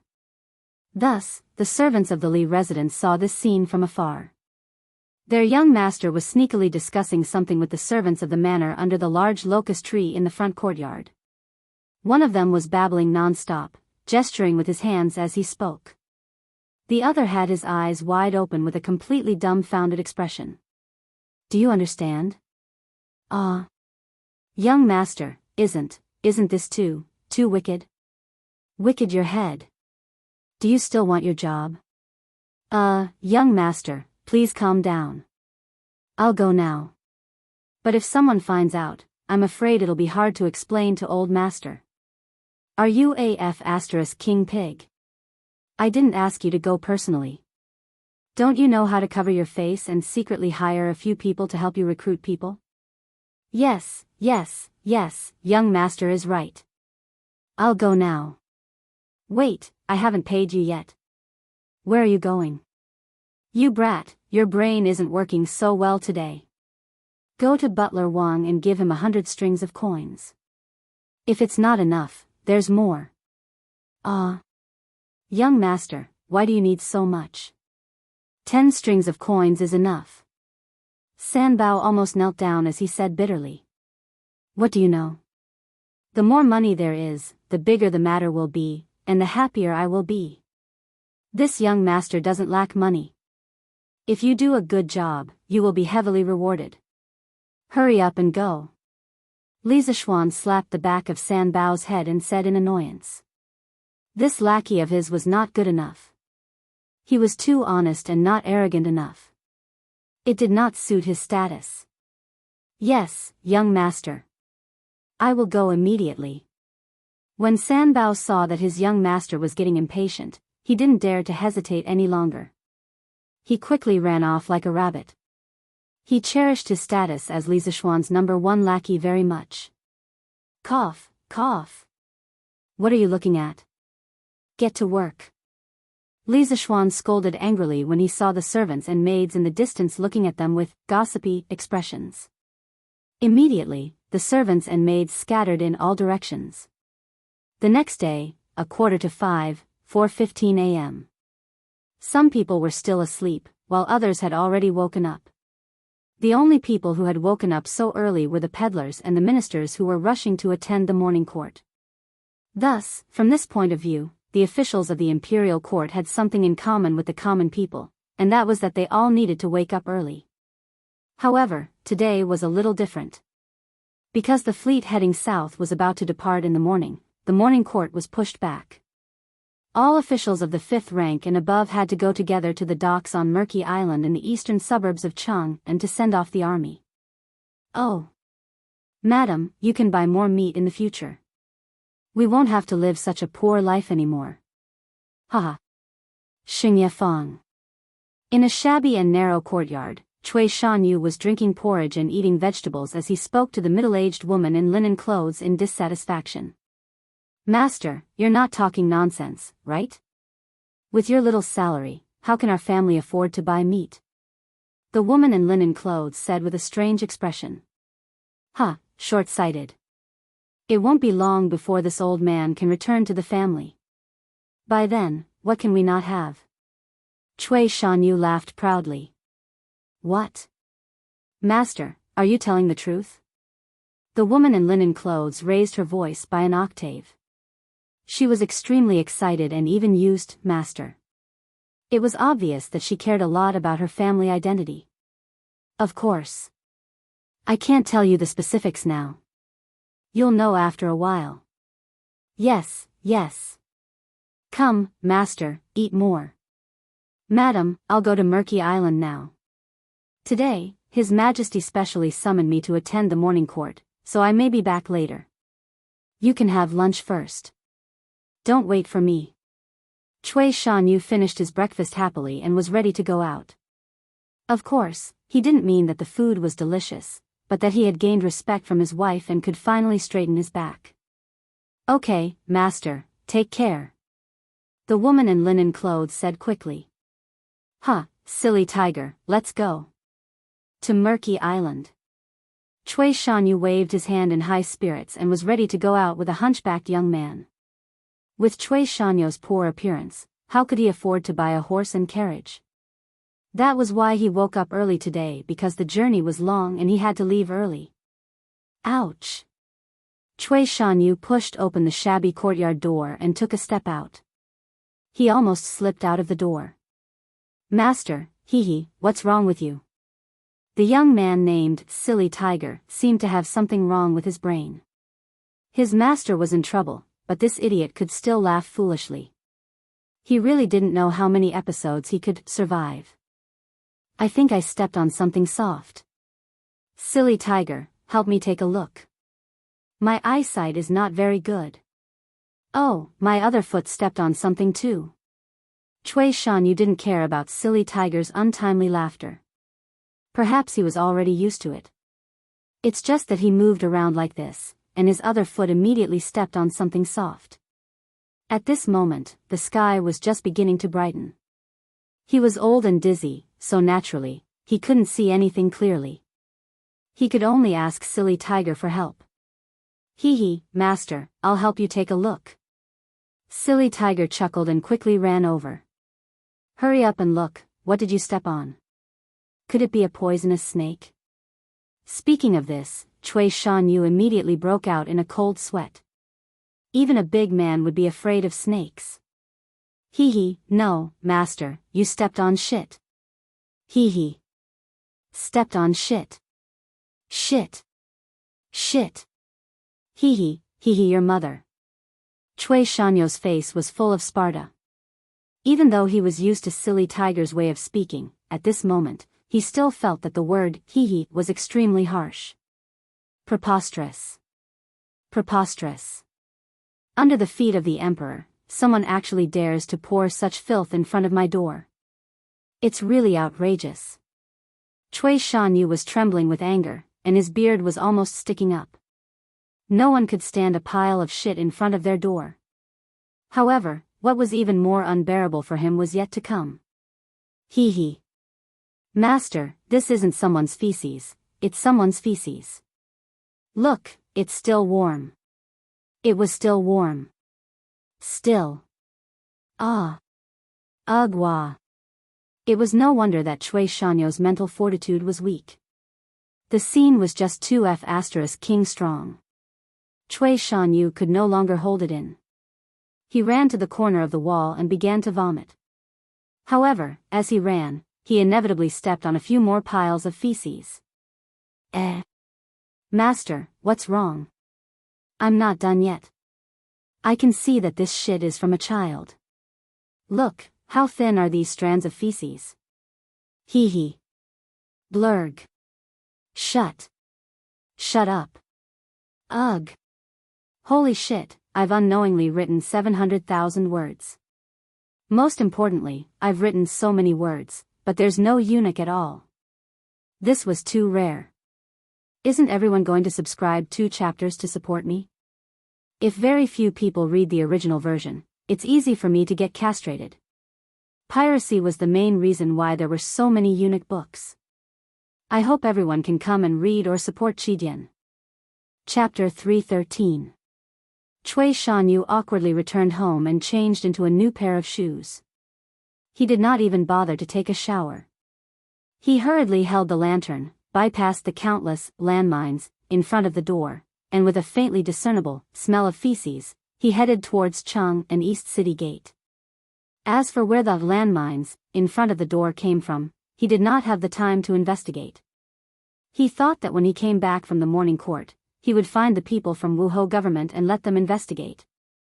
If I find out who is so wicked, I will definitely teach you a lesson. Cui Shanyu thought bitterly in his heart. Oh. That's great. Haha. Now I can have money to buy candy to eat. In the small alley to the west of Cui Shanyu's house, there were actually 40 or so half-grown children gathered. Among them was a big boy with a bare upper body. When he saw that Cui Shanyu and his servant had disappeared, he jumped up excitedly and made a big fuss. Just now old man Cui stepped on my poop. This time Xiao Wu can get an extra 100 coins of reward. A 6 or 7-year-old boy wearing rags and a bun on his head pulled the slightly older boy and asked. Xiao Wu, the sky is so dark, how can you see clearly? The big boy depressingly asked. Of course I can see clearly. If Big Brother Chi Nu doesn't believe me, you can go and take a look. Xiao Wu left a mark beside Xiao's papa. That place is half a step away from the door. Xiao Wu specially chose that place. That old man must have stepped on it. When the little boy called Xiao Wu heard that the big boy did not believe him, He anxiously wanted to pull him closer to check. Woo, let go. We will wait here for Brother Biao Zi to come. We will talk when he comes. The big boy quickly pulled his hand away. He was not willing to suffer in that stinky minefield. Brother Biao Zi is here. Brother Biao Zi is here. Suddenly there were two surprised voices among the children. Then the crowd automatically separated into two sides. A bare-chested burly man walked over with two rascally-looking young men. Hello, Brother Biao Zi. Hello, Brother Biao Zi. More than 40 children bowed and greeted the burly man in unison. It looked as if the burly man was leading a group of children to mingle in the pugilistic world. It was quite comical. Not bad, not bad. I saw it from the side just now. You all did well. I, Biao Zi, always keep my word. I won't cheat you of your money. Here, 200 copper coins per person. Let old man Shui step on the doll and give an extra 100 copper coins. Lin Lauer, give out the money. Brother Biaozi put his hands on his waist and shouted with a rough voice. Yes, boss. One of the lackeys hurriedly replied. Thank you, Brother Biao. Thank you, Brother Biao. When the little brats heard that they were really going to get money, they were so excited that they almost jumped up. Quiet, quiet. Don't provoke others. Biaozi hurriedly roared and continued, today, when you go back, all of you save your energy to eat as much as you can for me. If you want to shit, hold it in for me. Tomorrow morning, we will come to old man Shui's place to shit again. When the time comes, the price will still be the same. Is everyone clear? Understood. When they heard that they could earn another portion of money tomorrow, the children hurriedly agreed. They only needed to pay a lump of shit, and they could earn a few hundred copper coins. If they did not agree to such a good deal, was there something wrong with their heads? The same thing happened at the other corners of Chang and city at the same time. Zhu Qinglu, Sima Minglang, Gu Fengyan, Shengguan Yufeng, Lu Yanyu, Zheng Zhanli, Xikong Linghao, the 7 directorate professors who had submitted a petition to impeach Li Zishuan with Cui Shanyu, without exception, all of them suffered and glided. The 9 heavens gate opens its palace and tens of thousands of countries pay their respects to the crown. Chang'an city was located on the banks of the Wei River and the northern foot of the Qinling Mountains. In the planning process of Chang'an city, the concept of the unity of man and nature was included. There were no rivers in Chang'an city. There were only canals that connected the city and the suburbs, as well as man-made or natural ponds, such as the Zhujiang Pond. Outside of Chang'an city, there were 8 rivers, Wei, Jing, Feng, Du, Bai, and Ba River. This was what people often called the 8 rivers around Chang'an. Hence, in terms of transportation, Chang'an city was the capital of the empire. Whether it was water or land transportation, it was extremely developed. The Ba River originated from Lantian County, located to the east of Chang'an city. On both sides of the Ba Bridge, there were 5 miles of embankment.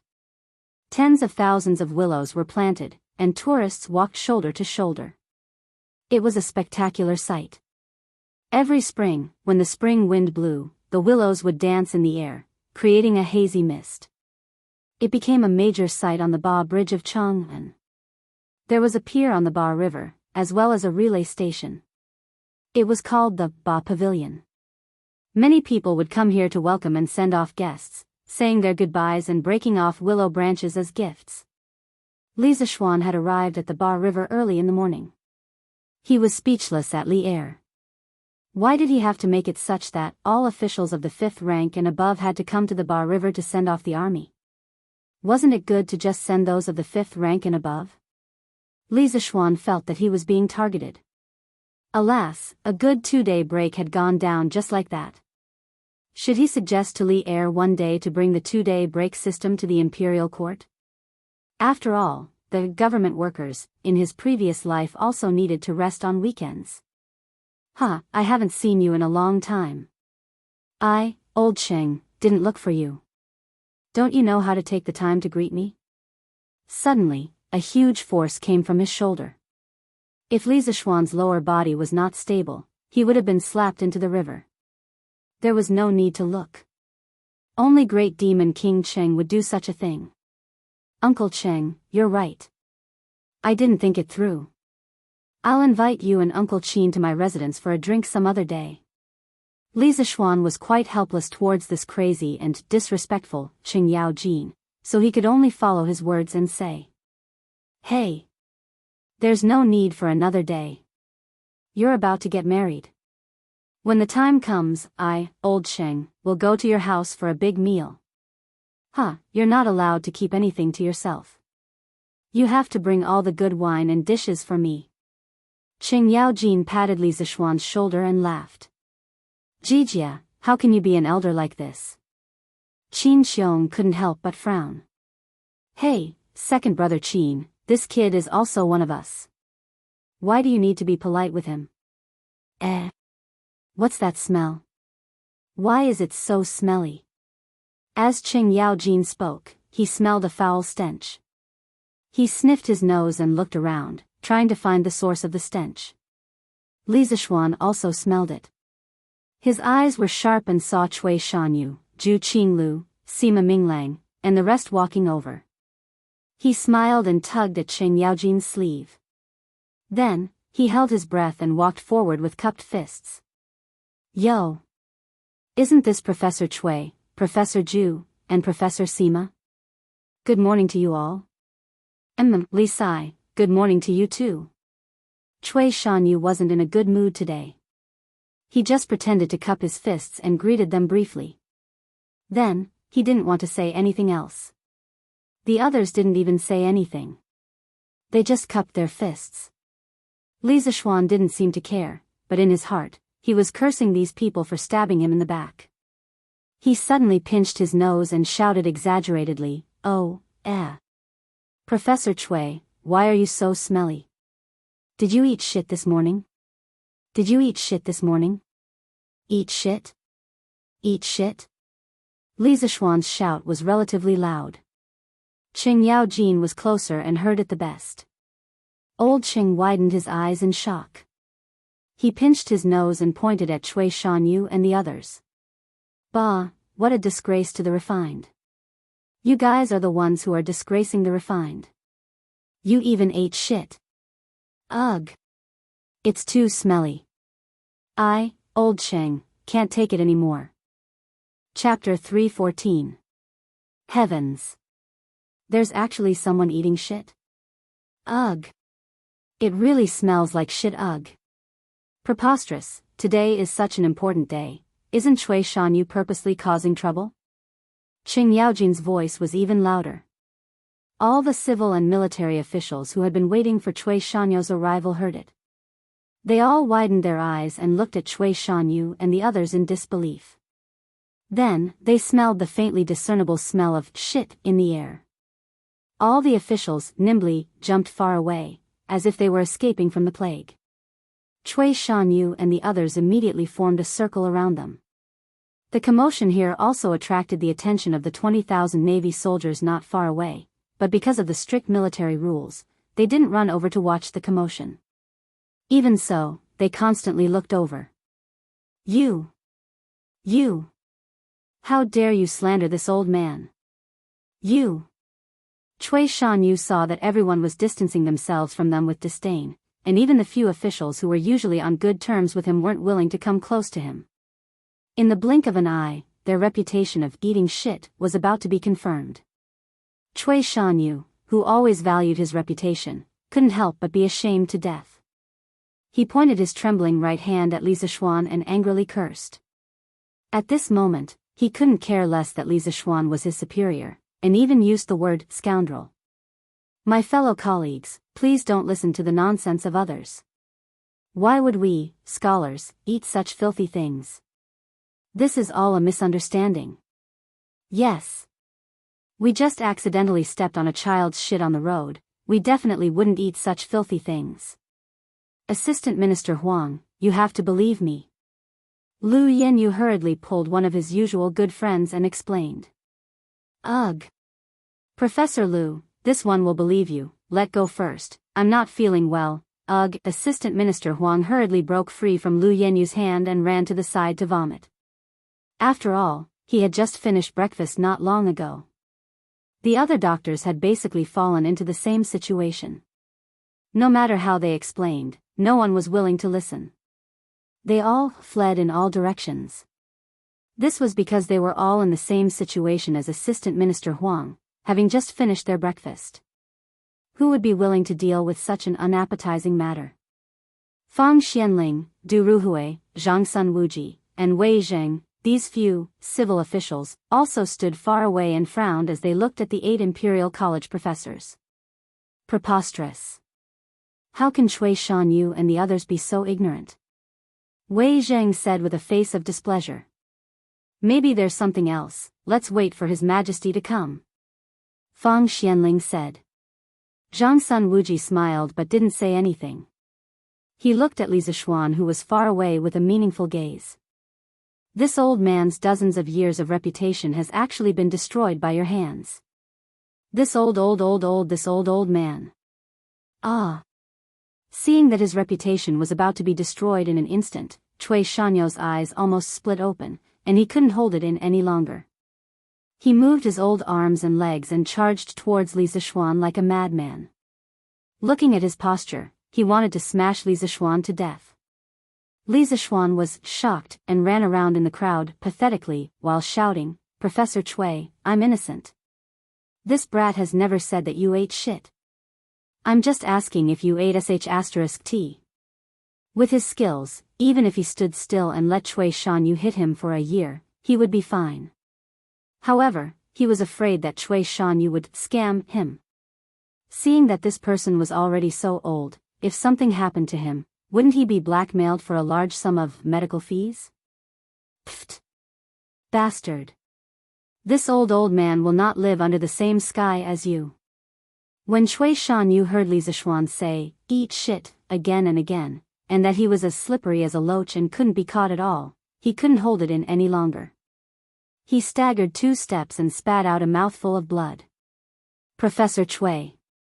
Professor Cui. Are you okay?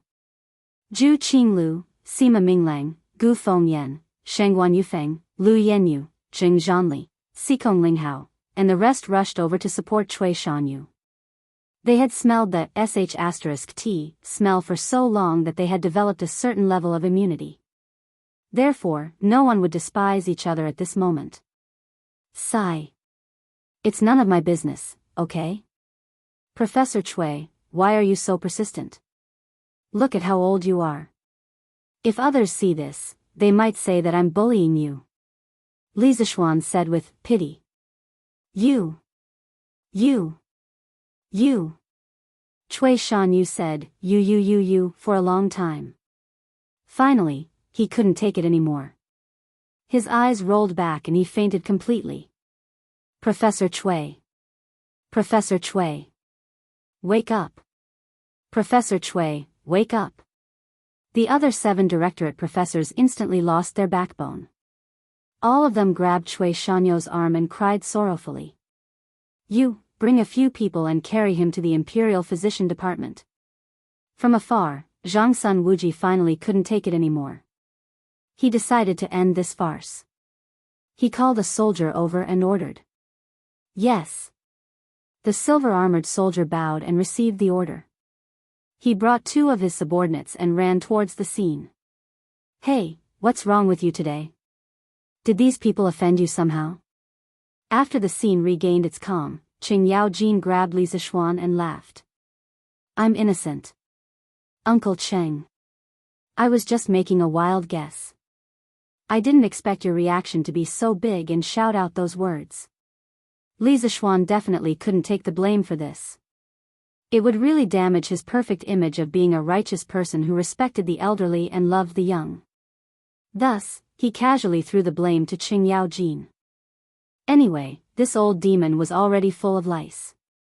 There were plenty of people who hated him anyway. Smack. Qing Yaojin was so angry that his beard blew and his eyes widened. He slapped Li Zishuan's head and scolded, Bullsh*t. You were the one who said it. How dare you put the blame on me? You brat, you've grown up. Li Zishuan rubbed his head and muttered to himself, no wonder Qing Chimo's brain isn't that bright. He must have been beaten up by Qing Yaojin since he was young. Haha. It's been a while since we last met, and Xiao Xian has become even more powerful. First, he angered Cui Shanyu until he fainted. Now, he provoked Qing Jijia. Looks like there's going to be another demon king in Tang Dynasty. At this moment, a middle-aged general in full battle armor walked over with a majestic gait. It was Li Xiaogong. Your Highness. How come you're free now? Although Li Zishuan didn't agree with Li Xiaogong's statement that the Great Tang is about to have another demon king in chaos, he was more surprised that Li Xiaogong still had the time to talk to them at this time. Haha. Why wouldn't I be free? Look, the army has been reorganized. The civilian caravans and sailors have also gathered. They're just waiting for His Majesty to come. Why can't I be free? Li Xiaogong pointed at the neat and orderly army in the distance and said casually. Li Zishuan praised, Your Highness is indeed strict in managing the army. It's obvious that this is a tiger-wolf army. Haha. You really know how to talk. Li Xiaogong smiled proudly. TSK. This little ability is far inferior to me, old Sheng. Didn't you steal it from the pharmacist? Others would give Li Xiaogong some face, but Qing Yaojin wouldn't. When old Sheng heard Li Xiaogong bragging and showing off, he couldn't help but mock him. Cough cough. Jijia, you. Li Xiaogong almost fainted from anger. However, Qing Yaojin wasn't completely wrong. Li Xiaogong's ability to command the army was mostly learned when he fought side by side with Li Jing in the early years. Therefore, he could only glare at Qing Yaojin. Chapter 315. Brat, I've been thinking about it for the past few days and have decided to send my second son to your place.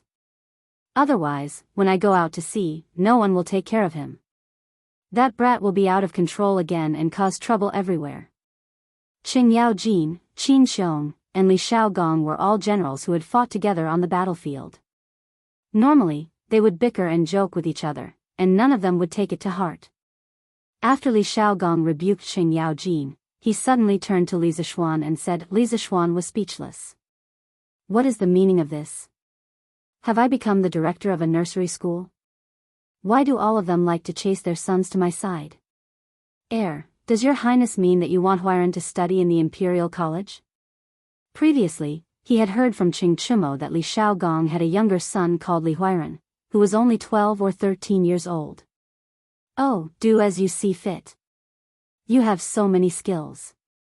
As long as that bastard can learn even a little from you, he won't starve to death when I'm old. Li Xiaogong shook his head and sighed with the vicissitudes of life. Xiaogong, you're only 36 this year. Isn't it too early to think so much? Qing Yaojin pursed his lips and said. It's not early anymore. Huairan isn't young anymore. It's time for him to do something. Your Chonyo has already started studying in the School of Mathematics.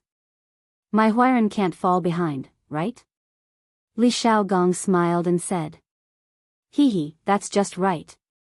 After Huairan goes to Shaoxian, my Chonyo will be one step further from the roll of shame. Qing Yaojin was thick-skinned. No one knew where he got his confidence from, but he started to brag. Pfft. You can't say for sure. Brat, after Huairan follows you, you can discipline him as you wish. As long as you don't beat him to death, you can do whatever you want with him. I won't say a word. Chang'an City was not so big. Li Zishuan had also heard about the calculator school's shame list. He sneered at Qing Yaojin and then turned to tell Li Zishuan. Li Zishuan wanted to refuse, but before he could say anything, Li Xiaogong retorted, Kid, don't even think about refusing. You can teach the Qing family, the Qin family, and the Yuqi family, so why can't you teach my Huairan? It's not like you need to worry about anything. This prince owes you a favor. What else could Li Zishuan do? He cupped his hands and said, Your Highness is too serious. I have never thought of refusing. Hey! You brat! Li Xiaogong chuckled, too lazy to expose him. Big brother, so you're here. At this time, a tall and sturdy man in purple with bronze skin walked over. He was about 20 years old, and behind him was a little girl who looked like a porcelain doll. She was about 3 or 4 years old, at most 4 years old. But just by looking at her now, it was very likely that she would grow up to be a beauty. Yo! Qingfan, you're here too. Li Xiaogong smiled. Big brother is leading the army out to sea today.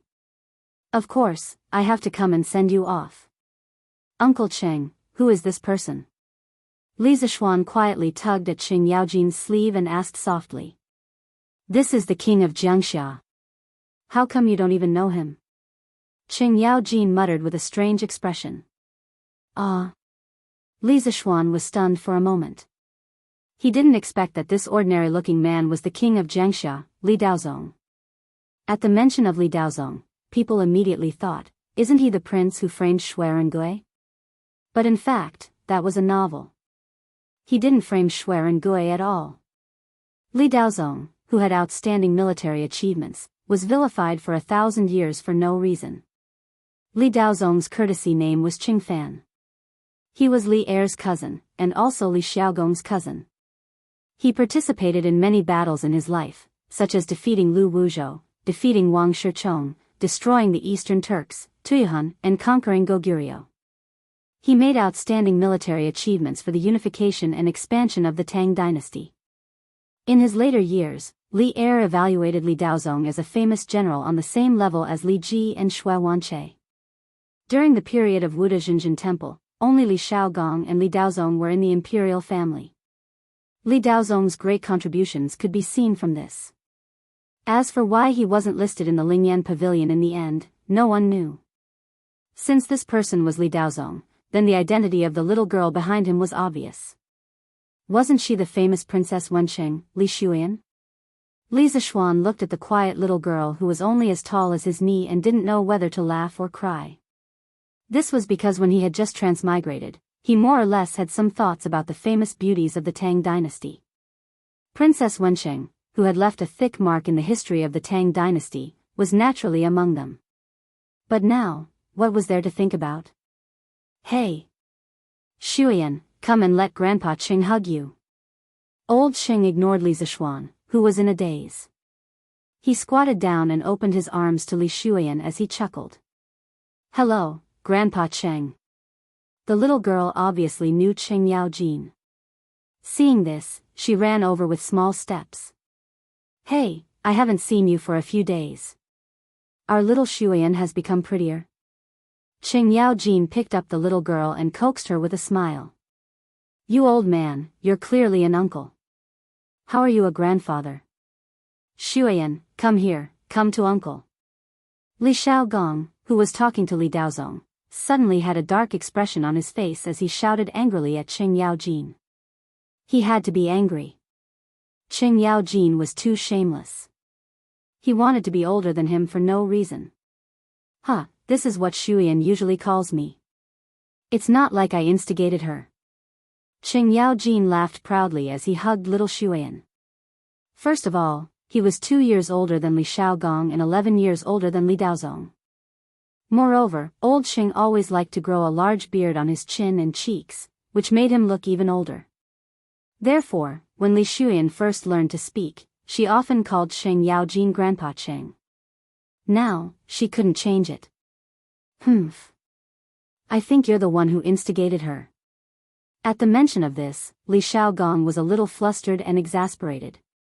Li Daozong was also a little annoyed. However, in front of these old generals, he was indeed a little too inexperienced and couldn't say anything. Lunatic Qing is still as shameless as ever. At this moment, Yuqi Jingda and Miu Jinda arrived. Together with Li Ji, Duan Jishuan, Lu Hongji, Chai Shao, Ho Junji, and Li Jing, all of the upper echelons of Great Tang were here. Paying respects to Uncle Yuqi and Uncle Miu. Li Zishuan stepped forward and greeted the two of them with a smile. After all, he was a junior. Bullshit, you're the one who's shameless. Look at how thick your skin is. Hee hee, little Shuyan, isn't Grandpa Qing right? It was as though Qing Yaojin and Yuqi Jingda were enemies in their previous lives. The moment they saw each other, they started bickering. Pooey. Lunatic Qing, do you want to fight again? Haha. Do you think I'm afraid of you? But not today. I, old Qing, will fight you for 300 rounds another day. Qing Yaojin retorted as he played with little Shuyan. His Majesty has arrived. At this moment, a sharp voice sounded. Following which, a series of orderly and powerful footsteps could be heard. The noisy civil and military officials, as well as the commoners who were sending their loved ones off, quickly quietened down. Li Zishuan thought. The main show is finally here. Chapter 316.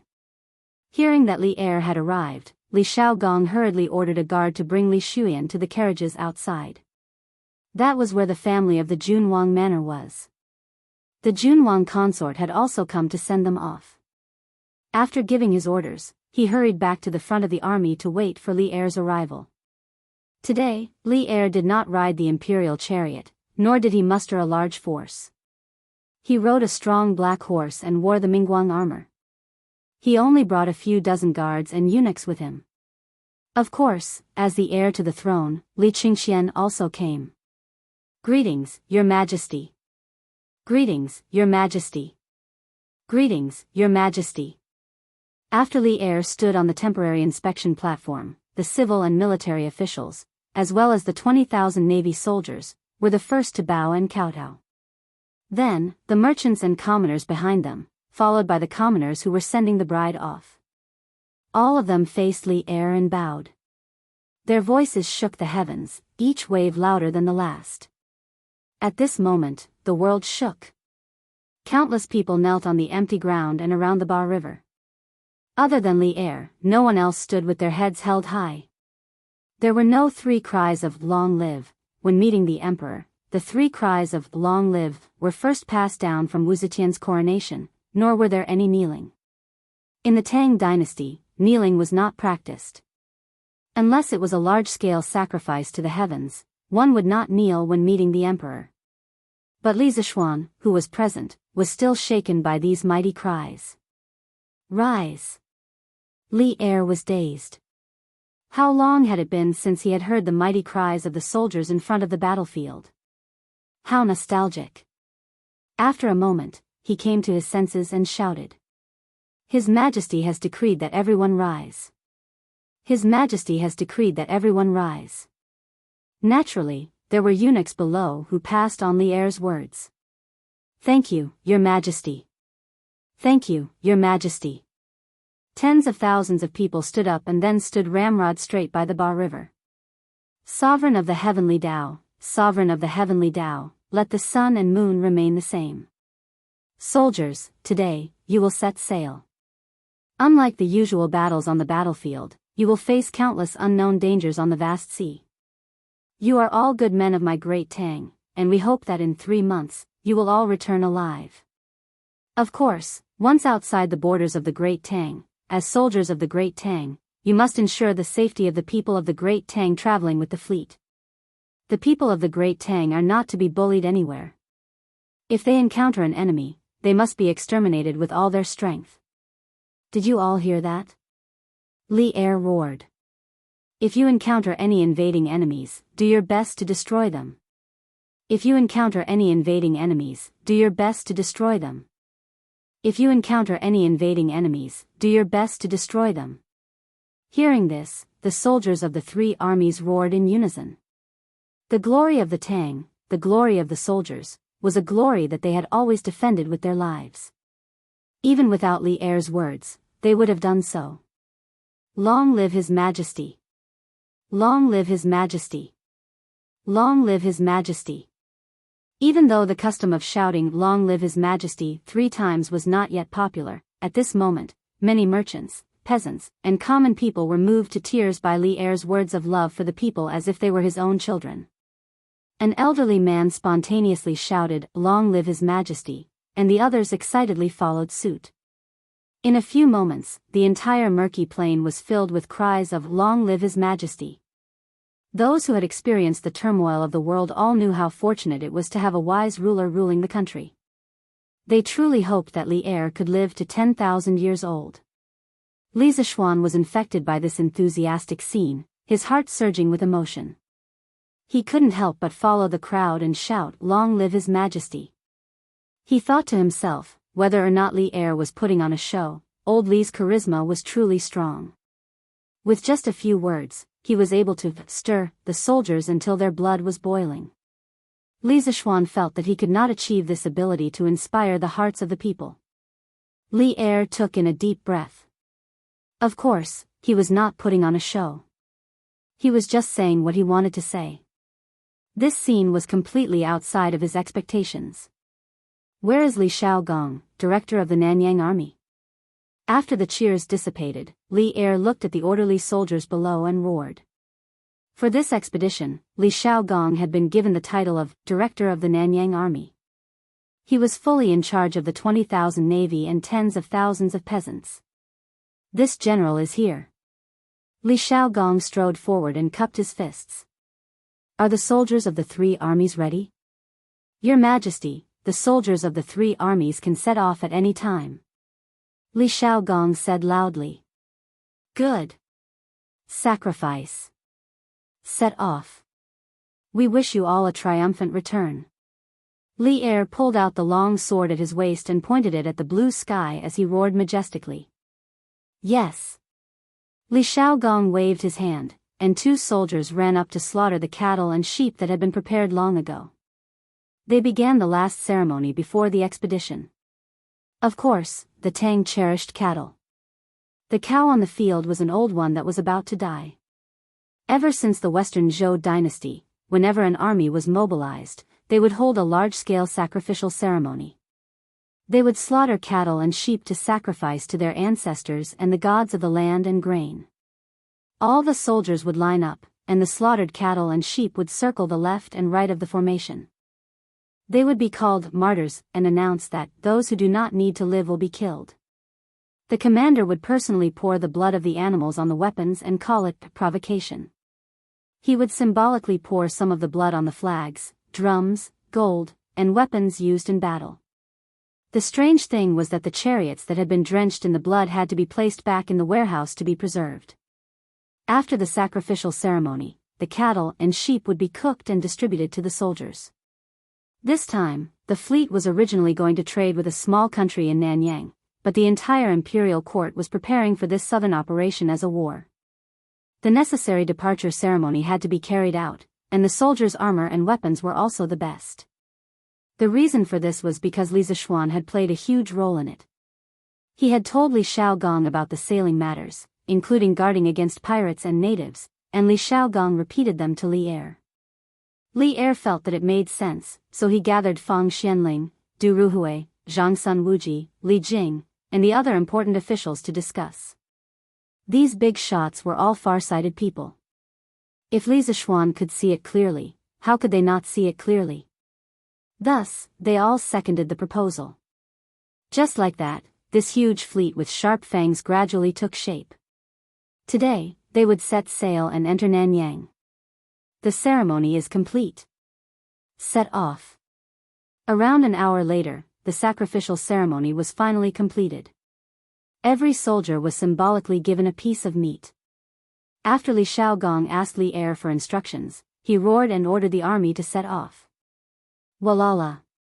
The soldiers, merchants, and farmers followed a rehearsed formation and boarded the ships in an orderly manner. The people who were sending off their loved ones all burst into an uproar. Everyone was shouting the names of their loved ones.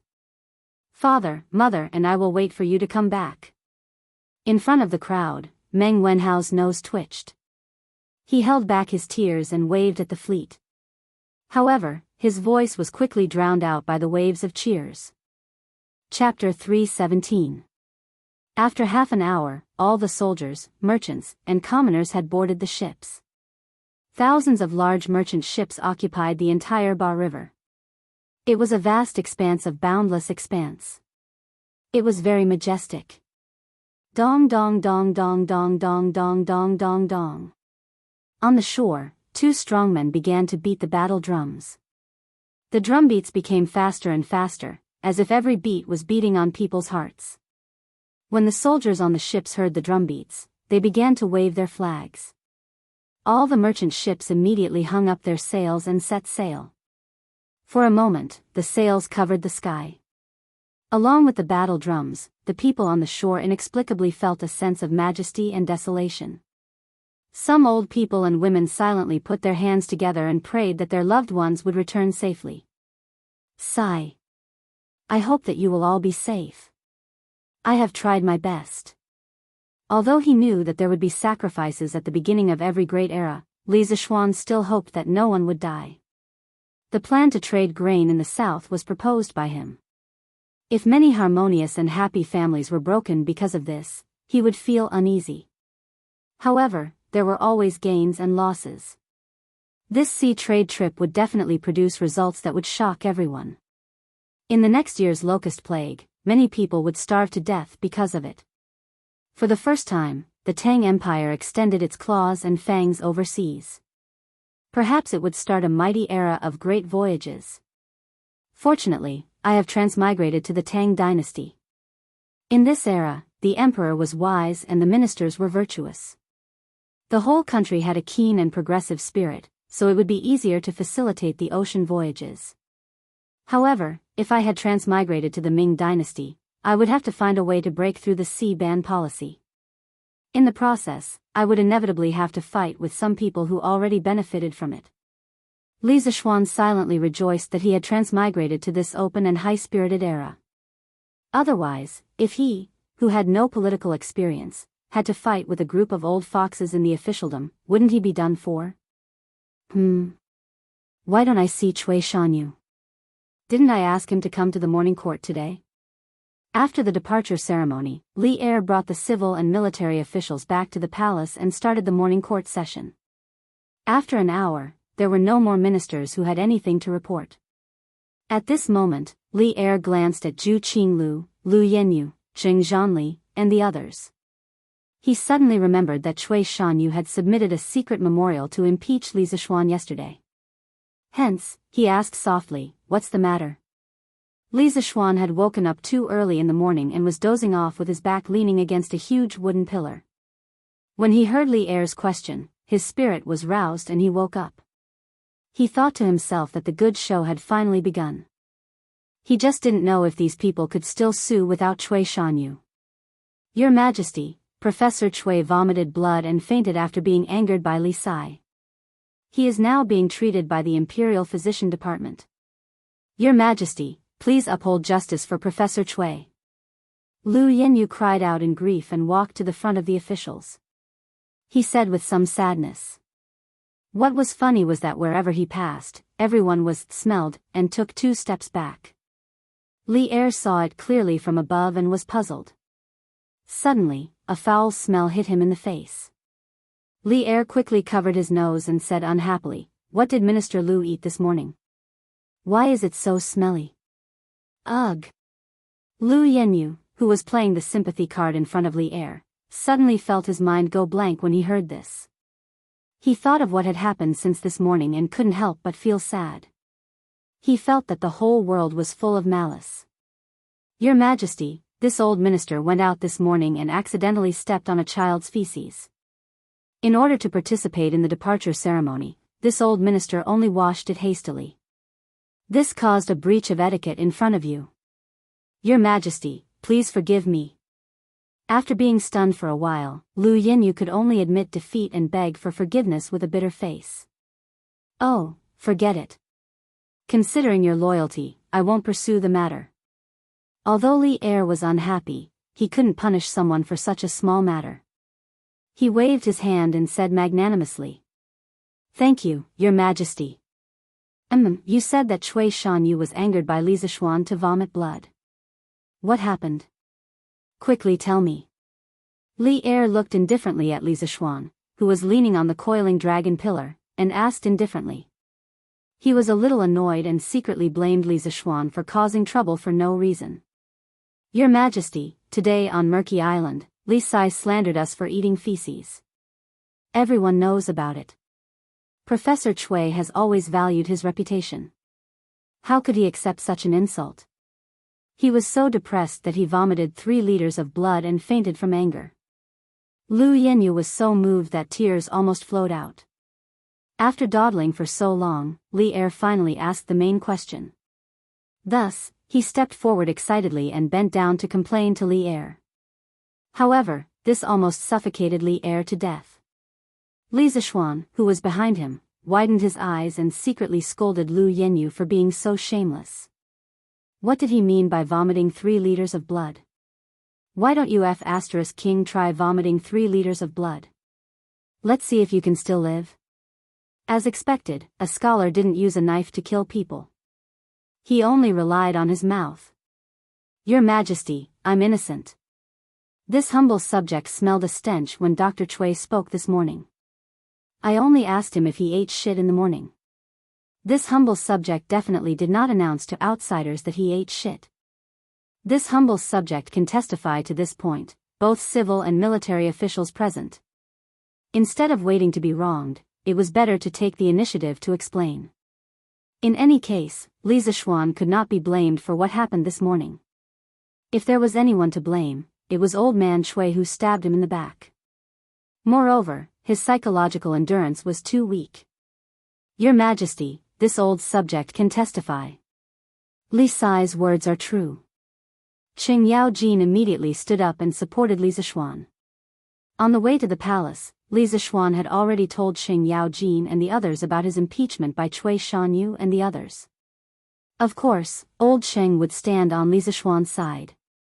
Moreover, he had also played a part in making Cui Shanyu faint in the morning. Hearing Li Zishuan and Qing Yaojin's words, Li Er nodded indifferently. He looked at Lu Yenyu and asked, Minister Lu, is what Li Sai said true? This, Lu Yenyu was dumbfounded. If he objected again, he would be lying to the emperor. After all, there were many people present at that time, and they were all on good terms with Li Zishuan. Your Majesty, although what Li Sai said is true, Professor Chui fainted from anger because of Li Sai. Moreover, when we went out today, we found a large amount of children's feces at our doorsteps. This subject believes that this might have something to do with Li Sai. At this moment, another feces man stepped out from the crowd and cupped his hands at Li Er. It was Zheng Zhanli, the doctor of the Four Gates Academy. Oh. There's such a thing? Li Zishuan, did you do this? A glint flashed across Li Er's eyes as he looked at Li Zishuan and asked. In fact, he guessed that this immoral thing was most likely done by Li Zishuan. After all, he had just shown the impeachment of Cui Shanyu and the others to Li Zishuan yesterday. Ha, this brat is really vengeful. Li Er scolded in his heart. Chapter 318. Your Majesty, this has nothing to do with me. Professor Zheng, you have to have evidence before you speak. I have no grudges with you, so how could I do something so despicable? This doesn't make sense at all. Li Zishuan cried out his grievances. In any case, none of the courtiers knew that Cui Shanyu had impeached him in private. Furthermore, no one knew that Li Er had talked to him yesterday and practiced in advance. As long as he grasped these 2 points, he would be able to clear his suspicions. Of course, Li Er must have known about it, but old Li would not expose him. Yes, why would Li Sai do something like this for no reason? Yes. Zheng Zhanli is slandering us. Say, do you think this is just an excuse they made up? Actually, they really did eat it this morning. Li Zishuan's words were reasonable, and he was born with good looks, so it was easy for people to like him. As long as there was no conflict of interest with him, most people would believe what he said. Pfft. Hearing the discussions of the courtiers, Zheng Zhanli almost vomited blood. He could almost hear his own heart breaking. What the F***ck, where was the trust between people? Why did no one believe him when he spoke the truth? This, Li Zishuan's move was ruthless. Zheng Zhanli could not think of any excuse to refute, so he could only swallow this loss silently. Your Majesty, no matter what, Cui Shanyu lost consciousness because of Li Sai.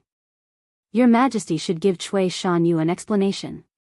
At this moment, a middle-aged man in purple official robes walked out and bowed to Li Er. Hey, Uncle Cheng, who is this? Li Zishuan tugged at Cheng Yaojin and asked softly. It's the Chamberlain of Dependencies, Cui Shanfu, AF * King Hypocrite. Cheng Yaojin pursed his lips. Cui Shanfu? Li Zishuan's heart skipped a beat. Could this Cui Shanfu be related to Cui Shanyu in some way? Zhao Song, send someone to the Imperial Physician Department to ask about Cui Shanyu. Li Er thought for a moment and ordered. Yes, Your Majesty. Zhao Song accepted the order and left. Li Er then looked at Cui Shanfu and said, Minister Cui's words are not without reason. How about this? Li Sai's words were rude and caused Professor Cui to fall to the bed in anger. His salary will be deducted for 3 months. What do you think? Isn't this a little heavy?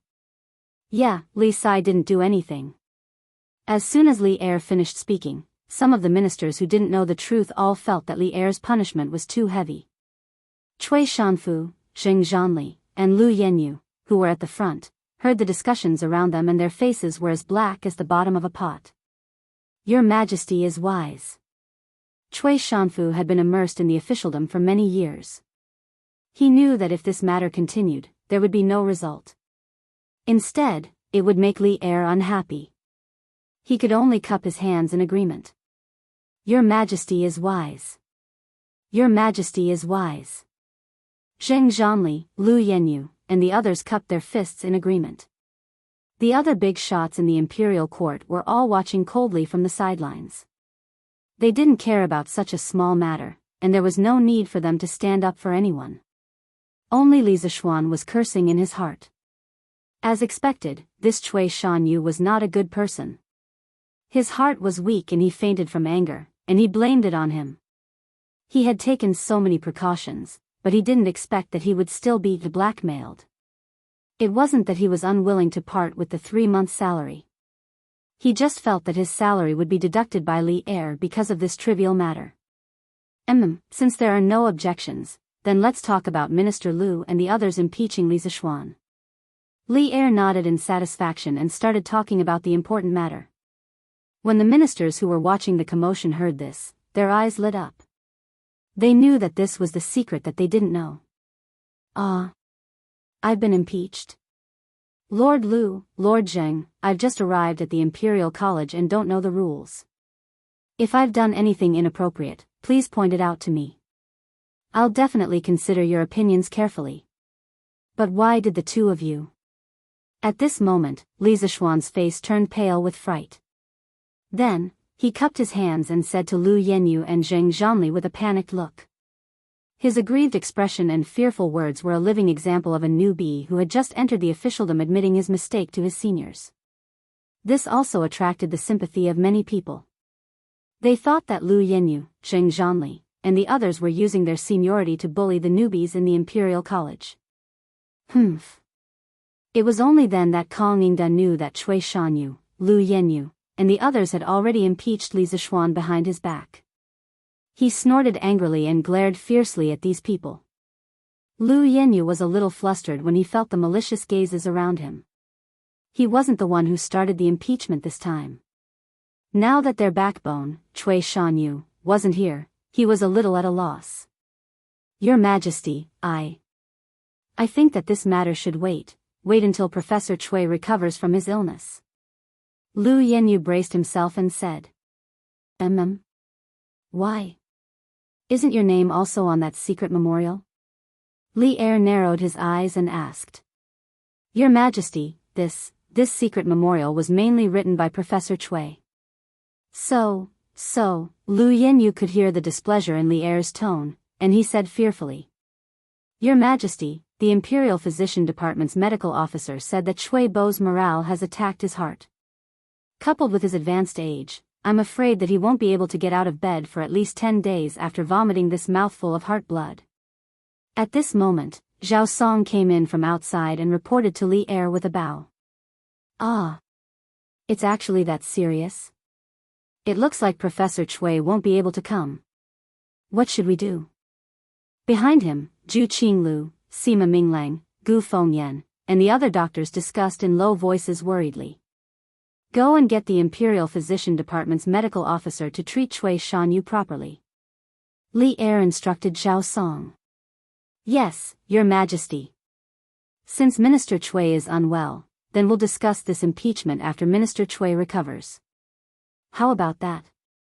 Li Er thought for a while, looked at Lu Yenyu and the others, and asked. Your Majesty is wise. Lu Yenyu and Zheng Zhanli heaved a sigh of relief and hurriedly agreed. Heh, I didn't expect that my little trick would actually cause Cui Shanyu's long-planned impeachment to fail. What a pleasant surprise. Li Zishuan heard and thought happily in his heart. Then all officials, please report if you have something to report. If there's nothing, the court is dismissed. Li Er estimated that the time was about right. He heaved a sigh of relief and said. Court is dismissed. After waiting for a while and seeing that no one came out, Li Er decisively dismissed the court. The smell in Taiji Palace today was too pungent, and he couldn't take it anymore. Court is dismissed. The deacon eunuch beside the dragon table announced loudly, and the officials all bowed down. Farewell, Your Majesty. After Li Er left, the officials all left one after another. Ha! You rascal, you're really something. An impeachment that was set in stone was ruined by you. Not bad, haha. Outside the palace, Qing Yaojin patted Li Zishuan's shoulder and laughed loudly. Chapter 319. Boss, if you ask me, those kids would be satisfied if you gave them 10 copper coins each. Why do you have to give them so much? In a small tavern in the East Market, a hooligan-looking young man said as he ate. Humph.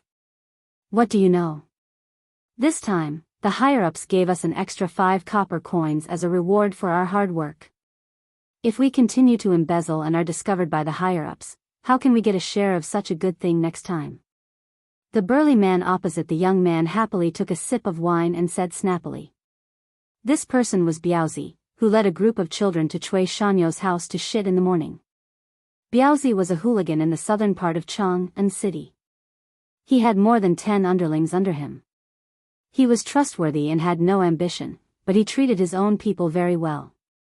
Therefore, his underlings were willing to follow him. If the rich had anything inconvenient to do, they liked to ask him to do it. Hee, boss is wise. Boss is wise. The lackey hurriedly gave him a loud and clear flattery. Haha. You have good taste. But boss, who do you think came to us this time? Why would they make such a strange request? And the reward is so high. Is there something wrong with this person's brain? Another follower asked with a grin. Slap. There's something wrong with your brain. They have money, so they can do whatever they want. Why do you care so much? If they didn't give you money, you would still be begging on the streets. Biaozi was so angry that he slapped the underling's head. Ah. Boss is right, boss is right. Why did His Majesty let you attend the morning court today? Did something happen? After bragging to old Qing in front of the palace gate for a while and sarcastically ridiculing Lu Yenyu and the others, Li Zishuan happily returned home and met his father, who was full of worry. Li Zishuan's father did not know that Li Er had given Li Zishuan special treatment yesterday. In order to prevent his parents from worrying, Li Zishuan did not tell Li Jingma about Cui Shanyu and the others' impeachment. He only said that Li Er had asked him to attend the morning court today, but did not elaborate on the reason. However, Li Jingma was a shrewd person. He more or less guessed it, but since his son did not say it, he did not ask. Father, it's nothing serious. It's just a few impeachments. I've already taken care of it. Li Zishuan laughed and said without care. As it turned out, apart from Cui Shanyu, the rest of the 8 professors from the Imperial College could not withstand a single blow. There was no need to worry his parents because of them. Impeachment? Who dares impeach my son? My Xian is conscientious in the Imperial College, working hard to cultivate talents for the Imperial Court. why do they still want to impeach him? Madame Li, who had come with Father Li, said indignantly. Li Zishuan's face turned red from the praise. Conscientious and painstaking, were they talking about him? Ahem, mother, it's okay. Those who can withstand the hardships of heaven are really men of iron. Those who are not envied are mediocre. I've done too well in the Imperial College, so it's inevitable that others will be jealous. Don't worry, His Majesty knows what I've done. He won't do anything to me because of those people. In order to reassure his parents, Li Zishuan threw caution to the wind and boasted of his own abilities. Brother, you're really thick-skinned. Lan ran over and made a shy face as she giggled. Hey, little girl, you're really asking for a beating. No. Li Zishuan pretended to hit her, and Lan was so scared that she ran all over the courtyard. Li Zishuan's parents looked at their children playing in the courtyard with a warm expression. They felt that it was really good to be together as a family. Good friend, are you all right? Imperial Physician Department. Lu Yenyu, Zheng Zhanli, and the others, who had just finished the morning court, came to the Imperial Physician Department to visit Cui Shanyu. Oh, it's nothing serious. Yenyu, how was the court today? Did His Majesty punish Li Zishuan severely? With Zheng Zhanli's help, Cui Shanyu sat up and leaned against the headboard as he asked weakly. He was old, and his vitality was already weak. Cui Shanyu's vomiting of blood was really a big blow to his vitality. Brother Cui, His Majesty didn't discuss our impeachment of Li Zishuan during the morning court today? Lu Yenyu said submissively. What? How? Ahem. Brother Cui, calm down, calm down. His Majesty said that we'll discuss this matter separately after you recover. Your health is more important. You must take care. Cui Shanyu was so anxious that his blood rushed to his head, and he couldn't help but cough. Zheng Zhanli quickly patted his back and comforted him. Sigh, you guys don't understand. This time, we could have caught Li Zishuan off guard, but we didn't expect this to happen. I can only blame myself for not being able to keep my composure. Sigh, as the saying goes, the first drum builds the spirit, the second will weaken, and the third will be exhausted. After this incident, Li Zishuan will be prepared. Next time, even if I fight him personally, I'm afraid that I won't be his match. Cui Shanyu said with a worried face. The others also understood that Cui Shanyu was telling the truth, and they couldn't help but feel frustrated. They secretly regretted not standing up for Cui Shanyu in the court. The room fell into silence. Fine. Yenyu, tell me in detail what happened in the imperial court today.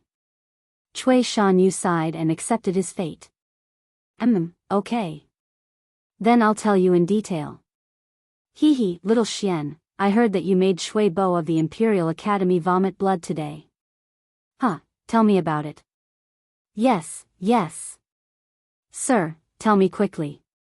Now many people in Chang and City are saying that a few doctors in the Imperial Academy ate sh*t. Is it true? In the afternoon, Qing Chimo, who was bored at home, and Li Yu, who came out to collect literature and find inspiration, came to the Li mansion to look for Li Zishuan to play. In fact, they came to listen to Li Zishuan, the person involved, talk about the interesting incident that happened on Murky Lake in the morning. In the morning, there were so many people present, and the news of the doctors of the Imperial Academy ate sh*t had spread like wildfire. However, listening to others say it was more interesting than hearing it from Li Zishuan, the person involved. Oh. This matter has spread like wildfire? Li Zishuan raised his eyebrows in surprise. He really didn't know about this. Yes. It's been spreading for a long time. When I went to the workshop this morning, I heard people talking about it. Li Yu smiled sweetly. Hey, my father said that this matter must be caused by you, little Xian. Tell me honestly, how did you do it? I, old Cheng, want to try it in the future? Qing Chimo narrowed his eyes and smiled evilly. Get lost. How can you say something like that? This matter has nothing to do with me at all. Li Zishuan kicked Qing Chimo and said. Okay. If you say it has nothing to do with you, then it has nothing to do with you. Hurry up and tell us. Qing Chimo said with a smile. Okay. Since you want to hear it, then I'll tell you. Oh, right, little you have to listen carefully. With a little editing, it can be good news material. Li Zishuan rubbed his chin and said thoughtfully. Chapter 320. Wait, are you saying that Cui Shanfu interceded for me in front of His Majesty?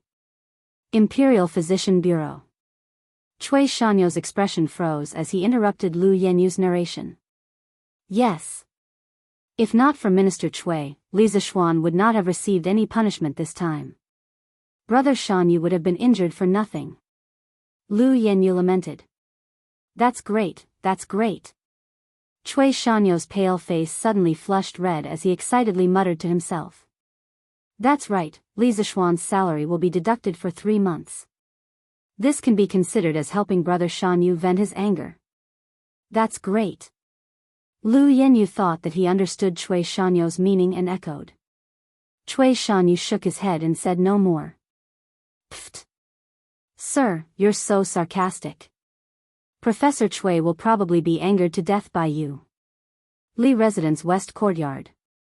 After listening to Li Zishuan's description, Li Yu was overjoyed as she covered her mouth and laughed. Li Zishuan's face darkened as he said angrily, What are you talking about? It's not my fault. I'm just concerned about Professor Cui. He's the one who's narrow-minded and misunderstood. Little Xian, you're so thick-skinned. Qing Chimo curled his lips. Get lost. No matter how thick-skinned it is, it's not as thick as yours. Li Zishuan threw a cherry at him and said angrily. There weren't many types of fruits in ancient times. Li Zishuan ate whatever he could get his hands on in the hot weather. It was worth mentioning that cherries were already available in the Western Zhou dynasty, but they were only high-grade offerings for the imperial family and the emperor to worship the ancestral temple. Cherries were known as the number 1 fruit. It was said that orioles loved to peck on these fruits, hence the name Yingtao. In ancient times, cherries were often used by the emperor to reward important officials. Wang Wei, Han Yu, Zhang Ji, Bai Ji, and the others were overjoyed and grateful after eating them. At that time, receiving a plate of cherries from the emperor was very honorable and could show one's status in the family.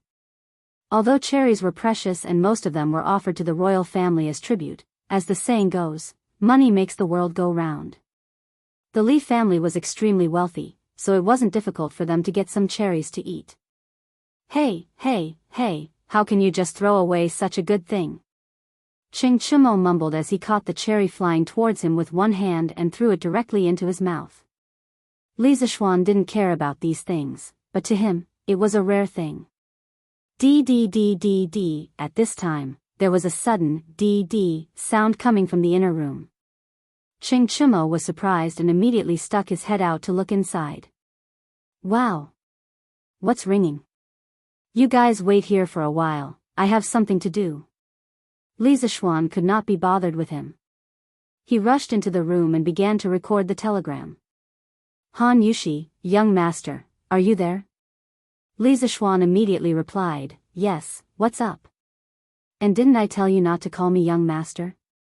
Why did you forget again? A moment later, Han Yushi, I forgot, I'm sorry. Li Zishuan smiled and replied, It's fine, Yushi, do you want to say something? Han Yushi, no. I'm just alone, and I can't help but let my imagination run wild. Li Zishuan, what are you thinking about? Han Yushi, I'm thinking, wondering if I'm not good enough for big brother Xiao Xian. Well, could this be the legendary premarital anxiety? Li Zishuan shook his head. This was the first time he had encountered such a situation. After thinking for a while, he replied, Silly girl, don't think too much. Have you heard any gossip recently? Don't care what others say, whether I'm good enough for you or not is only up to me. Understand? Han Yushi, then big brother Xiao Xian, do you think I'm ugly? Li Zixuan was taken aback and said, I don't mind. When have I ever? Yushi, why do you ask? Han Yushi, sob, so you're saying that I'm ugly? *CK, a modern man like me was tricked by an ancient girl? Li Zixuan looked at Han Yushi's reply and was stunned. Xiao Xian, are you sick? Why are you smiling and frowning at a metal box?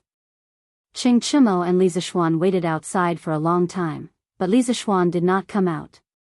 Instead, they heard beep, beep, beep sounds coming from inside.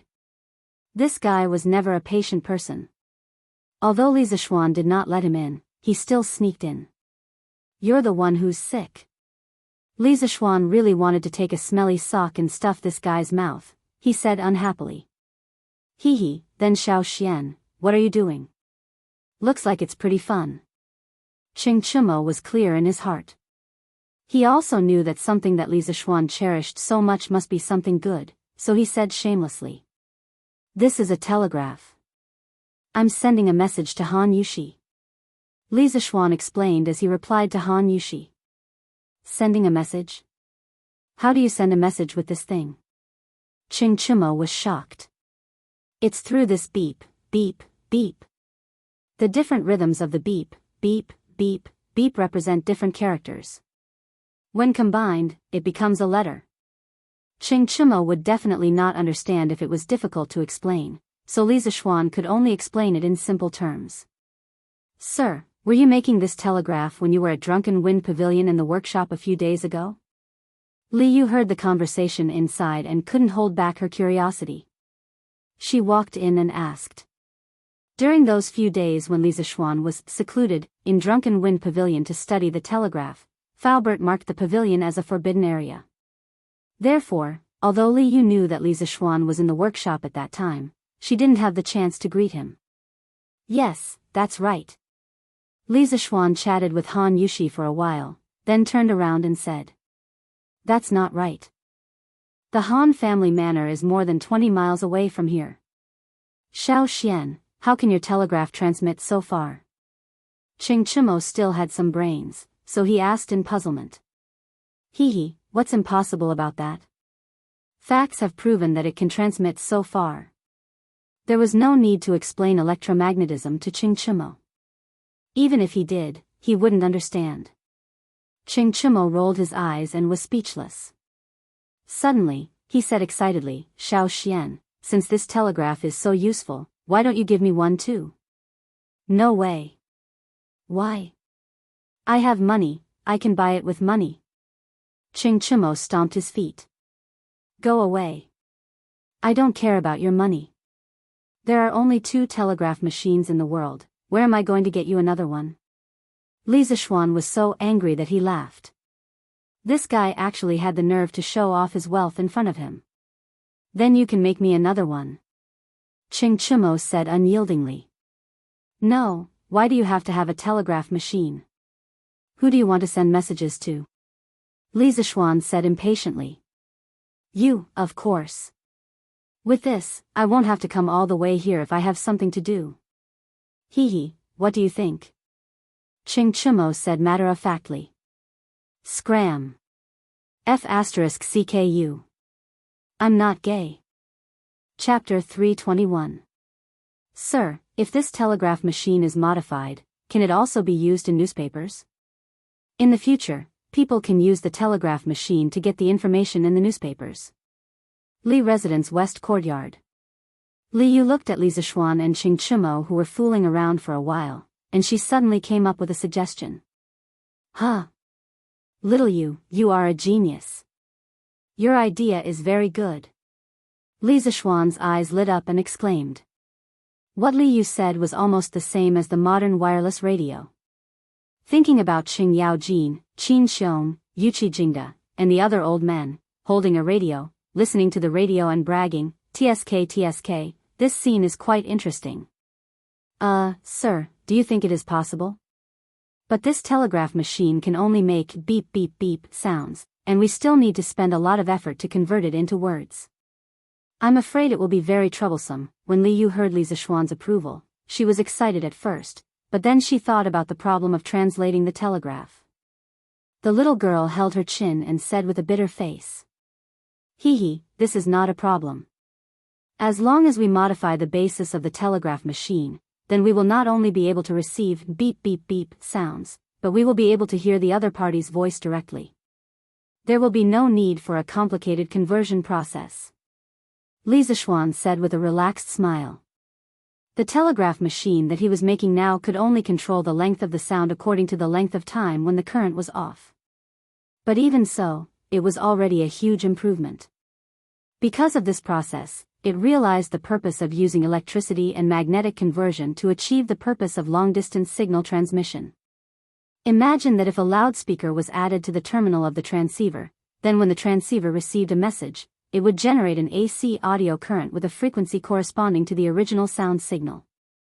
When this current passed through the coil of the loudspeaker, also known as the voice coil and the loudspeaker, a corresponding magnetic field would be generated in the voice coil.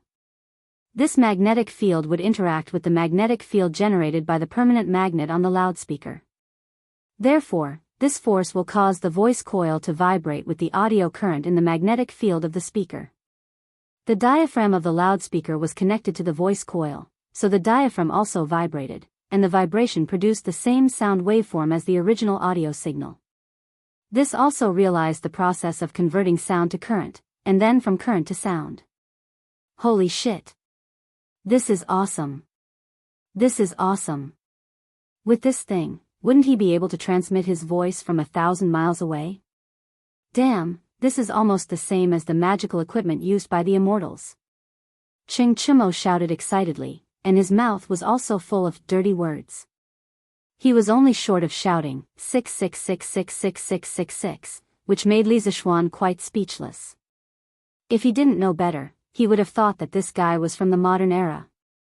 You've seen an immortal before? Or have you used an immortal artifact? Li Zishuan rolled his eyes and said grumpily. Hee, just because I haven't seen it doesn't mean I haven't heard of it. Little Xian, isn't it in the Journey to the West that you told us earlier? Hurry up and make a telegraph machine that can transmit messages like you said just now. When the time comes, let me play with it. Ching Chimo rubbed his hands and chuckled. Play with your head. I don't even have one myself, where am I going to get one for you? Do you think it's so easy to make that thing? Anyway, I can't make it now. Li Zishuan was speechless. It wasn't difficult to make a loudspeaker. As for the materials, it could be obtained with some effort. When he was in elementary school, he had made a simple loudspeaker himself. The raw materials used were very common, such as paper cups, copper wire, glue, small magnets, double-sided tape, scale ruler, scissors, etc. The manufacturing process was also relatively simple. The real difficulty of making a loudspeaker was the modulation and demodulation of the sound. Without this step, the loudspeaker could only produce irregular sounds, and it couldn't revert to a human's voice. It was still a piece of trash. However, the modulation and demodulation required the assistance of some external circuits. In this era, there were no resistors, capacitors, diodes, or triodes. Li Zishuan could only express his helplessness. Tang Dynasty's scientific foundation was still too weak, and there were too few talents in this field. Sigh, if only I could groom a group of talents in the field of electricity. I don't expect them to invent a computer or television, just a radio would suffice. When the time comes, I can fork out money to build a Tang Dynasty People's radio station and groom a group of broadcasting talents. That way, I would be able to listen to the radio at home. TSK, that way, my life in Tang Dynasty wouldn't be too boring. Li Zishuan sighed in his heart. All along, the source of motivation for him to invent new things was just so that he wouldn't be too bored in the ancient era. As for strengthening the country, it wasn't within his scope of consideration. In his view, the current Tang dynasty was already powerful enough, and there was no need for any additional technology. On the other hand, the entertainment in the Tang dynasty was too lacking, and he needed to lead the way. Mister, is this very difficult? Is it because you can't make it? Li Yu understood the meaning behind Li Zishuan's words and asked in disappointment. It's quite difficult. Li Zishuan clasped his hands behind his back and sighed, but that doesn't mean we can't do it. The main problem is that there are too few talents in this field in Tang Dynasty. Nowadays, all the scholars are studying the 4 books and 5 classics. Who would be willing to delve into this field? If I were to rely on myself, I'm afraid that it would be difficult to make it. Actually, the main problem was that this fellow was too lazy. If he were to harden his heart and go into seclusion for 2 months, coupled with his perverse mental strength, he might be able to solve the current technical problems. However, the problem was that he couldn't harden his heart. If he couldn't live a carefree life as a rich second generation, why should he work so hard on the front line of research? Previously, when Li Zishuan went into seclusion to build the telegraph machine in Drunken Wind Pavilion, he deeply felt how difficult it was to manufacture things without the foundation of modern industry. Now, he had a rough idea in his mind. That was, when the time was right, he would teach a group of disciples, specifically teaching them engineering and basic scientific concepts. He would let them explore and research on their own. He would be able to invent various scientific concepts under specific circumstances and make great discoveries. Wouldn't it be great to be an old grandpa who knew everything silently in the eyes of the world? For example, he could lead his disciples to conclude Newton's 3 laws through observation and experimentation, and name them after himself, such as Zishuan's 3 laws.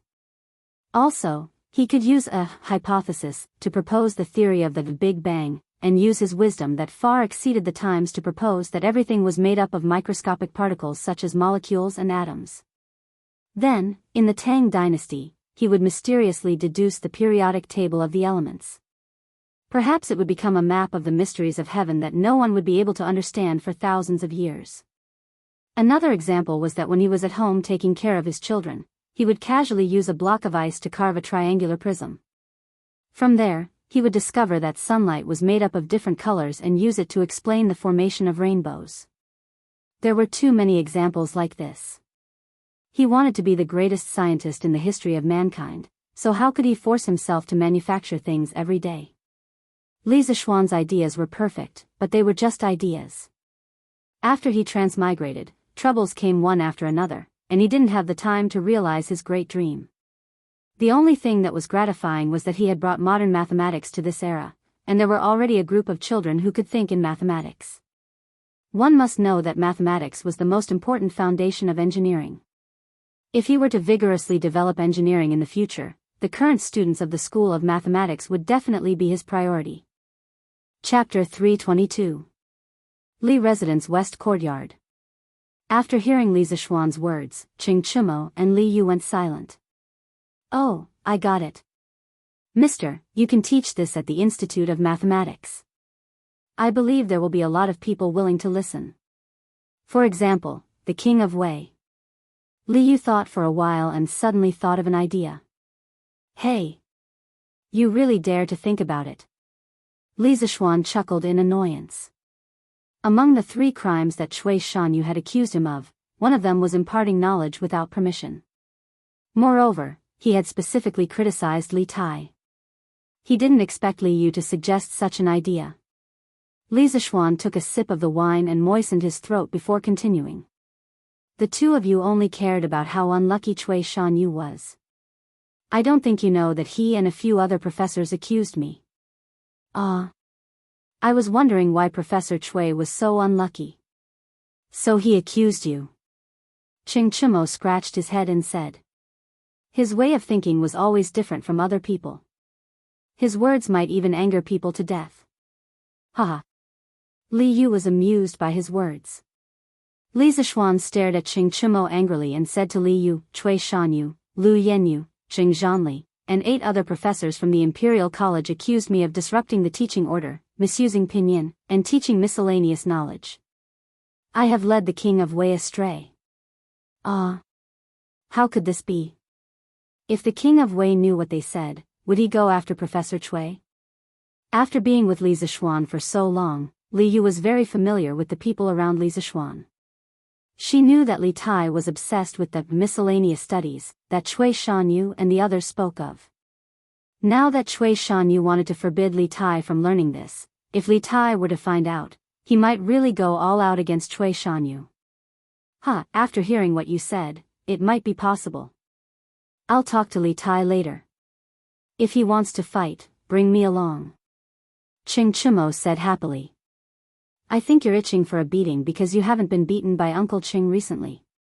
Li Zishuan stared at Qing Chimo and said to Li Yu, that's why what you said won't work. Plus, I can't give up on mathematics and teach other knowledge to the students. From my point of view, mathematics is also very important. Oh. What should I do? Li said with a bitter face. Li Zishuan. After listening to Li Zishuan's description of the telegraph that could transmit sound, her heart felt like it was being scratched by a cat. She couldn't wait to build that thing right now. After working at Datong Daily for a few days, Li Yu loved the newspaper very much.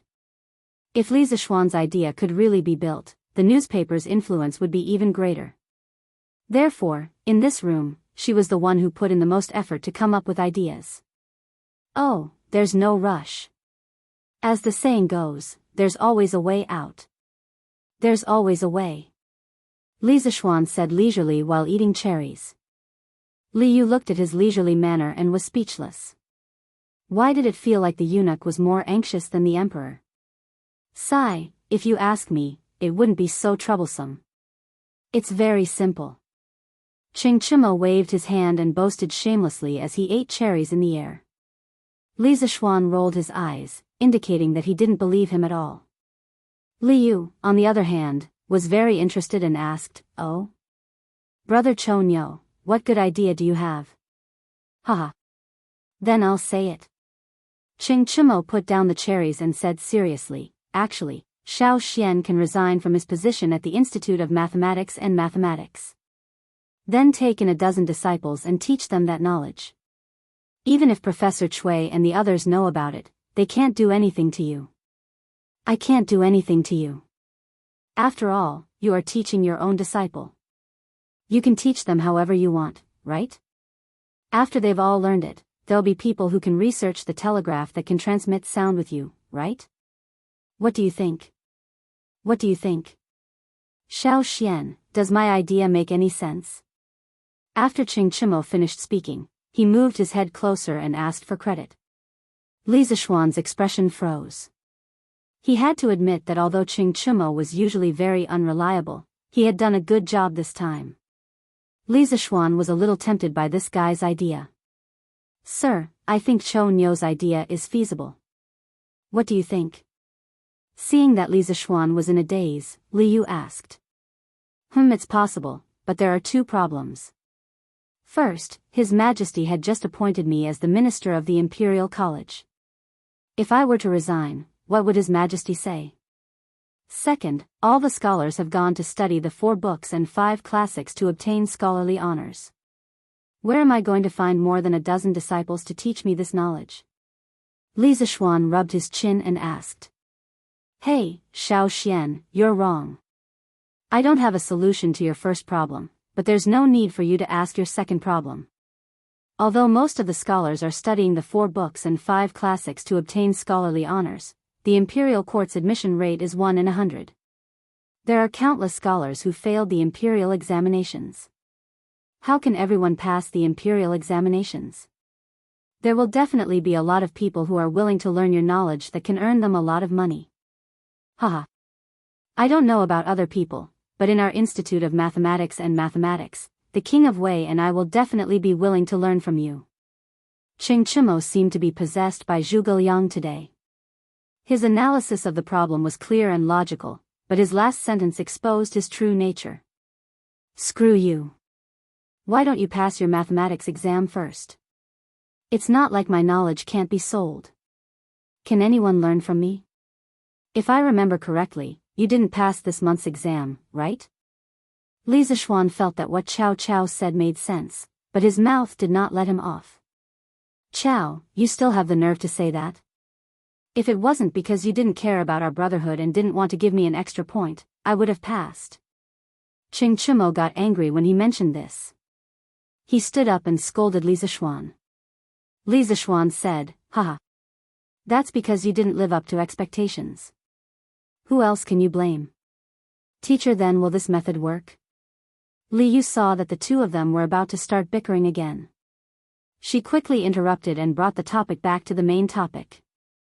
Yes, it should work. Let me think about it carefully. Li Zishuan said seriously. Little Yu, don't worry. Since I can think of this, I will definitely be able to make it. Don't be anxious. Li Zishuan changed the topic and laughed. He was not stupid. He knew that Li Yu was very interested in the radio. That was why he teased her. Maybe he could let this little girl be a host in the radio station in the future. But as for the method of talent development, after this discussion, he was enlightened. It's just that there are some details that he still needs to think about. I'm not anxious. Teacher, you can continue with your work. I'll go back to the workshop first. Li Yu was a little embarrassed that her thoughts were exposed. She immediately ran away. Don't forget about the news material that you are here to record today. Got it. Chapter 323. Early in the morning, everything was quiet. A ray of light appeared on the eastern horizon and carefully soaked the light blue sky. A new day was gradually moving in from afar. Li Zishuan, who had just finished his breakfast, sat in the carriage with Iron Egg and went to the Imperial College to attend school together. Selling newspapers. Selling newspapers. The freshly printed Tang Daily News. Today's headline. Shocking news. A dignified Imperial College professor actually ate sh*t? Is there a hidden story behind this? Or? On the way, as expected, they heard the voice of a newsboy selling newspapers. However, the words of today's newspaper seller were a little eye-catching. San Bao, help me buy a newspaper. Li Zishuan held back his laughter and ordered. Although he knew that little Fishy would write about Cui Shanyu and the others eating sh*t yesterday, he was still very curious about what little Fishy would write. Okay, young master. Please wait a moment. After a while, San Bao came back with a newspaper. Young master, your newspaper. San Bao handed the newspaper into the carriage. Then, he sat back in the driver's seat and continued to drive the carriage. Li Zishuan took the newspaper and jumped to today's headline. As expected, a very eye-catching headline greeted his eyes. Shocking news. A dignified Imperial College professor actually ate sh*t? Is there a hidden story behind this? Or? TSK, Little Fishy's articles are getting more and more professional. When Li Zishuan saw the headline, he felt as if he had returned to the modern era. He smiled knowingly. Iron Egg had also heard the advertisement from the newsboy outside. He had been itching for the contents of the newspaper. When he saw Li Zishuan pick up the newspaper, he also came over to take a look. More than 1,000 years ago, the king of Wu attacked the Yu kingdom and was defeated by the Yu kingdom. He died and Fu Chai succeeded the throne. After that, the king of Yu, Go Jian, heard that the Wu kingdom wanted to build a navy. Go Jian ignored Fan Li's objection and attacked the Wu kingdom. In the end, he was surrounded and defeated. Fu Chai captured Go Jian and Fan Li secretly plotted to pretend to surrender. What? What's going on? Wasn't it going to write about Cui Shanyu eating sh*t? Why did he write about the king of Yu, Go Jian? What is little Fishy trying to do? Li Zishuan looked at the beginning of the news and was a little confused. He wondered if there was a problem with the printing department. Looking at Iron Egg, who was also in a state of confusion, Li Zishuan calmed down and continued reading. When Go Jian was captured, in order to gain Fu Chai's trust, he did everything he could to curry favor with him. One day, when Fu Chai was sick, he needed to check his bowel movements. In order to diagnose Fu Chai's illness, Go Jian personally tasted Fu Chai's bowel movements. Fu Chai was very touched. He finally let down his guard against Go Jian and let him go. After 3 years of humiliation, Go Jian returned to his country and worked hard to build up his country. With the help of the Yu people, he was able to build up his courage. He wanted to strengthen Yu country. Once, when Fu Chai went to attend a meeting in another country, he asked the Prince of Yu to lead troops to support him. Go Chan saw that the time had come. Kill the crown prince, capture Fu Chai, and destroy the state of Wu. In ancient times, the king of Yu, Go Jian, personally tasted sh*tea. Today, the Imperial College's Professor Cui Shanyu and the others are eating sh*tea before the meeting. What is the secret behind this? Let's listen to our reporter, Little Fishy, in detail. Li Zishuan laughed when he saw this. He did not expect Li Yu to be able to quote from the classics. It was really 666,666. This way, the news section also had a hint of culture. Haha. Here, Iron Egg, take your time to read it. I will take a break. Li Zishuan was too lazy to read the rest of the story. He just did not know if Cui Shanyu and the others would come after him after reading today's news. Yes, master. Iron Egg took the newspaper and went to another sofa to read it alone. Iron Egg, follow Sanbao and paste this on the wooden board. In front of the mathematics school, Li Zishuan took out a piece of red paper and a piece of black paper and gave them to Iron Egg. Today, he purposely arrived 30 minutes early so that he could paste the honor roll and shame roll before the students arrived. Yes, master. Iron Egg took the paper silently. He was still worried that he did not get first place in the monthly test. TSK, not bad. One is on the red list, and the other is on the black list. The contrast is very clear. After 15 minutes, Li Zishuan looked at the honor roll and shame roll and said with satisfaction. Young master, why does Sanbao feel that the black list is very ugly? Why is there a flower on the red list, and the black list is? Sanbao scratched his head and said hesitantly. He seemed to have encountered something difficult and could not say it out loud. It's a pile of shit, right? Li Zishuan said it for Sanbao. He asked Ma Zhou to make the red list and black list. Other than being good at calligraphy, Ma Zhou was also good at painting. That pile of shit was really vivid. Li Zishuan designed it not only to warn the students on the shame roll, but also to make fun of them. Yes. Sanbao said awkwardly. Haha. So what if it's a pile of shit? Haven't you heard that the king of Yu ate shit? Humph. These people dare to be in the last 5. They should be prepared to be in the company of shit. Li Zishuan snorted and left in a huff. Isn't that Mister's carriage? Why are you here so early today? Sun Zifen said in surprise. Hey, Zifen, look.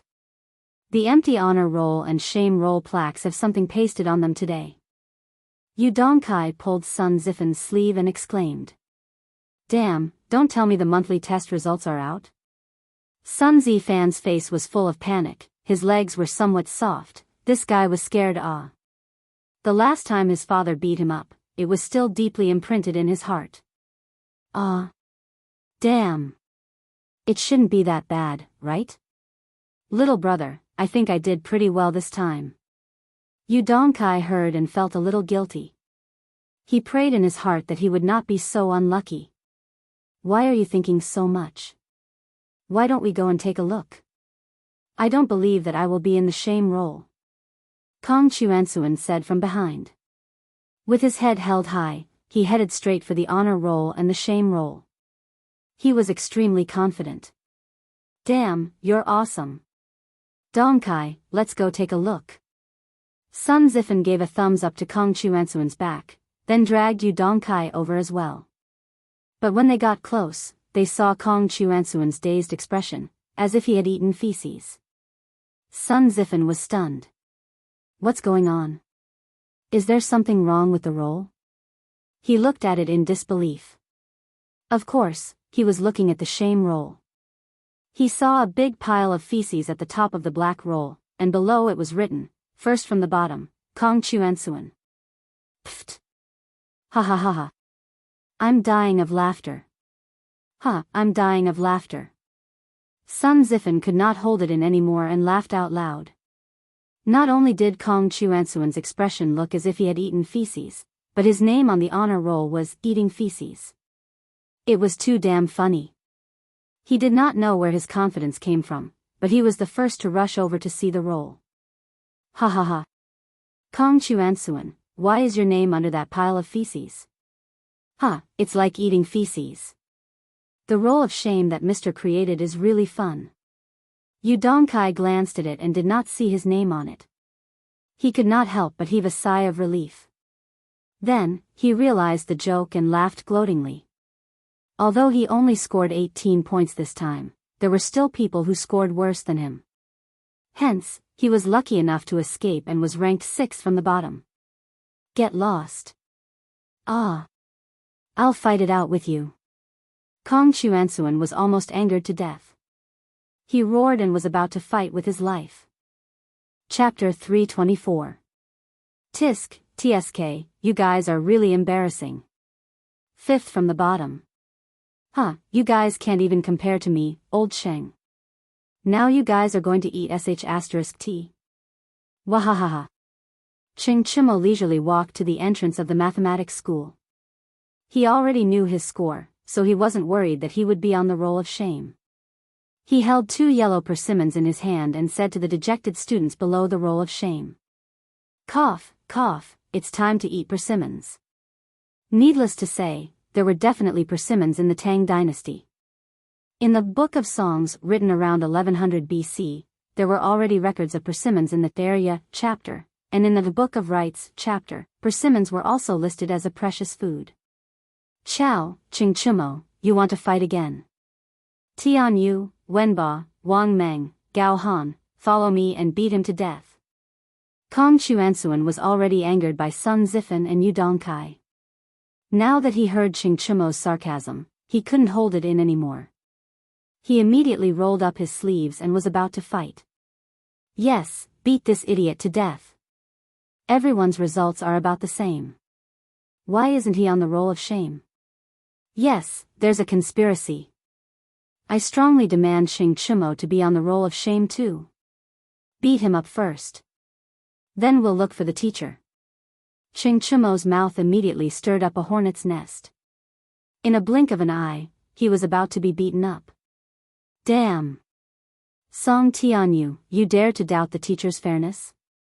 Let me tell you, the reason why I scored higher than you guys is because I'm smarter than you guys. If you guys are like this, you guys will still be on the roll of shame next month. As the saying goes, a wise man knows better than to fight when the odds are against him. Although Ching Chumo knew Kung Fu, he couldn't possibly use Kung Fu to fool around with his classmates, right?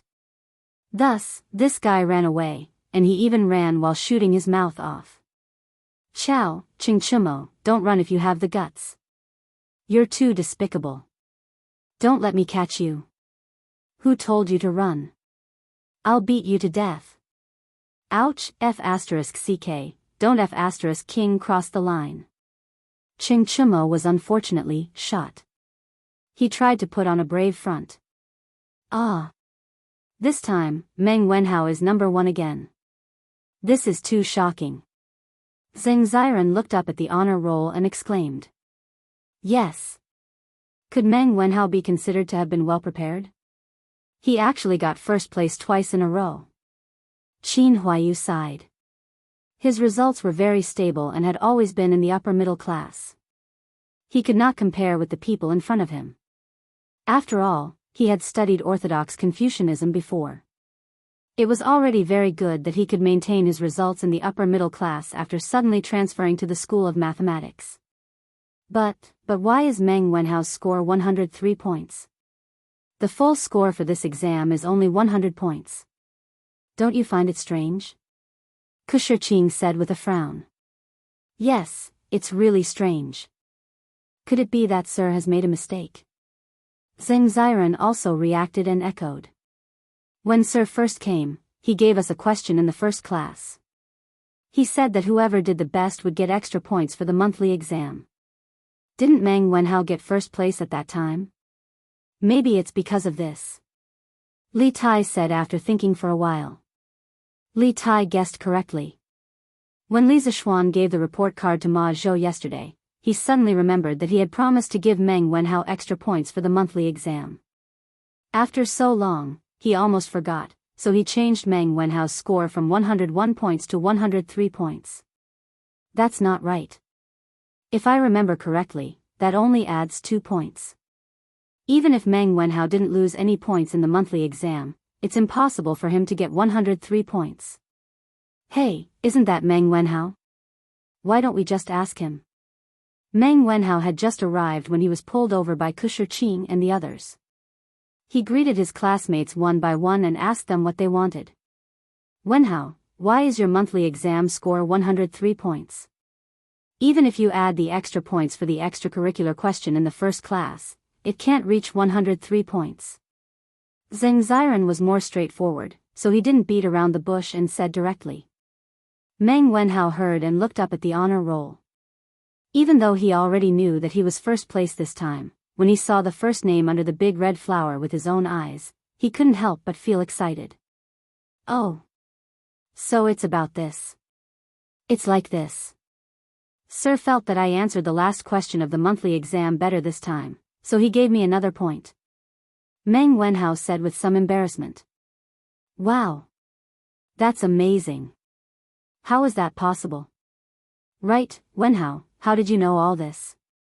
Zheng Ziren asked. The others also looked over curiously. They didn't question Li Zishuan's fairness. After being together for so long, they understood and admired Li Zishuan's knowledge and character. To be honest, after the exam, I felt a little uneasy. The day before yesterday, I went to Sir's house to check on my results. That's why Sir told me all this. Meng Wenhao scratched his head and answered. I see. No matter what, congratulations Wenhao. The rewards for this monthly exam are very generous. Eat as much as you want at the Drunken Immortal restaurant. I'm so envious. Kusher Qing smiled and cupped his hands. That's right, congratulations to Wenhao. Right, Wenhao, is your family still short of people? Why don't I be your older brother or something? I can also go to the Drunken Immortal restaurant with you for a meal. Zheng Ziren didn't know that Meng Wenhao's monthly exam reward had been redeemed in advance. Ziren is right. I can also be Wenhao's older brother. Kusher Qing agreed. I'm sorry about that. I already ate at the Drunken Immortal restaurant with my family the day before yesterday. Meng Wenhao said awkwardly. So fast. Well, because my father is going to go out to sea with the Imperial Army, I wanted to invite him to the Drunken Immortal restaurant for a meal before he goes out to sea. Fortunately, Sir is reasonable and agreed to my unreasonable request. After Meng Wenhao finished, he couldn't help but look to the south. He sighed in his heart. Sigh, I don't know how my father is now. Did he run into any trouble? Is he safe? Wenhao. Don't worry. Your father will be fine for sure. Commandery Prince Hejian is very experienced in naval battles. This time, the fleet has the compass and detailed sea chart provided by Sir, so the safety of the fleet is guaranteed. The possibility of an accident is very low. Li Tai knew what Meng Wenhao was worried about. He patted Meng Wenhao's shoulder and comforted him. No one would have thought that the Prince of Wei also knew how to comfort others. Yes. Qing Ke is right. Wenhao, you don't have to worry. Uncle will definitely be fine. Yes. Wenhao, you should trust Sir's compass. The fleet going south this time will be fine. Yes, Wenhao, you have to think positively. Qin Huayu, Kusher Qing, and Zheng Ziren were not people who lacked EQ, so they all comforted him. Thank you, thank you. Meng Wenhao felt much better in his heart. He sincerely thanked him. Clang, clang, clang. Okay, class is starting. Let's go. At this moment, the gongs and drums sounded, and the students started running to the classroom. Chapter 325. Well, all of you have received the test papers for this month's exam. You should know how you did, so I won't read them out one by one. I hope that everyone can learn from the students on the honor roll and keep a distance from the students on the shame roll. This month, the cleaning of the mathematics school will be handed over to Kong Chuansuan, Song Tianyu, Duan Wenba, Guang Gaohan, and Wang Meng. Every day after school, you must stay behind to clean the school carefully. If I find out that you are half-hearted, then you will continue to clean the next month. Do you hear me? Mathematics School. Li Zishuan stood on the podium and announced the results of this month's exam. To be honest, he was very satisfied with the current mathematics school. To be honest, any student in the mathematics school was qualified to be a bookkeeper.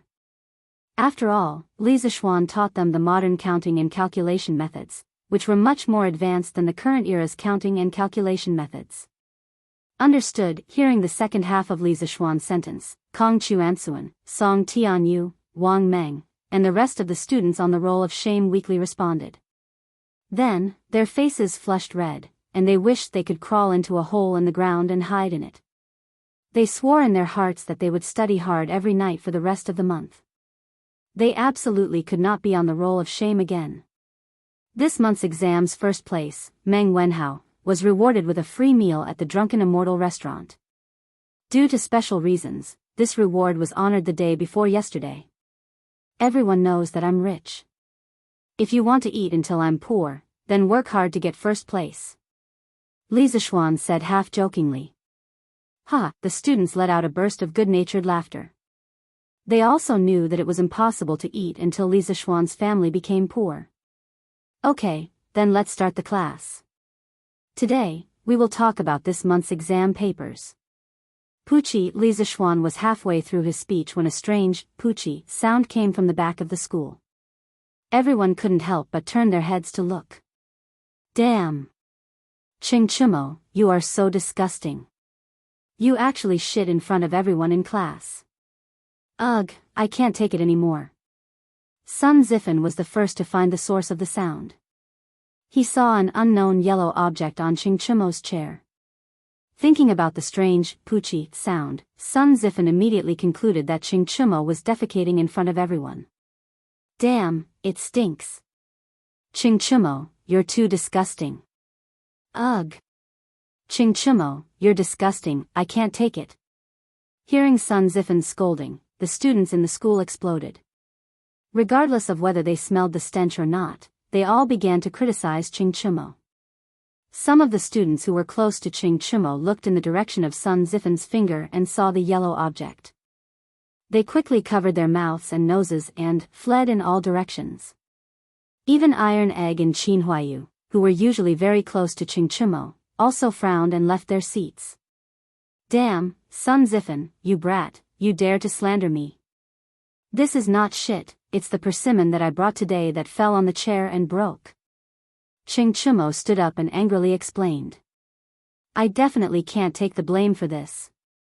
If other people knew that he shit in front of everyone in class, then how can I, Ching Chimo, have the face to mingle in Chang and City's circle of playboys in the future? Bullshit, that is obviously shit. Ching Chimo, you still want to lie? Sun Zifen pinched his nose and retorted. Yes. That clearly looks like shit, Ching Chimo, you can stop quibbling. Ugh, so disgusting. You must have eaten something dirty in the morning, and then had a stomachache just now, so your shit jumped out. Ugh. Dong Kai, don't say any more, it disgusts me to death. Ching Chimo's explanation was obviously feeble and weak, and the surrounding students expressed their disbelief. Damn, it's really a persimmon, not shit. If you don't believe me, then I'll eat it for you to see. Ching Chimo was anxious. In order to prove his innocence, this guy didn't care about anything else. He picked up the yellow object on the chair and stuffed it into his mouth. Ugh. Damn. Not only did you shit in front of everyone, you actually ate shit in front of everyone. Ching Chimo, I misjudged you. From now on, Sun Zifen will not recognize you as a brother. Sun Zifen was stunned for a moment, and then quickly retched. From the beginning, he thought that the yellow object was shit. At this time, when he saw Ching Chimo eating that thing in front of everyone, the visual impact was quite strong, and of course he couldn't stand it. Ugh. God. I heard that 8 doctors in our Imperial College ate shit before the morning assembly yesterday.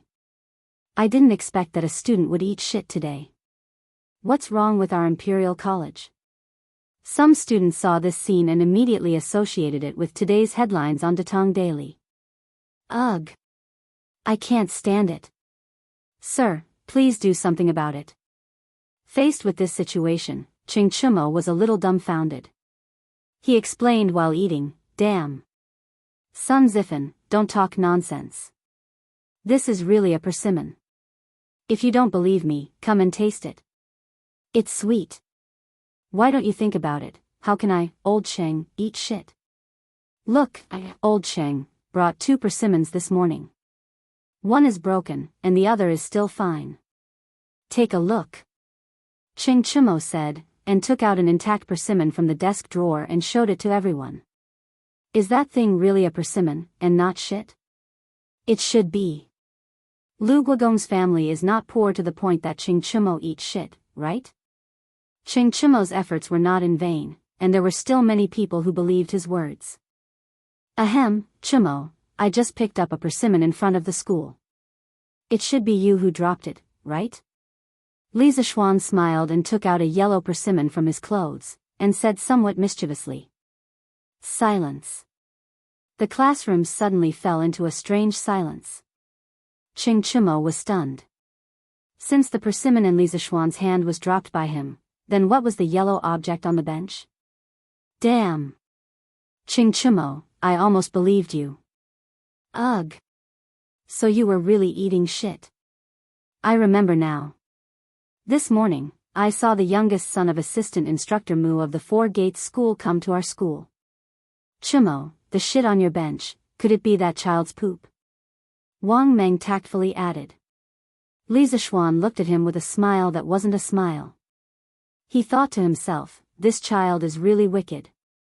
Ugh. Damn, Wang Meng, why didn't you say so earlier? Ugh. Get out of the way. Damn it, I can't take it anymore. Ching Chumo was immediately dumbfounded. He roared in grief and indignation, then staggered a few steps and ran out to vomit. Puff.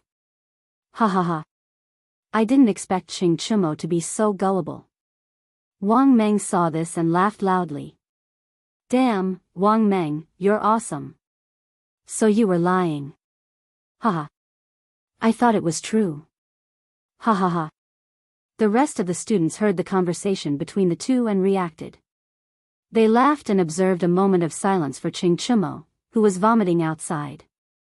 Li Zixuan shook his head. The persimmon he took out was, of course, not from Ching Chumo, but from home in the morning. He just wanted to tease Ching Chumo. Chapter 326. Half an hour later, the farce in the School of Mathematics was finally over. Li Zixuan also started his class, but Ching Chumo's eyes seemed a little unfriendly. Wasn't that obvious? After being pranked by him, it would be strange if Ching Chumo was friendly. If it weren't for the fact that they were in the wrong place, perhaps Ching Chumo would have already rushed over to fight him. After such a delay, there was only half an hour left for the first class. However, Li Zixuan still managed to finish the monthly exam in this short time. This was mainly because the questions this time were really simple. Although there were many pitfalls in the questions, after Li Zixuan wrote down the correct answers, many people immediately realized that they had fallen into a pitfall. For the last question, we can analyze how much money Mr. Wang lost in the end based on the most basic relationship between gains and losses. First, let's analyze Boss Wang and his neighbor. Boss Wang first gave the neighbor a fake golden bean in exchange for 1,000 copper coins. The value of the fake golden bean was 0, so Boss Wang now earned 1,000 copper coins from the neighbor. Later, the neighbors found out that the golden beans were fake, so Boss Wang compensated the neighbors with a real golden bean. Now, Boss Wang paid 1,000 coins, plus the 1,000 coins he earned previously, so Boss Wang didn't lose any money from the neighbors. So, the only thing left is the money he lost from the young people.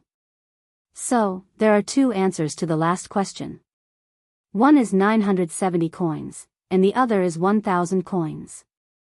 Among all of you, only Meng Wenhao wrote down both correct answers, so I give him an extra point. Clang, clang, clang. Li Zishuan had just finished the last question when the drum and gong sounded. Okay, class dismissed. Li Zishuan didn't have the habit of dragging the class. After accurately throwing the chalk into the chalk box, he clapped his hands and directly walked out. Even though he had left, many students from other academies had come to watch the show out of admiration. The School of Mathematics was located in the southernmost part of the Imperial College. It was also the closest to the gate of the Imperial College. Today, the honor roll and the shame roll in front of the School of Mathematics were particularly eye-catching. Most of the students who came to school in the morning saw it when they entered the Imperial College, but because they were in a hurry to go to class, they didn't come to take a closer look. Now that class was over, a bunch of people came to watch the fun. Honor roll? Awesome! I heard that the School of Mathematics would have an honor roll, but I didn't expect them to really do it. It would be great if my name could be on it. Come on, if you go to the School of Mathematics with your grades, you'll definitely be on the shame roll. Bullsh *T. Prince Wei is on the roll.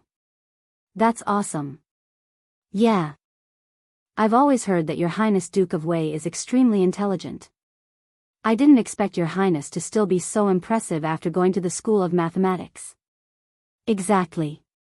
Who is this Meng Wenhao? How come I've never heard of him? How did he got first, that is, Meng was Meng's was Meng Meng's Meng. Meng was Meng was Meng. You, how Meng? You, how you. That Meng, huh? Is that true? Ingjia, you must have remembered wrongly. When have I ever mocked others? Below the honor roll, a group of students pointed at the names on it and discussed. They could only express their admiration for the genius on it. TSK. Yanfu, look. In less than a month, the School of Mathematics went from the bottom of the 6 imperial colleges to the center of everyone's attention. Li Sai is awesome. Yuan Shua and Chu Yanfu came later and could only watch from the periphery of the crowd.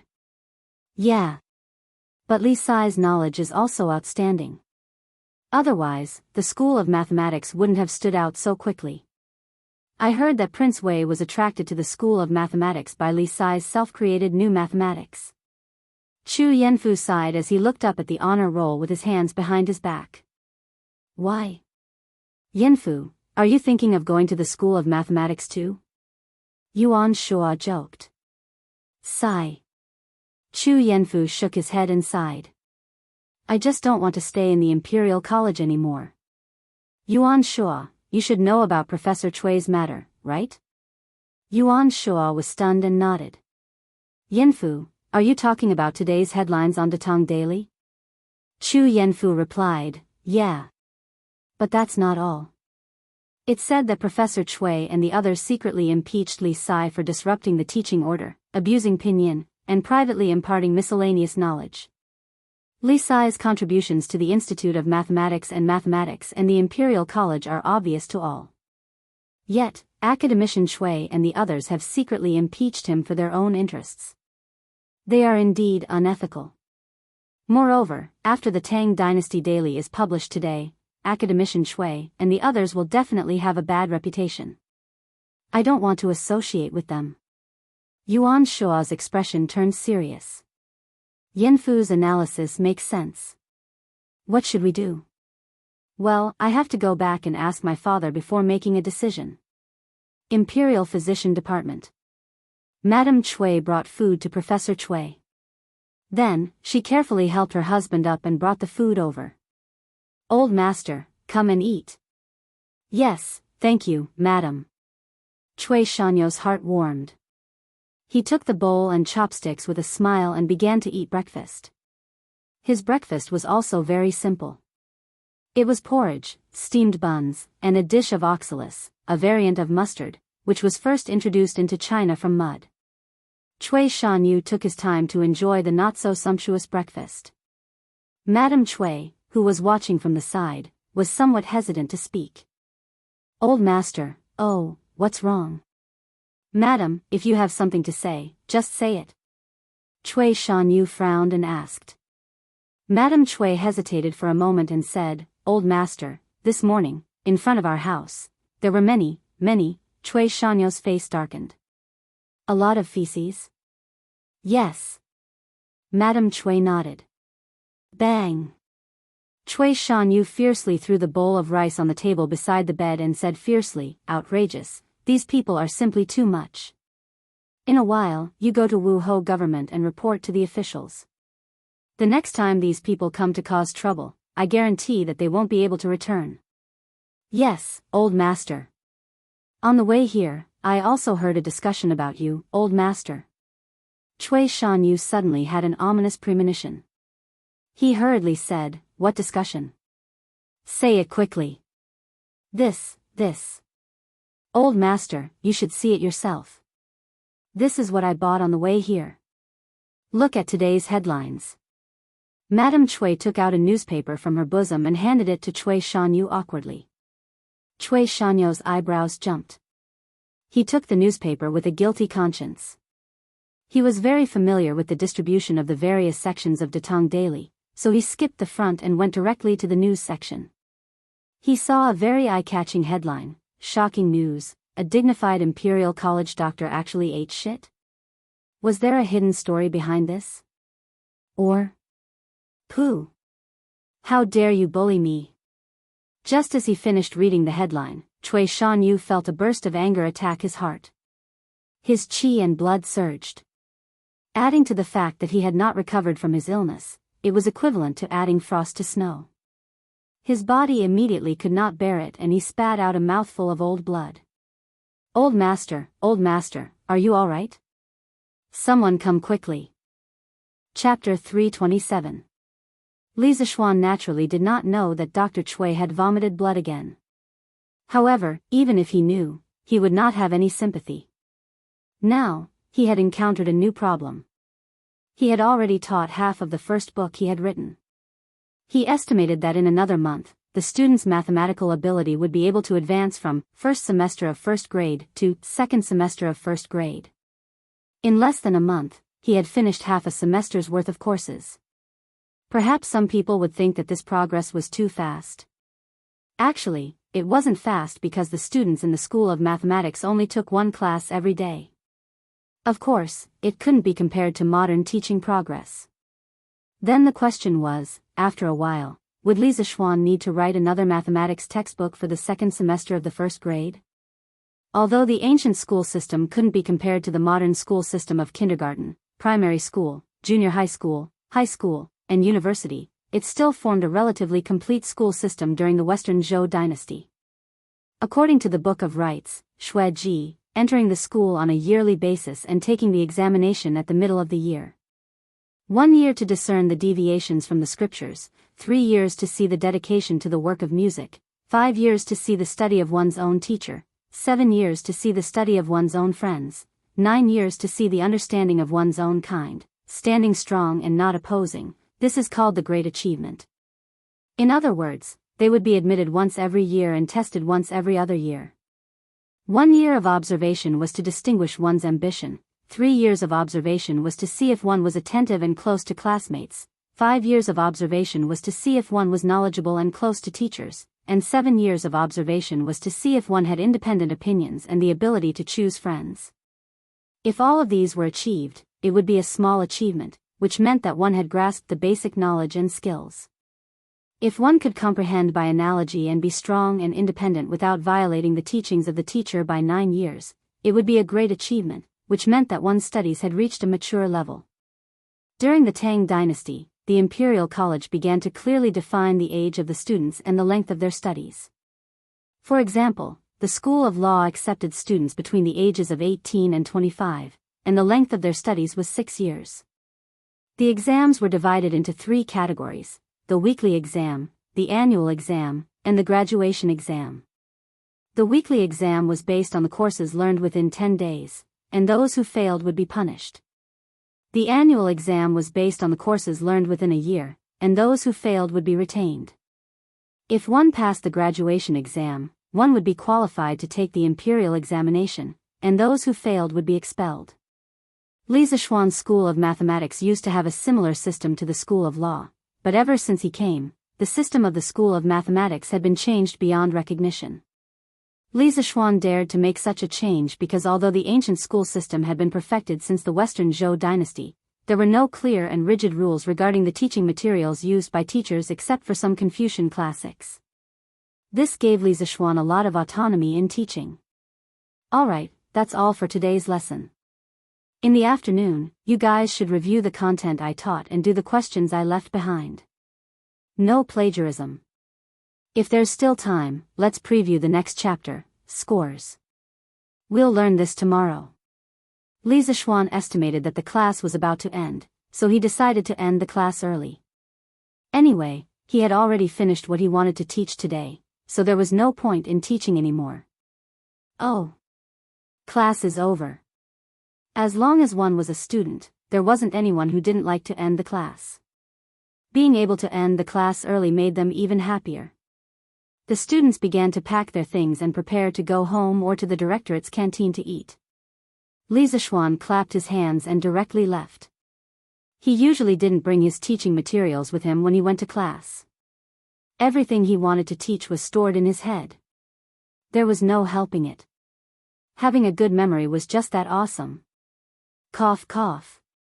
Unfortunately, he met Kong Yingda when he left the classroom. Li Zishuan shrunk his neck. As a student, he liked to end the class early, but as a teacher, he was afraid that he would be caught by the principal if he ended the class early. Chancellor Kong, is there something you need? Li Zishuan originally wanted to talk nonsense with Kong Yingda and ask him if he had eaten, but after thinking about it, he felt that Kong Yingda would definitely slap him twice if he said that, so he hurriedly changed his words. Kong Yingda glanced at the noisy classroom behind Li Zishuan and wanted to say something but stopped. After a moment, he turned around and said, Li Sai, follow me. After saying that, he took the lead and left. Li Zishuan was at a loss.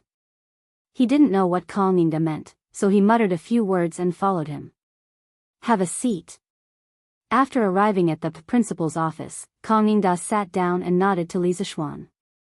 Li Zishuan cupped his hands and didn't stand on ceremony. He sat opposite Kong Yingda and waited for Kong Yingda to continue speaking. Li Sai, have you read today's newspaper? After waiting for a while, Li Zishuan didn't take the initiative to ask, so Kong Yingda could only take the initiative to ask. As expected, you're here to settle scores? When Li Zishuan heard this, he roughly guessed the reason why Kong Yingda called him over today. He was very unhappy. When Cui Shanyu and the other professors jointly impeached him, Kong Yingda didn't stand out to help him. Now, he only retaliated a little and Kong Yingda immediately stood out to speak for Cui Shanyu and the others. This really made Li Zishuan bitterly disappointed. I roughly read some, but I don't know which part Chancellor Kong is talking about. Li Zishuan pretended to be confused and said indifferently. Did you instruct the Datong Daily's editorial department to write today's headlines? Kong Yingda was a little angry. So what if I did? So what if I didn't? Li Zishuan narrowed his eyes and said casually. He was usually an easygoing and good young man, who respected the old and loved the young, but it didn't mean that he liked to be bullied. He had gradually lost his patience with Kong Yingda's obviously biased behavior. Bang! What kind of attitude is this? Kong Yingda slammed the table and suddenly stood up. He pointed at Li Zishuan and said angrily. Li Zishuan was not afraid at all. He looked at Kong Yingda without blinking. After a while, Kong Yingda took a few deep breaths and said with a slightly gentler tone, I know that you are a little angry about what happened in the imperial court yesterday. Cui Shanyu has been dissatisfied with you for a long time and has complained about you to me many times. However, I naturally have a balance in my heart. I know that he was only blinded by greed, so I reprimanded him. I also didn't expect that he would work with the other 7 professors of the Imperial College to directly impeach you behind my back. I am also very angry about his behavior. However, no matter what, Cui Shanyu and the others are still professors of the Imperial College. By writing this in the newspaper, not only will you ruin their reputation, you will also smear the reputation of the Imperial College. Do you know? Chancellor, your words are wrong. Li Zishuan refuted in a low voice. Chancellor, maybe you didn't read today's headlines carefully. The news compared Professor Cui and the others to Go Jian, the king of you. How can you say that I am smearing the reputation of the Imperial College? Although Kong Yingda's words were reasonable, Li Zishuan was not willing to be wronged by other people's reasons. He would still fight back when it was necessary. If one could only endure passively without fighting back, what was the difference between him and a salted fish? Of course, the reason why he could fight back so reasonably was all thanks to Li Yu's writing technique. At this moment, Li Zishuan gave Li Yu 32 likes in his heart and labeled her as a good teammate of the Tang dynasty. Chapter 328. You are simply twisting words and forcing logic. Hearing Li Zishuan's fallacious reasoning, Kong Yingda was so angry that his face turned red as he shouted angrily. Li Zishuan shook his head and didn't deny it. Anyway, he was very dissatisfied with old Kong today and couldn't be bothered to say more. Think about it carefully. No matter what, Cui Shanyu and the others are also professors of the Imperial College. I won't agree to you using the newspaper to ruin their reputation, and His Majesty won't forgive you. Kong Yingda looked at Li Zishuan's stubborn look and said angrily. Chancellor, you are wrong to say that. This headline is just speculation. It didn't clearly conclude that Professor Cui and the others ate shit. Even the Imperial Censor has the right to listen to the news. Can't ordinary people express their own speculation? Seeing that Kong Yingda's words were getting more and more serious and was about to go to the top, Li Zishuan opened his mouth to explain. Previously, he was so angry at Cui Shanyu's impeachment that he let Li Yu put this matter on the newspaper. Now that he thought about it, his actions were indeed thoughtless and might arouse Li Er's suspicion. Fortunately, Li Yu's article was written in a more tactful way and could be used to avoid the edge. Don't play this game with me. You have to think of a way to salvage this matter. Kong Yingda had been in the field of education for most of his life, so how could he be fooled by this little word game? He glared at Li Zishuan and said angrily. Since things have come to this, what can I do? At most, Datong Daily won't record this matter in the future. Besides, Cui Shanyu and the others are all professors of the Imperial College. Did they consider the friendship of everyone working together at that time? Did they think that this would smear the reputation of the Imperial College? Li Zishuan said angrily. This matter is indeed their fault. This old man will criticize them later. Criticize? Haha. Li Zishuan sneered and raised his head. If it weren't for Cui Shanyu's accident this time, there would have been another battle of words in the Imperial Court yesterday. I wanted to fight all 8 of them alone. If I were to unfortunately lose, I would definitely lose all standing and reputation. I wonder what Chancellor Kong would say at that time. Could it be that it was also some superficial criticism? Since you can't be impartial, what's the point of saying more? Kong Yingda was rendered speechless. Chancellor Kong, when I first came to the Imperial College to teach, I only wanted to spread my master's new mathematics. I only wanted to leave a spark of my master's wisdom in the mortal world. I don't want to fight for fame and fortune with anyone. If Cui Shanyu and the others want the position of Minister of Works in the Imperial College, they can take it. Right now, I only want to teach the 44 students in my school of mathematics.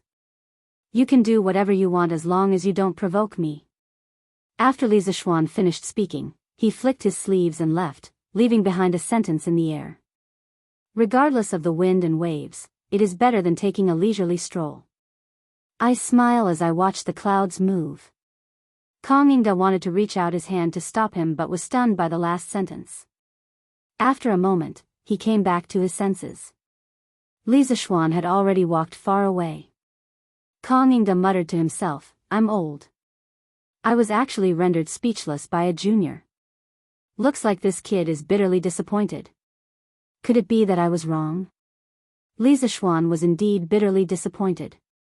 He rarely lost his temper. This time, he had fallen out in front of Kong Yingda. He had the intention of shedding all pretense of cordiality. He wanted to use Kang Ningda's mouth to tell those people, I don't care if you fight for your power, but don't mess with me. If you provoke me, don't blame me for being ruthless. Looking at the time, it was almost past mealtime. Li Zishuan secretly cursed his bad luck and returned to the school of mathematics. He sat on his own horse carriage and went home for dinner. Just as he walked out of the Imperial College, the horse carriage was stopped by someone. Are you Li Sai in the carriage? A respectful voice came. Li Zishuan was sure that he had never heard this voice before. He couldn't help but lift the curtain curiously. He looked at the middle-aged man in dark red and asked, It's me. What can I do for you? No, Li Sai, please don't make me feel unworthy. I am the steward of the Commandery Prince's manor. The Commandery Prince's consort sent me to invite Li Sai to the Prince's manor for a banquet. She said that she had something important to discuss. She hoped that Li Sai would do her the honor and come to the Prince's manor for a chat. The middle-aged man's attitude was extremely humble. He was not as arrogant and despotic as those villainous servants of wealthy families that often appeared in novels. Li Zishuan's heart skipped a beat, and he understood the gist of it. Before Li Shaogong left, he had entrusted his youngest son to Li Zishuan. The purpose of this banquet was probably for Li Zishuan to bring in a child and accept a disciple. Okay, wait a moment. I'll go with you. Li Zishuan nodded. He turned to look at Iron Egg in the carriage and said, Iron Egg, take the carriage back first. I'll go to the Prince's manor. Okay, Master. Your Majesty, please try this steamed base. This is something this concubine recently learned how to cook. Imperial Harem, Concubine Yang's bedroom. A beautiful woman dressed in light yellow clothes gracefully picked up food for Li Er. The woman's black hair was like lacquer, her skin was like jade, and her beautiful eyes were full of hope. Every frown and smile of hers revealed an indescribable charm, and every movement of hers made people feel a noble aura that came from her bones. This woman was Concubine Yang, a true descendant of the heavens. Concubine Yang was originally the princess of the Sui dynasty. During the Sui dynasty, the Yang clan was a noble family. They boasted that they originated from the Yang clan of Hongnong. They were one of the Yang clan's prefectures and originated from the Western Han Prime Minister Yang Chang. Yang Kai's grandson, Yang Zhen, was an official during the Eastern Han Emperor Guang Wu's time. He was given the title of Confucius of Guanxi. The establishment of the Sui dynasty made the Yang clan even more prominent. Other than the Sui dynasty's imperial family, the Duke of Yu, Yang Su, was also a famous figure in the Yang clan. Concubine Yang's grandfather was the founding emperor of the Sui dynasty, Yang Jian. In 581 AD, on the second month of the Jiazi, Emperor Jing of Zhou announced that Yang Jian was abdicated. Yang Jian accepted the mandate of heaven and entered the palace in his regular clothes. The emperor was located in the Lingguang Hall and named the country Great Sui. He changed the name of the country to Founding Emperor and announced a general amnesty. My dear concubine, you have good culinary skills. Those imperial chefs of mine can't even compare to you. As the saying goes, a feast for the eyes, the food made by a beauty was naturally better than those made by men. As the emperor, Li Er knew how to enjoy himself. Your Majesty is too kind. How can I compare to the imperial chefs? Hearing Li Er's praise, concubine Yang pursed her lips and smiled. As a princess of the previous dynasty, her position in the palace had always been very sensitive. She knew that she couldn't compete with Empress Zhangsun, so she didn't compete. She just stayed in her own place every day, assisting her husband and teaching her children. No, it should be teaching her children. If Li Er came to her place, she would naturally welcome him. If he didn't, she wouldn't force him either. She was the truest portrayal of concubine Yang. Chapter 329. Oh, my dear, where is Ku Er? Li Er was eating the steamed base made by Yang Fei. He looked around and suddenly asked. As the eldest son of Yang Fei, Li Ku was born noble and inherited the blood of two dynasties. In terms of the nobility of blood, no one in the entire Tang Empire could compare to him. He could be said to be the noblest prince in the Tang Empire. On the other hand, Li Ke was good at both civil and martial arts. His decisiveness was very similar to Li Er's, so Li Er was especially fond of him. After not seeing Li Ke for half a day, Li Er started to talk about him. Your Majesty, Ke is probably practicing martial arts with General Dugu in Baya right now. Speaking of her son, Yang Fei's face showed a touch of kindness. That was the unique gentleness of a mother. Baya was the north of the imperial city. After Li Yuan became the emperor, he selected 30,000 imperial guards from the Taiyuan uprising army to be stationed in the north of the imperial city. They were responsible for the defense of the imperial palace. They were called the Yuansong Imperial Guards, also known as Baya. As expected of my son. You are really eager to learn. Li Er nodded in appreciation.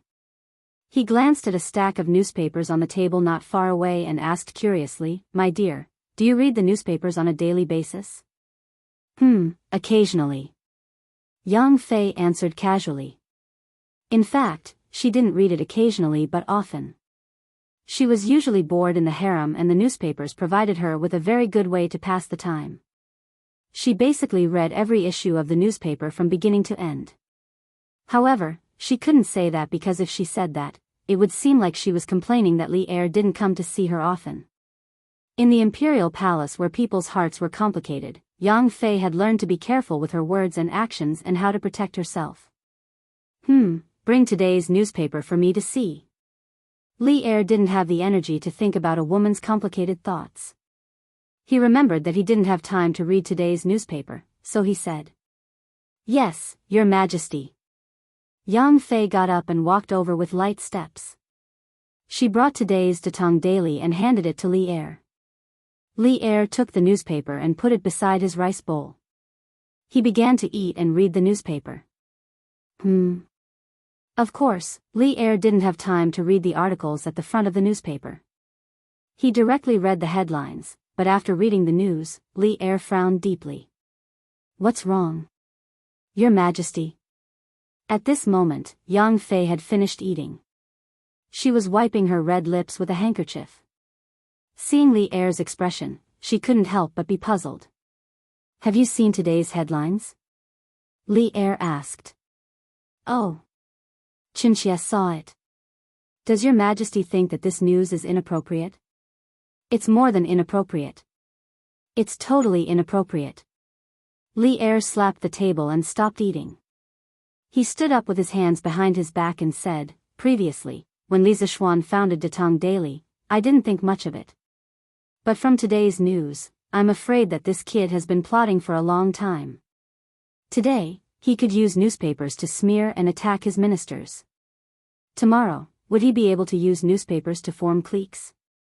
A small newspaper could be used as a weapon in a fight between factions. This kid was really good at scheming. If we don't knock him down a few times, wouldn't he ascend to the heavens? Your Majesty, I've heard that Li Sai is knowledgeable at such a young age and has a pure character. I don't think he would do something like that, would he? Yang Fei hesitated for a moment and said. I don't think he would either. But what needs to be knocked down must be knocked down. Otherwise, this kid will inevitably go astray one day with a sharp weapon in his hands. Li Er said coldly. He knew Li Zishuan's character very well. He guessed that Li Zishuan was purely retaliating against Cui Shanyu and the others. But even though he guessed it, he still didn't agree with Li Zishuan's way of doing things. The newspaper's ability to influence public opinion was a thorn in Li Er's heart. He felt very uncomfortable. Prince Hejian's manner. Li Sai is a busy man. It's not easy to invite him. As soon as Li Zishuan entered the manor, a young man with a noble aura walked towards him. Li Zishuan recognized him at a glance. It was Li Daozong. He had met him 2 days ago on Murky Island. So Wang Yi is also here. Please forgive my rudeness. This one was delayed by some business at the Imperial College and came late. I hope Wang Yi will not take offense. Seeing Li Daozong, Li Zishuan was shocked. At this time, he didn't know what Jun Wangfei was planning. No offense, no offense. Kid, come with Ben Wang to see Wang Sa. I've been waiting for you for a long time. Li Daozong roared with laughter. Actually, he had been invited by Jun Wangfei today.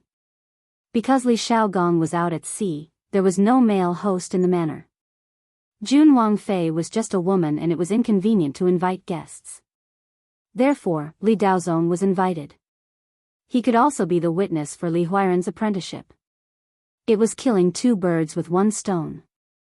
Wang Yi is right. Please go ahead. Let's go. Li Zishuan followed Li Daozong to the main hall of Hejin Jun Wangfu. As expected, Jun Wangfei was waiting inside. Beside her were two youths in their teens. Compared to her coquettish attire when Li Zishuan had seen her last time, she was dressed much more solemnly this time. Her eyebrows showed signs of tiredness.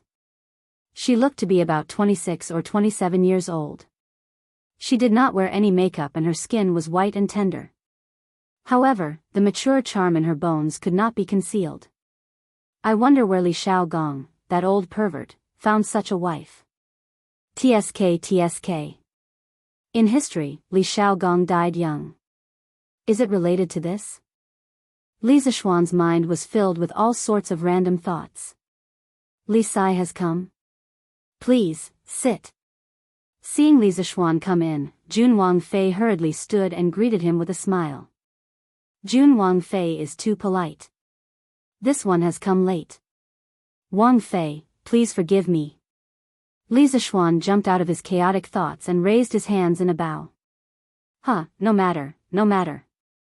Chongyi, Huairan, come over and greet Sir Li. Jun Wangfei chuckled and then beckoned to the two youths beside her. This one, Li Chongyi, greets Sir. This one, Li Huairan, greets Sir. Regardless of whether these two were usually mischievous, under the threat of Jun Wangfei's gaze, they showed the appearance of obedient children and went forward to bow to Li Zishuan. Shitzi, there is no need to be so courteous. Please rise. Li Zishuan felt very good inside. Usually, he was the one who called himself a boy in front of others. Now, it was others' turn to call themselves a boy in front of him. While Li Chongyi might be about the same age as him, and Li Huairan was only 2 or 3 years younger than him, the etiquette of a teacher could not be ignored. Thank you, sir. The two youths stood and said. This Fei speculates that Li Sai has not had time to eat. He is probably starving. This Fei will order the dishes to be served now. We can talk about other matters after the meal. How about it? Jun Wangfei said with a smile. This boy is definitely hungry. Auntie Wang, just have the dishes be served. Li Daozong said with a smile. I will follow Wang Fei and Wang Ye's arrangements. Li Zishuan raised his hands and said with a smile. He was indeed a little hungry, but why did his words sound a little strange?